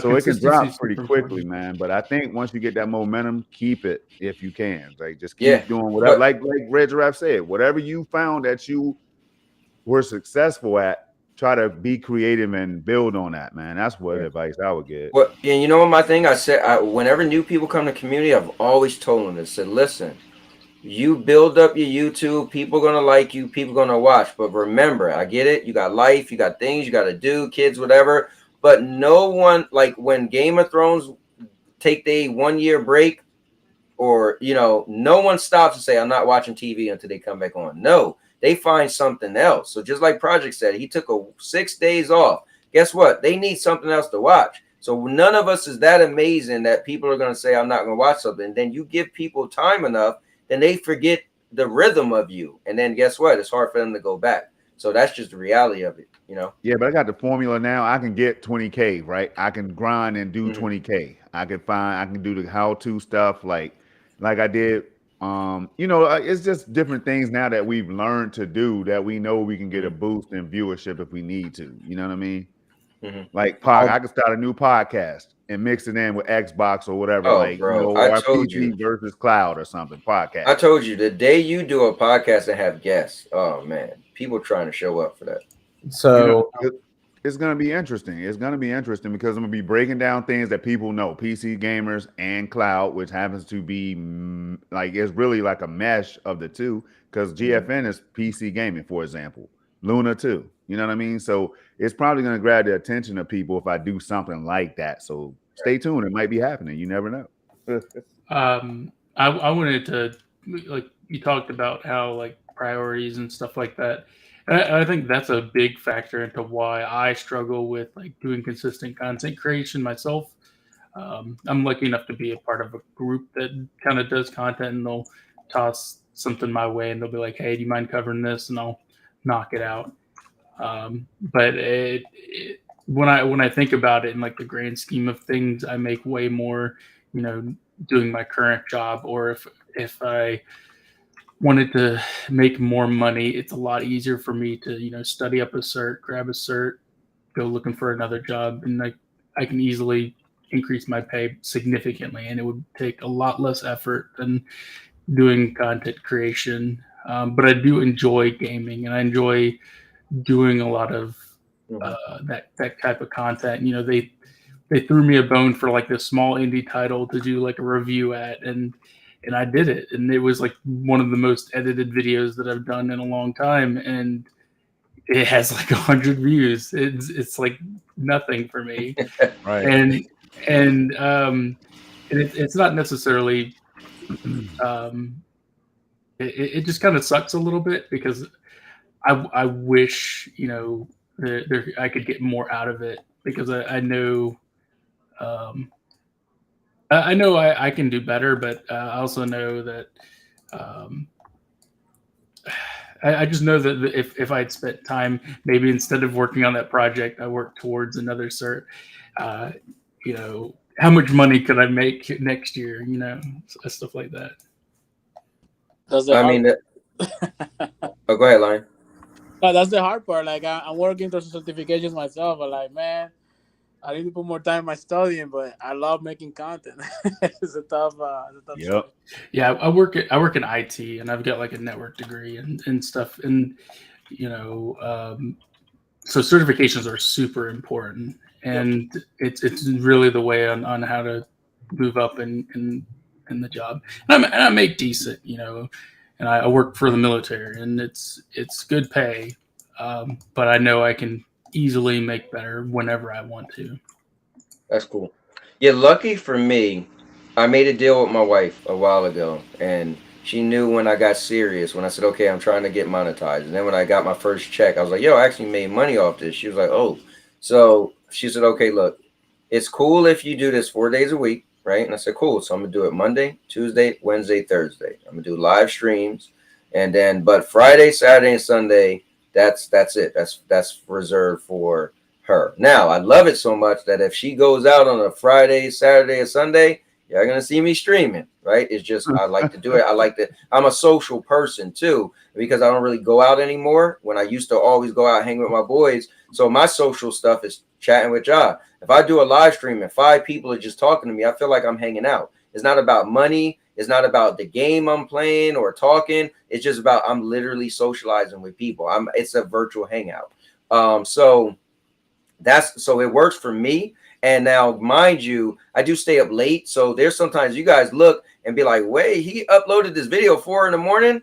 Listen, when y'all sleeping, I'll be up working on videos. Today on my lunch break, sitting in my car, I'm working on a video. So that's my thing where I throw it in there, but I have a certain, I have my own time where I could do what I do, and granted, I got 3 phones of videos that I recorded that I told myself one day I'll put out. At this point, I might just say, forget it, but they're still going to sit there until I decide if I ever make them or not. So I still got current videos that are recorded, and I need to make them as a video. It's just edited is time consuming, I went to the very last Wildin' Out for this season, right? We went there in person in Atlantic City, and I recorded all of that. Went to this nice restaurant. Like, it would be a cool video, and I got people at my job. When are you making that video? I'm like, it's 53 minutes of footage I recorded. So that means to get it down to a 10-minute video, that's a lot of editing. And then when it's personal for me, it becomes a 24-minute video because there's stuff I don't want to get rid of. But the average person watching it be like, I don't even know why he left this. Well, guess what? Some of it is for me, not always for y'all. I want to look back and be like, oh, that was good. Remember we ate that? So it's so hard sometimes when you make your content, because you're making it for you and you're making it for viewers. And, at some point you want to make it for money. So it's I was going to say, there's a reason why we're doing this, man. I'm telling y'all right now. I just had this idea. Now, I thought about what Red Giraffe said. I'm learning from Maker and Lion. I'm listening to you, Cowboy, right? Now, something just hit me, and I might want to go with it, right? So I play PUBG. I like PUBG. I like Madden, right? But now, so Red Giraffe just said it's about you coming up with this, I forget how he phrased it, but like going outside of the box, almost like coming up with this wild stuff, right? So I'm thinking about, instead of focusing so hard, Red Giraffe, on being the best at Fortnite and competing with Dr. Disrespect and all these guys, right? Or whoever plays Fortnite these days. So instead of doing that, I'm thinking, like, for example, how not to use the Car 98, because I know I can't snipe. I suck at it, right? With the Car 98. I can't snipe. So if I put these videos out there, how not to use the Car 98, how not to do whatever on Madden, even though I'm good at Madden, there's things that I'm not good at. Maybe. So I'm thinking of things like that, man. It's just coming to my mind, and then just consistently putting stuff out there, like shorts, which I never do. Things like that might increase my growth or whatever. Now I will say this, and this is a crucial part. So, like, if you're writing anything down today, this is a part to get. Before you even create a video, like, this is a crucial part of it. When you have that idea in your head, you're like for example, Cowboy had that idea in his head about the quadrupling your subscribers. All right. First thing he should have done, I don't know if you did this or not, Cowboy. You probably didn't. But first thing you do, you have that title in your head. You're like, okay, I have the idea. I have the title. The thumbnail is the last thing you make most times. Sometimes you get before, but it just really depends. First thing you need to do, take that exact thing you have in your head, go YouTube it. Has anybody done this idea, and what does their thumbnail look like, and how long is their video? Because here's what's going to help you, is that if you look at their videos and you go, okay, this guy, for example, when I Google that, the first things that comes up is Cowboys one. His first. And then you have... You want to share your screen? Yeah, that's fine. Here, let me share it. Oh, nope, that's not it. Man, damn right. Because I'm thinking, like, how to pretty much, like, how to lose games, and then how to win games. I see people doing that too. Like, they show 2 different sides. Okay, so like this. So quadruple your subscribers and views. So his is first, and then you've got this guy, and then you've got these people. Of course, Robert Benjamin. He's a legitimate guy that tells you how to grow your channel. Another Robert Benjamin. I think that guy's coming up because I watch him a lot, but there's another one. I don't even. I've literally watched like 3 videos from him. I don't even know why it's coming up like that. But that's not what you guys are gonna see. Y'all are gonna see a whole bunch of different people. But basically, it's gonna teach you like it's gonna be different things about how like what YouTube's doing and everything, and how like you can grow your subscribers and everything. And if these are the first 3 thumbnails you're looking at, that's what you always need to be thinking about. The thumbnail and the title are the first thing these people see. So if they search the results your thing, which one of these would you click on? Now, if I'm looking at this, I'm just like, okay, this is a really cool one. I have no idea what's going on in this one, so I'm probably not going to click this guy's. This guy's telling me 98 subs to 100K subs in 24 hours. Ooh, that's looking good. You know, like that's why I press that one. So it's like you have to look at like what are they doing, and don't copy it, but you have to like make it innovate that idea. Well, you know what I did when you and I talked on the phone? And again, thank you for that conversation, man. You didn't have to do that. You inboxed me and said, hey, do you want to talk? I want to talk to you about your channel. So guys, got to give credit to him. We don't really know each other that well, but he reached out to me the first time we ever met just because he felt that, hey, you seem like you got good content. I want to get to know you. Literally what he said. And 2, he inboxed me last week and said, hey, did you want to talk? I want to talk to you about your channel. What I did do with this video is, and I've been doing, as you said, when I was coming up with a title or a topic, I was like, well, let me find out what should I make you said your tags. So you was like, see what other tags other people have. And you was like, don't make a little short one, make some elaborate something. And I started doing that. So I actually started making all my first, and you said your first 3 tags. And then you was telling me how to fill up the tags. So I was actually doing that. Like, okay, my first 3 tags, I'm going to make something like, oh, I can't believe, or Sony is closing down, blah, blah, blah, blah, blah. So I actually was doing some of that. But are you still looking at my screen, Cowboy? Yes, sir. Okay, cool. Look at this. So when is the best time to upload videos? So if mine does start doing good, which mine usually takes a little bit, it takes like a day or 2 for mine to actually like pop up. Usually I have like 8 to 20 views within the first few hours. But so if you look at these guys, when is the best time to upload videos on YouTube? You've got these 3 videos. So I took these guys' 3 videos. I wish this guy would stop popping up on my thing. This I don't know what YouTube is doing right now. This just shows you that if you watch 3 videos from somebody like back to back, how much it'll actually like do this. So that's the key, you know, get somebody to watch your videos like 3 times in a row, and YouTube will start doing this. But look at these thumbnails, right? It's like, okay, what do all 3 of these thumbnails have in common? So I'm seeing YouTube, YouTube, YouTube. Okay. I'm seeing blue, blue. There's no blue on this one. So these 2 both have blue. They all have white in them. So I was like, okay, let me go ahead and do that. So that's my video right there.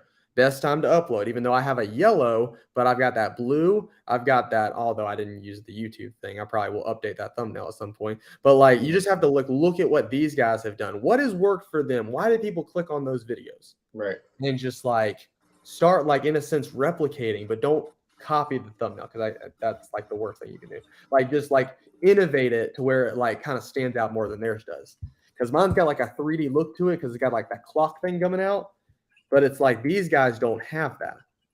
So it's like hopefully mine will do better in the long run, but it really just depends. This and personally, this is one of the hardest areas on YouTube to crack. So it's like if you're able to crack this, then you're pretty much able to crack anything. Because talking about how to get YouTube subscribers and everything, that's one of the hardest areas to crack I've ever seen. Because for example, if you go to my channel and you look at the videos that I've made, and you go to the ones that's about YouTube, I mean, that one's got 800, but it's just talking about like what YouTubers are scared of. So, I mean, that's just like that's actually a topic that wasn't even on YouTube at all. So that's probably why that got a lot of views, because no one's talked about that at all. And then when you go to look at the other ones, you will find, let me see, I got to find one where I'm just talking about YouTube. So you'll notice that one got 83 views. And it's just like, the ones that I talk about content creation, they don't get that many. I like making them because I'm going to make them because I want to make them. but it's like they do not Yeah, get the definitely. best views in the world. Like how many people do. Let me ask you this. Give me your best guess. Why is Doc Dark stuff just consistent? I'm gonna pull his channel up. I Yeah, love looking at his channel, Pull it up. and I'm I like, mean, bro, everybody's channel is I'll do public. it for you. I think it's because his videos are consistent. Oh, that's Doc Yeah. Dark's. And his Xbox, a maker. That's a good point. And his Xbox, which we know anybody starting an Xbox channel has a good opportunity, especially when these Activision games and whatever. If that deal closes and these Bethesda games start coming out, Xbox is on fire. That's all to it. It's gonna be on fire. It's already on fire if you look at it. So it's gonna be almost a win-win thing if you dedicate yourself on Xbox. well, yeah, and that's all he does. Yeah, that's he's so I will say this. You'll watch his video and people in the chat, two things happen. They got people who come to defend PlayStation because he talked trash about PlayStation, and then he got people who come because they like Xbox and he's talking about Xbox. And then you have his engagements be incredible because there's people beefing and arguing on his videos through the whole, but look at his views, man. Like, come on, bro. He doesn't have an Xbox channel. He has a PlayStation hate channel. There you go. DVD is huge. I don't know if I'd say that much, but nah, you don't hate PlayStation. I was telling Cowboy this the other day. Once again, like I was telling Cowboy, I said, you have to notice a pattern in this is the most popular. I've sorted by most popular. There is a pattern in the first 4 videos. What do you guys notice in the first 4 videos that he's talking about? He is talking about headsets in all 4 of the first videos. Headset issue, headset Turtle Beach, headset with the WH, another headset, which is a Hyper times Cloud. They are literally all headsets is what he's talking about. So it's like, and the funny thing is these people will come for the headsets. They'll come. But you know what they're not coming for? The Xbox. They are not coming here for the Xbox very much. I mean, yeah, but that's all he does now is Xbox. He never he never talks about headset. I watch all his videos. Like that's what I'm saying though, is that's not a channel of growth. You're supposed to be making things that's like okay, for example, like I go into his videos, right? His most popular. And I see that there is no single video that has been in the past 3 months so far. Let's keep going. There's one from 4 months. Let's keep going. Oh, here we go. 3 months. How many views? What are you saying? 5.3K. Okay. So in the past, it took so many rows to get down to that. So I mean, yes, he is still relevant somewhat, but it's not like he's. I mean, even when he still go down, it's still not okay. There's 2 months. So I know what you're saying. When you and me had a conversation, you said I'm looking at it from the lens of a small content creator. So I'm looking at it like, oh, it's doing great, but for the amount of subscribers, where you're trying to explain to me is technically he should have more. So yeah. So okay. So for example, Doc Dark has almost 6,000 subscribers, and he's continually growing, like you're saying. But what I'm saying is that he's not necessarily growing. Cowboy is not even subscribed, man. That's messed up, bro. No, that's him. That's Red. I mean, I personally don't like. I don't know how his content is. I'll have to go watch one of his videos. Yeah. I'm not. Yeah, you don't have to subscribe. So I don't know if I want to subscribe or not. Because I got to watch the video first. But from what I'm seeing on here, is that yes, while his views are pretty good, they're not like, for example, 2 months ago. Do you guys know why this one did good? Because it's literally trend jacking. He is trend jacking the Xbox Activision deal. But he'll tell you his secrets or whatever. Like he says, he makes these titles especially for PlayStation gamers to come over and watch. Oh yeah, because they'll come. Now do this, Red. Go from just click on video. Don't go popular. Go by most recent. That is what I'm saying. Let's look at his his views, right?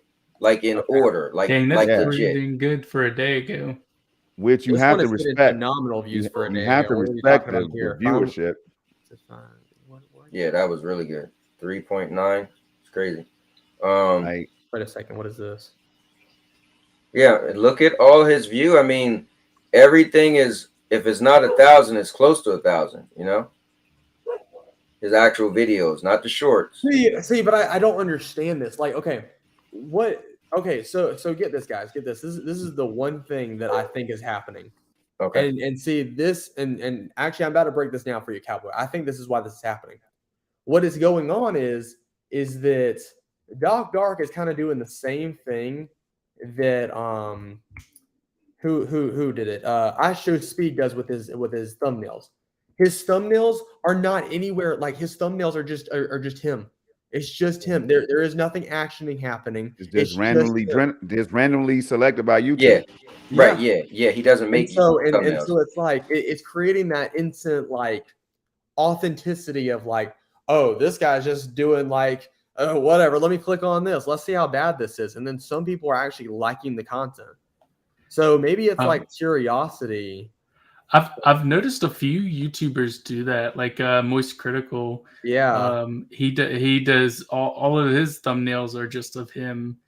You know, it's usually it's randomly generated. I think he mentioned he very rarely edits the thumbnail on his videos. So it's very interesting that. Yeah, I don't know. I always look at his channel because I watch his stuff every day. Because we are cool. We do our little beef against each other. You know, we hate on each other, but we're really cool. And I just look at his channel like, dude, my man put out a video, and trust me, in 24 hours he got 1,000 views. I gotta put this out there. Well, I'm telling you, I gotta put this out there real quick, Red Giraffe. That Stadia, he's another one that his channel blew up after. And I remember this happening, y'all. Y'all remember it too, Cowboy. When he basically brought Doc on the podcast or whatever to talk about Stadia, in combination with Xbox, his channel, he started seeing growth. He even said it himself. Like, yo, State coming on with MM2K talking about Stadia and then doing this thing on Xbox that he was already doing. He saw growth in that. Now, I think the Xbox would have carried him anyway because it's just a hot time to get into Xbox gaming. Yeah. So that's just my thoughts, man. I think I could start an Xbox channel with my Series X right now, playing all the popular games, and I'm gonna get thousands of views, guaranteed. Because Xbox was more of the whipping boy. Xbox was the underdog. Now they like champion with Game Pass. And what does Doc talk about the most? Game Pass. He can't live. His thing is, I don't understand anybody who got an Xbox without Game Pass. So, well, so get this. Here's another thing that he's doing, and this is very interesting. So, his videos. So a lot of people don't actually realize this, but your videos, okay, so YouTube measures your videos by how many people are clicking on the next video that comes after that one. Does that make sense? So basically what is happening is that these people are watching Doc Dark's videos and they're clicking on the very next one that he's got coming up. And so YouTube is doing that and they're recommending other people. That's where it really gets. These people are just continually watching Doc Dark. They're not really watching anybody else. They're just watching Doc Dark. So, for example, his video should have died. Oh, well, in a sense, died and not be getting as many views as it's getting. This is from 7 days ago, guys, and it's getting 9 views per hour. How is that possible? He's getting 3 views per hour on this. He's getting 7, 8, another 99. Like, well, this one makes sense because it just came out. But like, well, and these, you know what? I won't criticize these because these are only 3 days old. They can still get a huge. Listen, Red. I know what's happening. He's paying for one of them things I did, Red. I already showed y'all in the beginning of the video. All right. I'm just saying. I don't think so because I don't know if he's that's smart enough for that. Nah, his growth. Listen, the growth is organic. If you watch the subscriber count, it's not skyrocketing. In a month, he has 5,000 subs. Now he's at 20K. You know what I'm saying? Like, so I don't think he's doing any of that. No, but I will say this though. When he first came on the scene, I think he did have like, I don't know if he had 2,000 subs. I think he had. I could have sworn I watched when he cracked 2,000. Right. And I known him for what, like a year maybe. Nah, he didn't. I don't think he hit 2,000 when he came and started talking about the Stadia stuff with him. Right. So he did kind of have a fast jump. To be honest, he's very charismatic. That's the big thing with him. He has a Right. very good charisma. He comes out very genuine. He comes out somebody's like your buddy, your friend, and he's Yeah. like talking to you, and he's very provocative. So But that he's attracts honestly, people. People are gonna be engaged. yo, Doc is the type of gamer you want to watch versus one of those fanboys straight up like, yeah, like you know, cussing and all this crazy stuff. That's entertainment too. I know Cowboy likes to do the entertainment, but Doc is like he'll make you think. He's not just some dumb gamer out there. Like he's smart with how he delivers. No, listen, hey, Cowboy, come on now. Hey, look. Listen, and I watched a lot of Doc stuff. I wouldn't say he's like nah, the yeah, most Doc. Listen, intelligent I've gamer. always messed with Doc. I'm like, bro, if y'all watch another one of you not knowing what the hell you talking about videos, but is one of his recent videos. I was like, I wanted to jump in the whole get Doc in here now, man. Send him a DM. Listen, I tell him to him all the time. I'm like, get in here. Matter of fact, let me hit him up, man. Hold on. I think the big Let me thing hit is him up. he's genuine and he Nah, voices a lot go of ahead, go ahead. He's got the A factor. That's what it is. Star. Yeah, he got the he got the and F that's factor. it. Yes. That's what I'm saying. Like he's gonna talk directly to these Xbox gamers. Like you see it. He's on camera. You know what I mean? Whereas I'm not. He's talking to the people. He has his tank top. He knows the setup. That's his prop. He says it all the time. All the time. BS, His levels. look, He start I'm off. the He do guy the with the same BS thing. microphone. I got a BS microphone that I'm talking through, and he has the stream set up now where he goes live on Twitch and stuff. But listen, like he is talking directly to these Xbox gamers that agree with him, and then PlayStation gamers who don't. That's all to it. And that right there that's a niche that you've and look, we've been talking about him for like 20 minutes, and he's not even here. So and that's the thing. He also But has we topics from know Twitter. Doc, or we wouldn't be talking about him. Yeah, exactly. So his Twitter discussions that's happening. If you look at all the big Twitter beef in the gaming community, he'll grab that topic from those beefs, and then he'll talk about it, and that's gonna get that conflict. People are gonna keep coming back for those conversations. And listen, it's the same thing I was doing, but everybody got mad at me. I'm like, y'all getting mad at me for talking about the hot topics, but you still watching. You be watching all these people tuning in. Man, now we can get into a little bit of Stadia stuff if you want. Man, listen, you were being real sneaky. You didn't care about nobody's feelings. You know what I'm saying? You had Chucky out here. So let's stop playing around, man. Like you knew what you were doing. Cowboy. 100%. I did. You knew you were gonna ruffle some feathers, but it is what it is. I said I was trying to make content that evokes emotion, and somebody got mad at me. So you trying to play on people's emotions? No, listen. If I put a video out there and you get triggered, then you fell for it. I mean, you broke people's hearts, Cowboy. You were being an F boy for gaming. Yeah, but you know what though? In the end, I'm glad I did that. You know why? Bro, the last thing I wanted to be was on the side when Stadia fell, and if I was still that diehard, that had to hurt. I'm the luckiest thing in my life is that I got a PlayStation 5 and jump. Yo, my actual friends that I went to high school with, they was all waiting for Stadia to fall. Bro, they was like, when they watched my video that I put, and I said, I'm glad Stadia is dead, which was crazy, but I knew what I was doing. They was like, one of my friends hit me up, said, yo, man, I'm glad you didn't backpedal in the video. You was like, listen, they start falling off on games, and that's why I got a PlayStation 5. But they was waiting for Stadia's downfall so they could get on me hard. So I'm lucky because I would have had to listen. Look. So long story short is, listen, I just was telling it like it is. At the end of the day, you know. Yeah, you had a strategy though, so that's what I'm saying. Let's not get on. Let's not throw shade at Doc, man. Doc is out there doing what you do. No, Doc is brilliant. He's smart. He knows what he's doing. I'm just like. That's why I give him credit. I'm like, bro, I admire his channel the most. I look at when he put a video out, I look at how long it takes for that video to hit 1,000, and he consistent. Like he could put out 3 videos in one day. They most likely they all gonna hit 1,000, right? If not, 600 might be the lowest, right? So I think that's cool. I just think it's cool.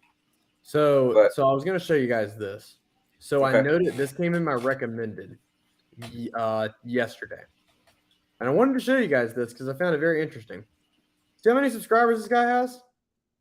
Yeah. Yeah. He just put out a video the other day. Got 5 days ago, 170K views. Let's look at it. Since this guy literally is around all of ours, most of ours subscribers. The bracket. What did he do? Because what does this makes no sense. And if you go down his description, he's got a bunch of games. He's got a bunch of videos used. So I guess he's trying to do that for credit and stuff. But what is his tags? Like, oh wait, I don't have the. I'm on another tab on vidIQ, I think. Let's see. Show now. Yeah, here we go. Let's see what his tags look like. If it ever loads. Well, while that's waiting, watch this intro. Watch this 30-second intro. Oh wait. Hey, Dirty, come on, Dirty! This is an intro that is 1:14, guys. 1:04. It has nothing to do with the video. Just a literal. Taking a closer look at. This part does. Right here. So actually, this is a 35-second intro.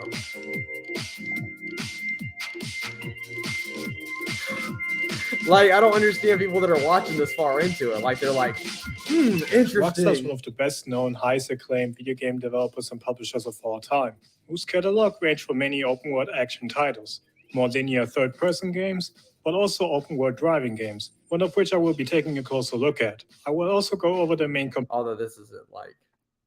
Well, he's telling people exactly what he's going to be doing. Yeah, right. I'm wondering how many. One that puts serious push on the almost unanimous.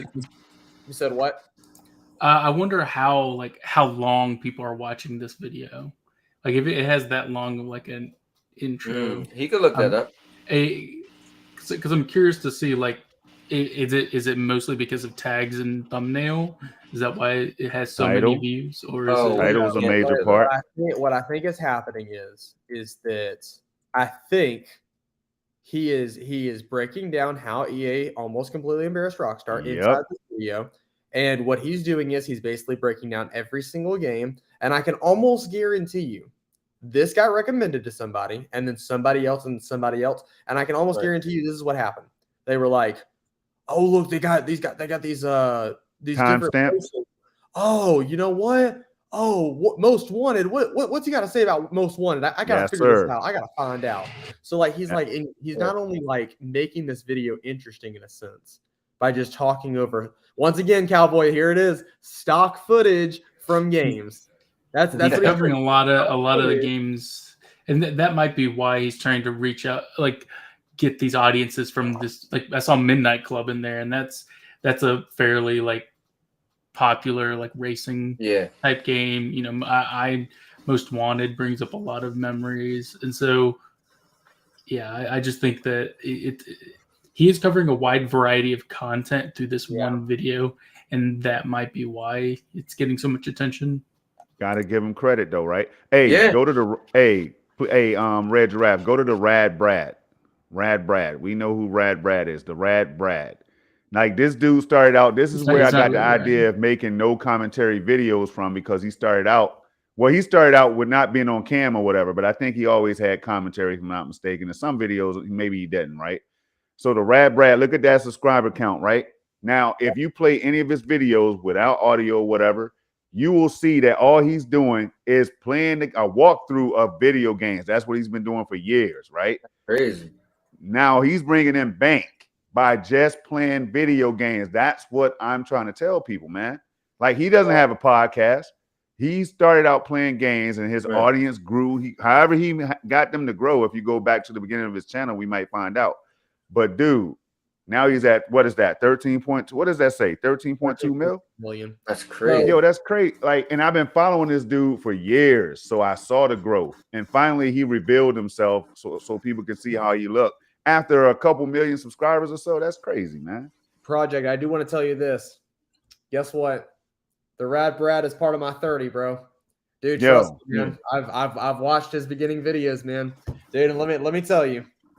Let me tell you what the Rad Brad did if everybody's curious about this guy. Let me tell you what he did. He basically got into a niche that almost had zero to nobody. Now, this is not something you could do in today's world. Like, for example, let me bring this to example. If you wanted to get into Apple products in today's world and review Apple products, you can do that. But I want you to know there is a very much high possibility that if you're just reviewing Apple products, and you're not like making a spin on it, or you're not doing anything, you're just reviewing the product and telling your opinion on it like these other guys do, you're not going to get anywhere. Why? Because that's already been established. They're already doing that. For example, the Rad Brad makes walkthroughs. So anyone else that makes these walkthroughs that Rad Brad makes, they're not going to get that many views. Why? Because this guy's already doing it. This is his bread and butter. Like the people that are going to get the other views, I don't even know how they get those because this is literally what this man does. He is the father of walkthroughs, is what most people call him. He is the father of it. Kind of like how PewDiePie was the father of like the horror games that he was playing and the commentaries that he was doing. Yeah, this is the father of walkthroughs. So it's like when he first started, it was just like, oh, okay, it's a walkthrough, nothing special. And it's like you just watch the rest of them and you're like, okay, great, this guy is somewhat funny and he does walkthroughs. But that's the point. He was one of the very first guys to break open this niche. And so, like, if you're one of the first people to break open a niche, like if I were to make like I don't even know, like let me just pull something out of my hat. Like if I made a niche tomorrow that was like I created AI that was able to swim.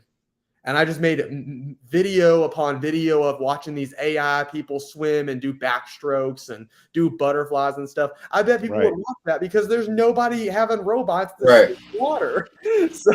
So it's like you have to be the first in this niche in order to do it. And that's what Rad Brad did. And the funny thing is that remember how I said don't ever give up? This man would post a video every single day, except for I think it was like Sunday. He would literally post a video every single day. And that's what you have to do. You have to literally like discipline yourself to do that. What's his video count? Does it show his total video count now? Yes, it does. He is 7,000 videos. Damn. I just want to say I'm about to head out. Catch you guys later. All right. Bye, Maker. Have a good day. But yo, that's crazy. Wow. I mean, yeah, like I'm telling you guys that YouTube is all about, like, he could have literally given up at like 5,000. He could have said, nah, I'm done with YouTube and just given up. And you want to know what the funny thing is? Let me show you guys something. It's deep, man. So this guy right here, his name is Flip Art, right? This man was friends with a bunch of Call of Duty people. He was friends with Ali A. He was friends with Mr. Beast. He was friends with everyone, basically in that community. Okay, and so like he's been on YouTube for like who knows, like I think it was like 8 or 9 years doing this. Or no, he was on. I remember this. He was on it for 14 years, guys. This guy right here. And so like obviously I'm not going to go all the way down, but like at one point, he was making so many views and something just happened. Like his channel just, and I always say this, I'm like, a YouTube channel doesn't die. You've done something to like create this happening. But like back in like 3 years ago, he was still getting these really good views somewhat. I mean, there's 34,000. I mean, some of these are crashing and burning, but I mean, for the most part, he was still in somewhat relevant in a sense, but it wasn't like 7.1 views, and even 55,000 views. But then he just look at him today. Like he literally quit a month ago. He literally put the end. Damn. And it's like his channel just like disintegrated. Like look at these views now. They're awful. And I wonder why. And it's like if you look at it from nowadays, you wonder, you go, maybe he didn't upload like he was supposed to. Because you see 1 month ago, you see 7 months, you see 8 months, and then he does a whole bunch of these for 8 months. But when does he do those? Does he do those sporadically throughout the 8 months? Does he do that every week? Like, I'm confused on what he's doing here. And then he's got a bunch of 10 months, so he does another gap. So it's like, once again, this is all about uploading. If this man would have continually uploaded, he could have been in the millions, but he didn't. And what probably happened? He probably got a girlfriend and was like, I don't got time for that YouTube stuff. But I mean, and he never innovated his content either. He just stayed where he was at. And I mean, I don't ever want to talk crap about this guy because I mean I don't even know him, but I'm just saying like this. If I could spell out failure on YouTube, this is it. When this guy was friends with Ali A when he was at 200,000 subscribers. He was friends with Mr. Beast when Mr. Beast was at 2,000 subscribers. This guy was friends with who was that other guy? Jack Craggs, the guy that plays Battlefield. He was friends with that I guy. know him. And literally know that him. guy's got millions of subscribers now. So Yep. why is this guy stuck at 90K? That's the question. That is the question. Well, some people just don't have the luck, man, or the drive, or whatever the case is. But Yeah, I mean, I don't. you know, my thing is this: I would be curious to know how much he was making because I would be afraid to lose that money. So, like, let's say I get a new girlfriend, right? And I'm like, man, she's bad. Like, she's trying to always go to the movies or she want to go to the club, and I'm too tired to upload. I will have to say, okay, how much money will I lose if I'm following her and not this? You know, and like, is he going to Twitch now? Is he like, you know what I'm saying? So it always depends on what you're doing, you know. So I actually checked if he went on Twitch and he did not. He did one like a year ago. But basically from what his channel says now, he was only making on this last year that he was on YouTube, he was literally making 255,000 views. And that is, let's see, if I divide that by 1,000 and then I do this. Man, Yeah, Red is no joke. He was only making $382 for the entire year. So, see, that's the question. Like, why? You said $382 for the year? Yes. The year. Yep, the year. That's what I'm saying is that, like, and the funny thing is, look at his channel, right? His channel was literally at 90,000 subscribers, okay? This is the funny thing, right? If you go to my channel, you will notice, oh, that's not even me. What's Social Blade? Yo, man, how don't you know about Social Blade? I know what Social Blade. You haven't been watching the YouTubers out there, man, that's telling you how to do this, cowboy. I'm confused. Definitely not. Yeah, bring up my own channel. Social Blade will show you everybody's stats, man. Oh, wow. Every content creator on YouTube.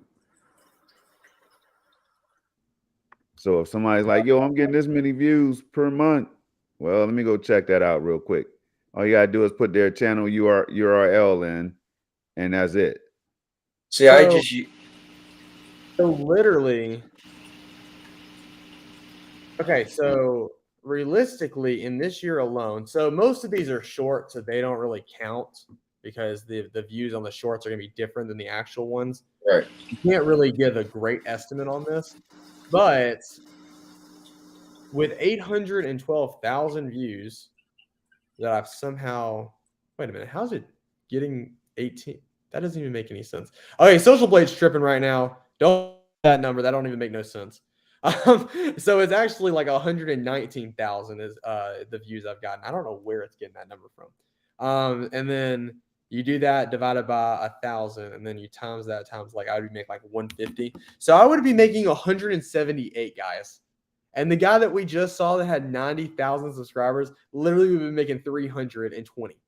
So wait. I think the numbers you mean a month, or you said a year earlier? You mean a month? No, a year.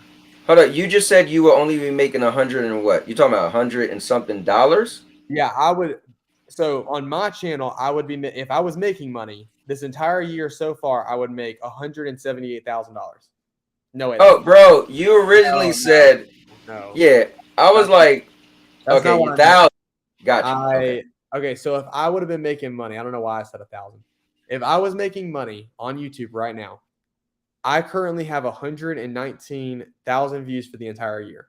Well, up to this point.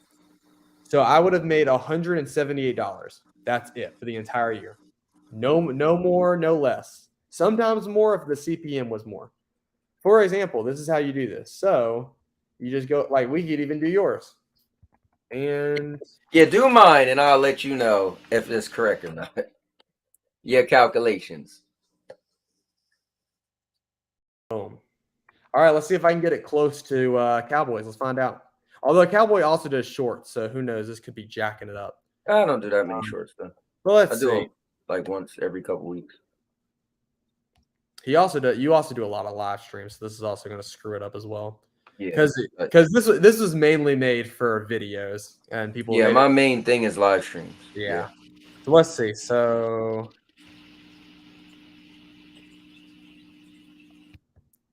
roughly, you are making $590 for the year. No, that's incorrect. I make $100 and something a month, so that alone is over $1,000. So Yeah. okay, so you were getting paid. Okay, remember, YouTube won't pay you instead of $150. Okay, that makes sense because you're YouTube won't pay you unless it's $100. Unless you hit that $100 threshold. He's right. Right. So because certain niches pay different. So I got to think about that because your channel is not gaming. On gaming, we would make $150 if you were gaming. You're it used to primarily be kind of gaming, but I kind of switched up. But you also got to remember this too. I also have membership too. Oh yeah, I didn't think about that. So there's memberships. So let's do this again. So if I He said Social Blade is not accurate, and that doesn't factor in super chats and all that either, right? That's right. That's right. Okay, Super so in reality, Cowboy is making $13.78 for the entire year. That's probably about right. Because that would break it down to $114 every month. Yeah, something like that. I mean, because you're in the entertainment and you don't have as many subscribers as other people in entertainment, so I guarantee you're probably making about $350. If you're on the lower end, if you were on the higher end, you'd be making 6 or 7. Mr. Beast currently makes like 12. So it's like, dang. So yeah, that's why you're on the 350. With it used to be a lot different. Inflation has actually gotten YouTube. But see, Cowboy, what you can do is you can see how it's doing its earnings. But like for example, they're like, okay, this day you earned 475 video views on your entire channel. Congratulations, you've gained 12 cents to $2. Right. I mean, I can tell you. So in May, I made $179.58. In June, I made $116.83. July, I made $93.30. August, I made $101.04. September, I made $141.17. And October, so far, I'm at $79.48. Nice. So well, but it varies. It depends on super. I have months where people just go super chat heavy, right? Then or the I mean, I had some beef in the neighborhood, so I know some people unsubscribed from my membership. But hey, I gotta be me. So if you gotta go, you gotta go. We got projects. Hey, Storm. Some people was like, nah. Yeah, don't say. Yeah, right. They was out. Say. It's like, nah, we done. They don't. A bunch of people was unsubscribed from a membership. I said, hey, listen, man, I can't hold you because I gotta make content for me. So if I said something that annoys you, I'm sorry, but I said it and I meant it. Okay. So Project Storm is literally in terms of gaming. He's a gaming channel. Okay. So he should be making on the lowest end 150 per. That's exactly what if I share my screen right now, which I don't care because there's nothing confidential. Yo, matter of fact, let me share it. Let me share it. Well, it has my real name, but I don't have to go that far down. Now, I'm gonna show you my transactions. Like I told y'all, is around like 160 or something like that. Now, let me share. Hold on, Cowboy. Let me get that share. Hold up. Can I? Oh, I don't even know if I can share. Can I? I think let's see. All right, I understand. Hold on. And I'm gonna try to find mine. All right, here we go. Hold up. Let me show you mine right here. Now, this is just my AdSense that I told you. Look, right here. There are issues with your payments account. I haven't set it up yet. So I got to do all this. I got to put my tax info in and all that, right? But if I go right here, October 1st to the 27th or whatever, $155 because I broke that $100 threshold. How do you get there, Project? Explain to me how to get there. No, this is Google AdSense. You just got to go to Google. AdSense, and that's what I But typed in. isn't it a way to get there from YouTube?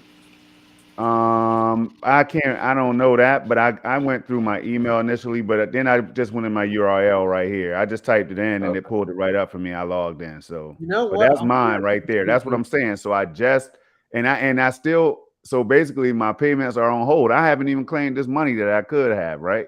Because I don't need the money right now. So I didn't think, so I'm just dumb. So I'm going to do this. I'm going to go ahead and do my wife was like, yeah, what if they the taxes or whatever. I'm like, man, all right, whatever. So, but I'm gonna go ahead and do it, get my change, and then build on my channel and get more chips. That's all. I gotta look into mine. I had I think I had 2 AdSense, right? Because I created a branded channel. Like this channel now is branded, but I got an email a couple months ago that was like, or maybe a month ago, it was like your AdSense is canceled and the last payment. I was like, what? So I was like, what are they talking about? But it came to my regular email, not my Now Your Mom Knows email. So I was like, oh, they must just be thinking about when I originally made the channel with my regular email. Yeah. So see, I mean, I just didn't do the tax. I didn't do all the requirements so I can get paid. That's basically what they're saying is do this so you can get your money. You know what I mean? But it's sitting there, and I'm gonna do it. Like I said, man. I'm one of the only people that's just got money sitting there in different accounts and didn't even claim it yet. But I tell you, when I will claim it, when I get ready to do something for my channel. Yeah, when you about to buy that 4080. Oh man, when Stadia's gonna handle that because I got like 1,800 coming back from them. So and plus I got the money now that I can go ahead and get it, but I can't find the card. So it is what it is. I'm not stressing. I'm not worried about it at all because I know I'll get one eventually. See, I'm at the AdSense thing now. I clicked on AdSense, but it looked like it want me to see, that's the thing. I think I accidentally made 2. So I think when it said your AdSense was canceled, I'm like, what? So I was a little concerned at first. I was like, no, I still got paid. I was like, I think that's incorrect. But now I'm like, mine was almost there though. Like when Red Giraffe looked at it, it was almost spot on for real. That's cool. So it might not be accurate all the time, but Social Blade will break down the range that you should be in at least, so Well, I do find it strange that, okay, so usually we're going off of a 150 CPM, but I wonder if Google is now okay, so back in 2015, it used to be 150. So I was thinking like, okay, that's going to be the standard, like it's probably never going to go up. But now I'm starting to think, oh, wait a minute.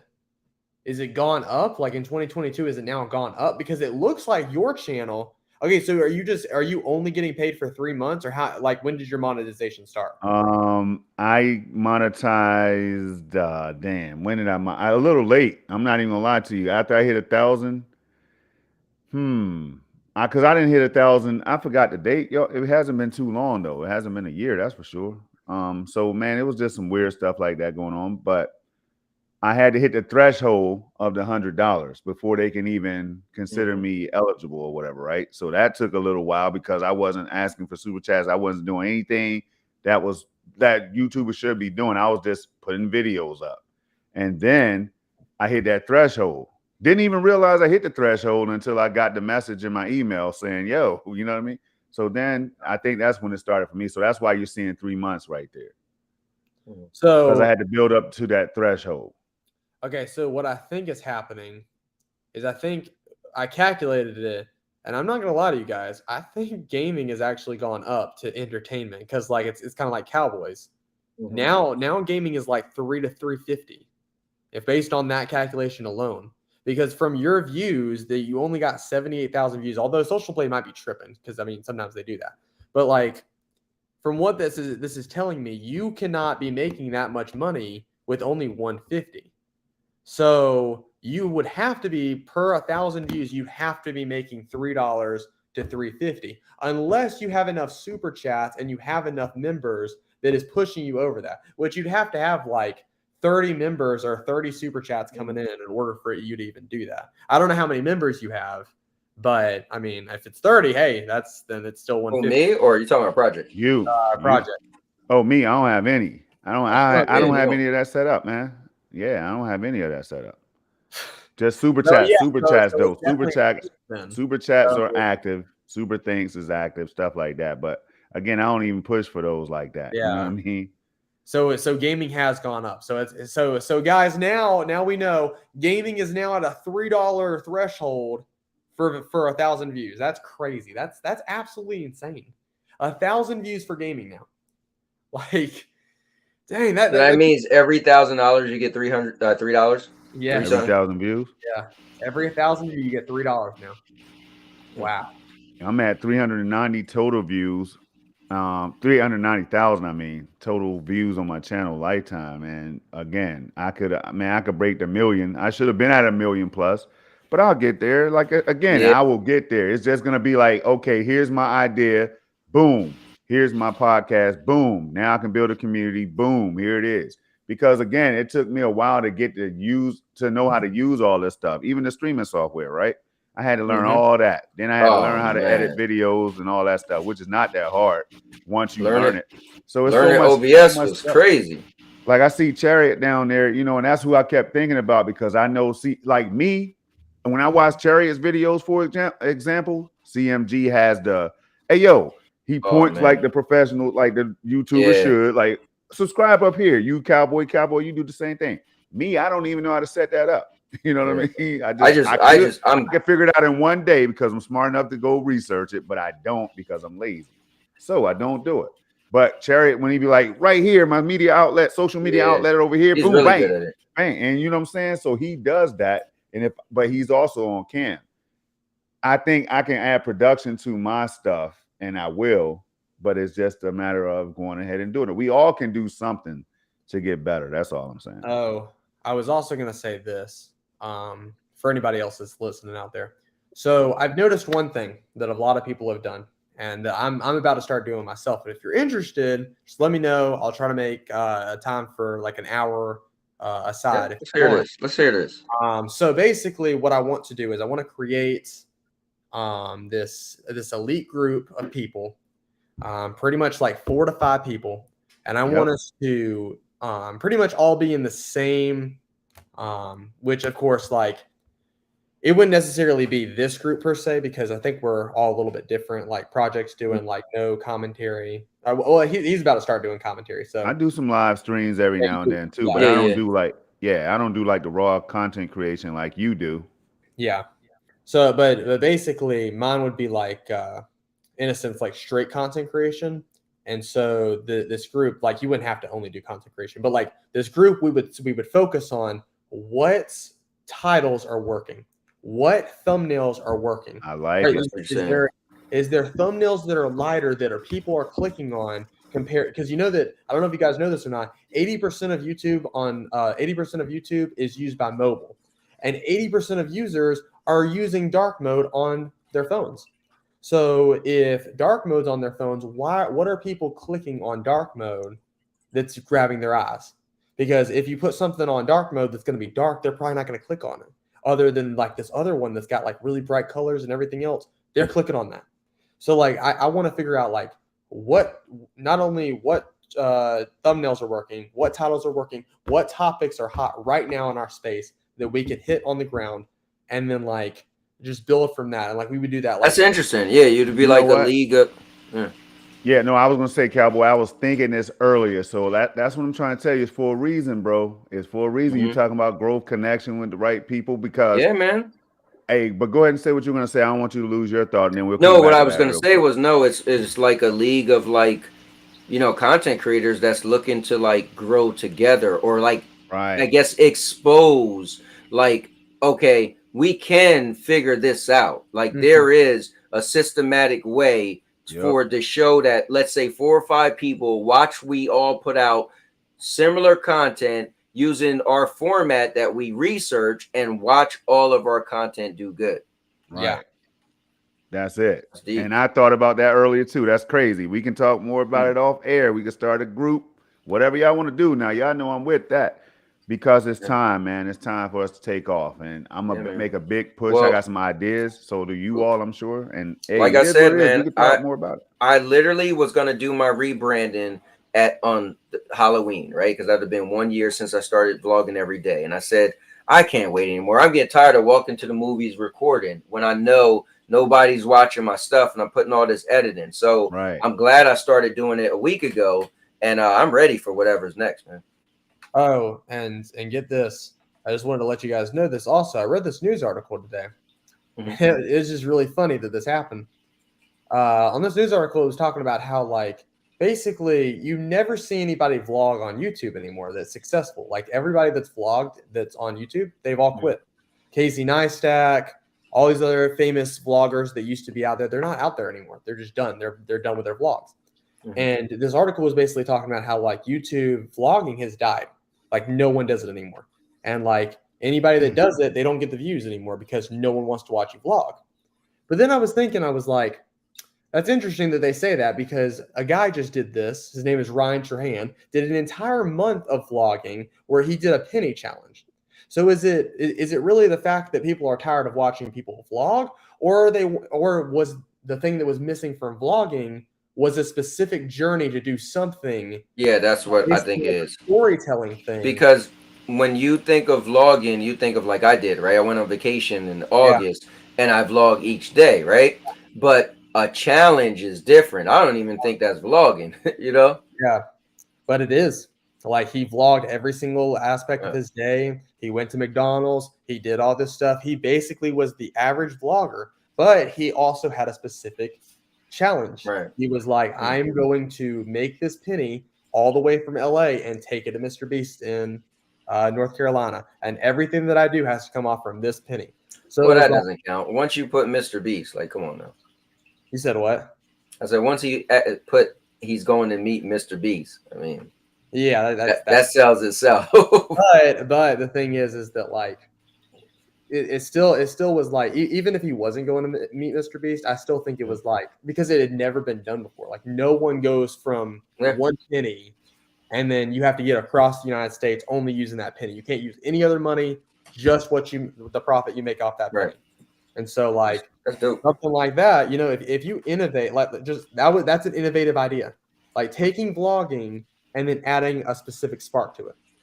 So no one's tired of watching vlogging. They're just tired of watching people just tell about their lives. I get it. Yeah. Well, for me, it's kind of cool because I'm cutting down on a lot. Now, I started vlogging, I still will, for myself and my family. Like, when, you know, like, I was able to show my kids' boyfriends and girlfriends, like, videos of them when they was little. So I love that, right? So I'm still going to, but I know enough that I'm cutting down like crazy, right? I was just vlogging every and anything. I mean, you've been watching, so you know.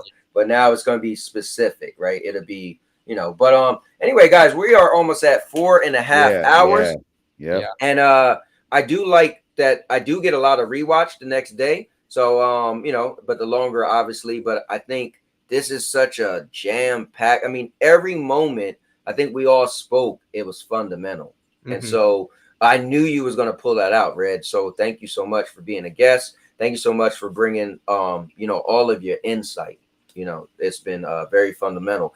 Storm, thank you for coming on. As usual, Storm, people love to hear you talk because you're just no nonsense and always keep it real. And I think that's such a niche thing that you have, that people, I had so many people say, like, oh, I like the Storm dude. You know, it was like cool. Like, oh yeah, he's one to look out for. And thanks, Lion, for jumping in as well. And Maker of Chaos, and in the chat, man. And it was, yeah, I'm gonna definitely get to the chat. I was just trying to think who else came on, but definitely the chat, man. And that's a line, right?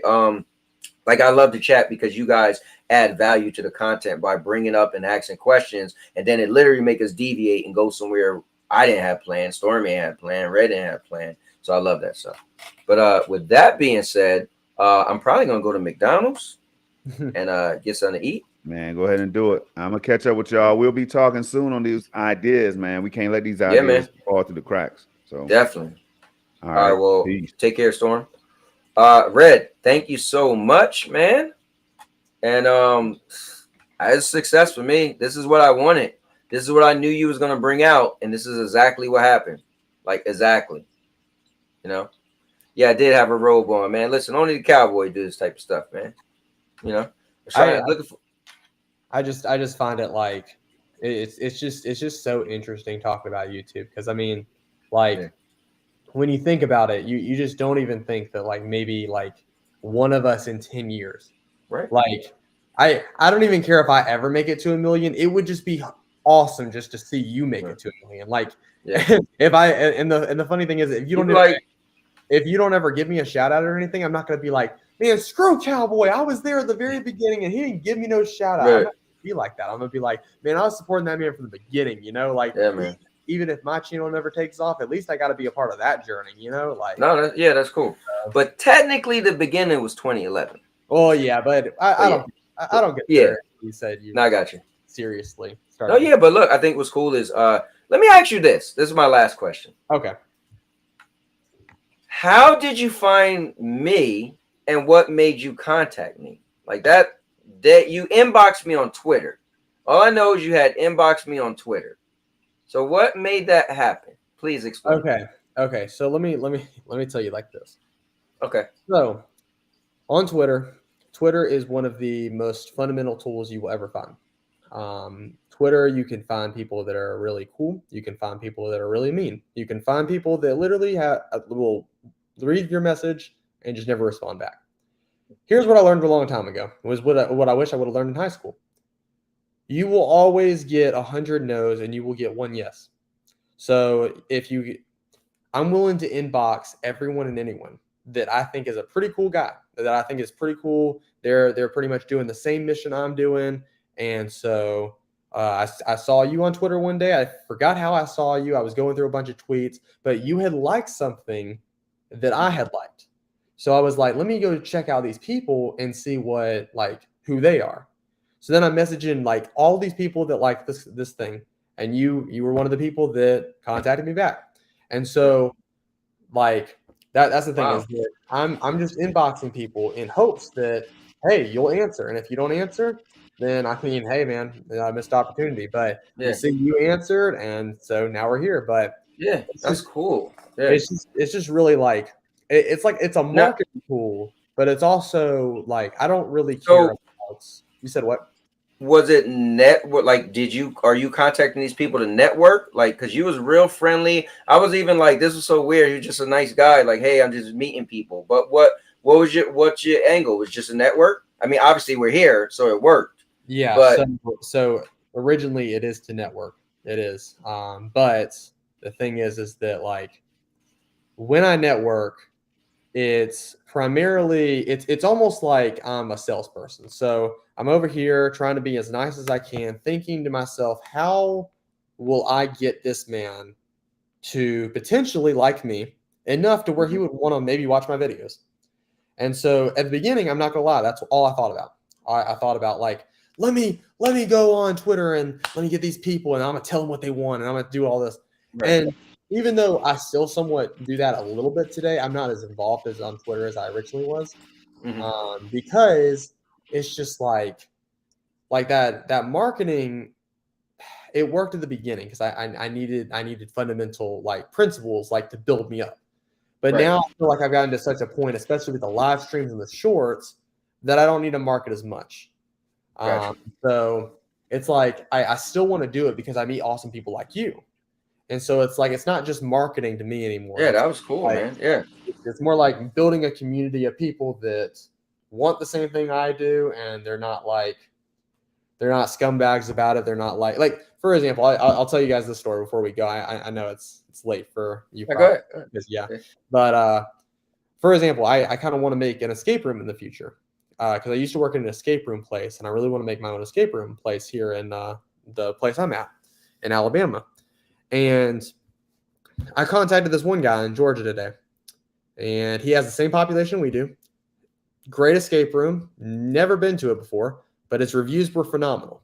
Contact him. I'm like, hey, listen, I'm thinking about opening an escape room here in Alabama. Can you like help me out and just tell me like what did you do?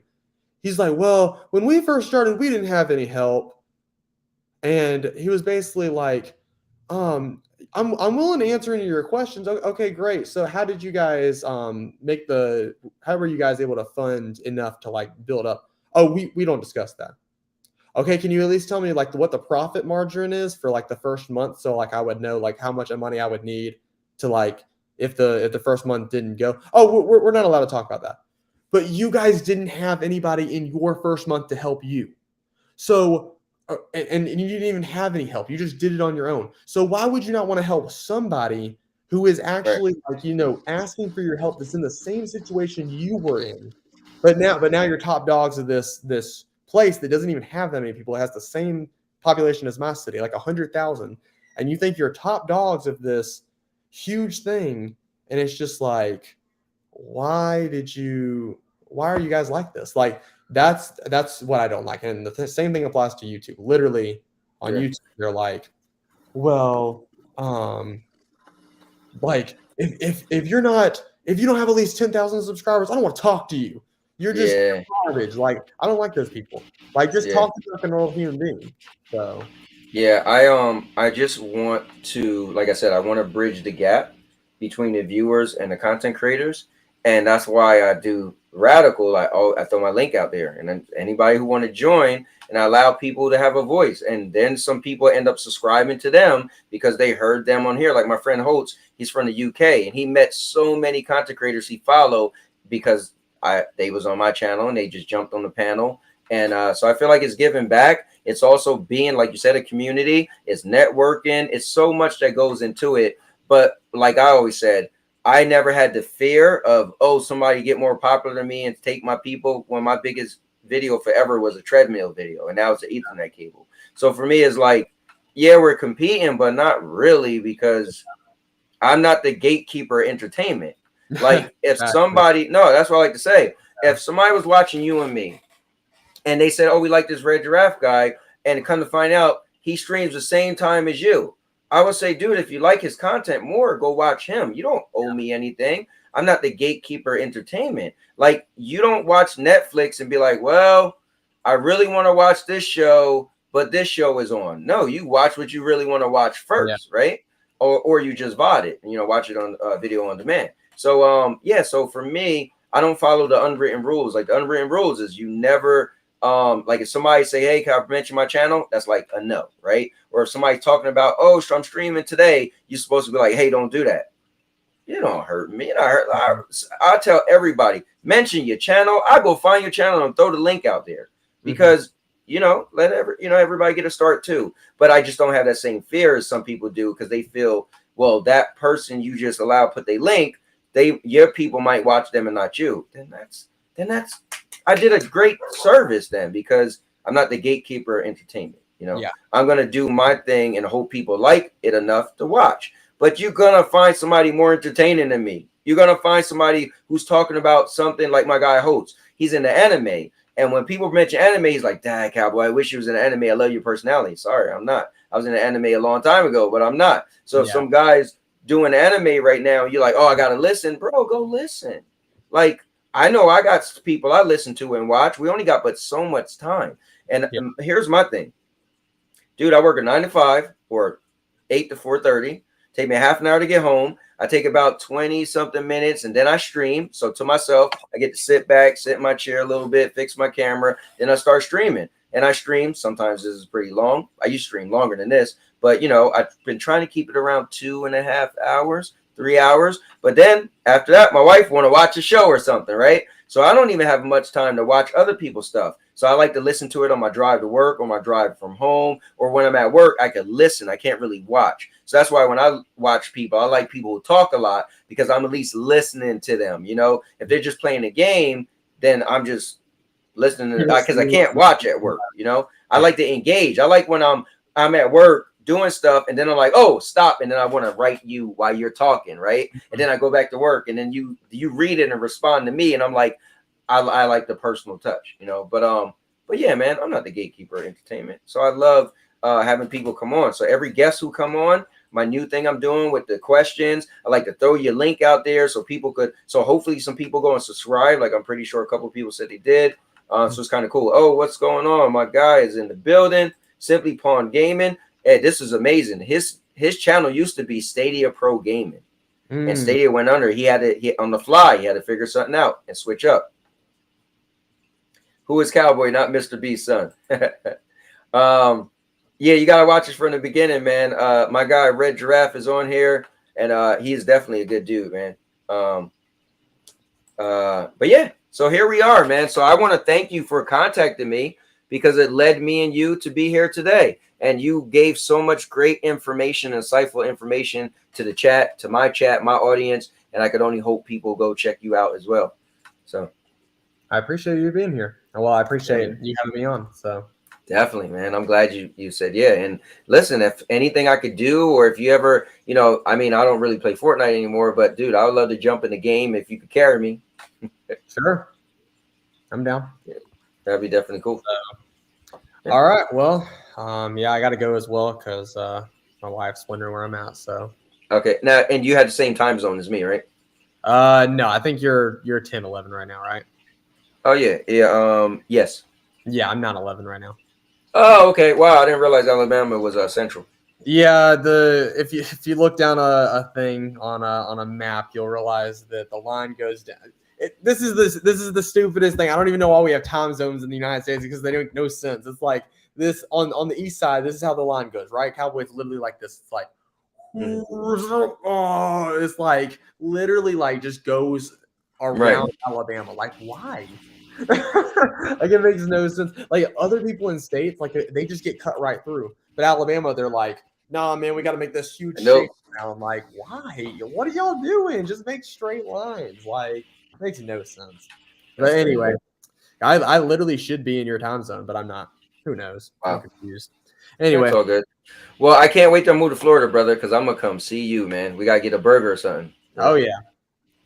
All right. That's going to be cool. I'll see you later. All right, Red. Take care. Guys, give it up for Red Giraffe. Good stuff. Guys, today was really cool. Tell people about this video. It's very fundamental. We talked about content creation, how to build your channel, how to grow your channel, different topics, different advice. We looked up different channels. We looked up trends on channels, what channels was doing to grow. I mean, we got deep to the nitty gritty. I talked about how much money I make per month. I actually showed a thing I was using to actually get a bunch more views and subscribers. There was nothing we didn't touch today as far as content creation. So I hope this video helps somebody. But with that being said, I'm going to get out of here. Thank you so much, chat. Thank you, Will, Pawn Gaming. Pawn, I got to say it right. Anyway, thank you, man. I appreciate it. You coming in when you did. And love you guys. And with that being said, I'm the king of content. And now, your mama knows. It's been a long day, but I'm out of here. I'm about to go to McDonald's. And now, your mama knows.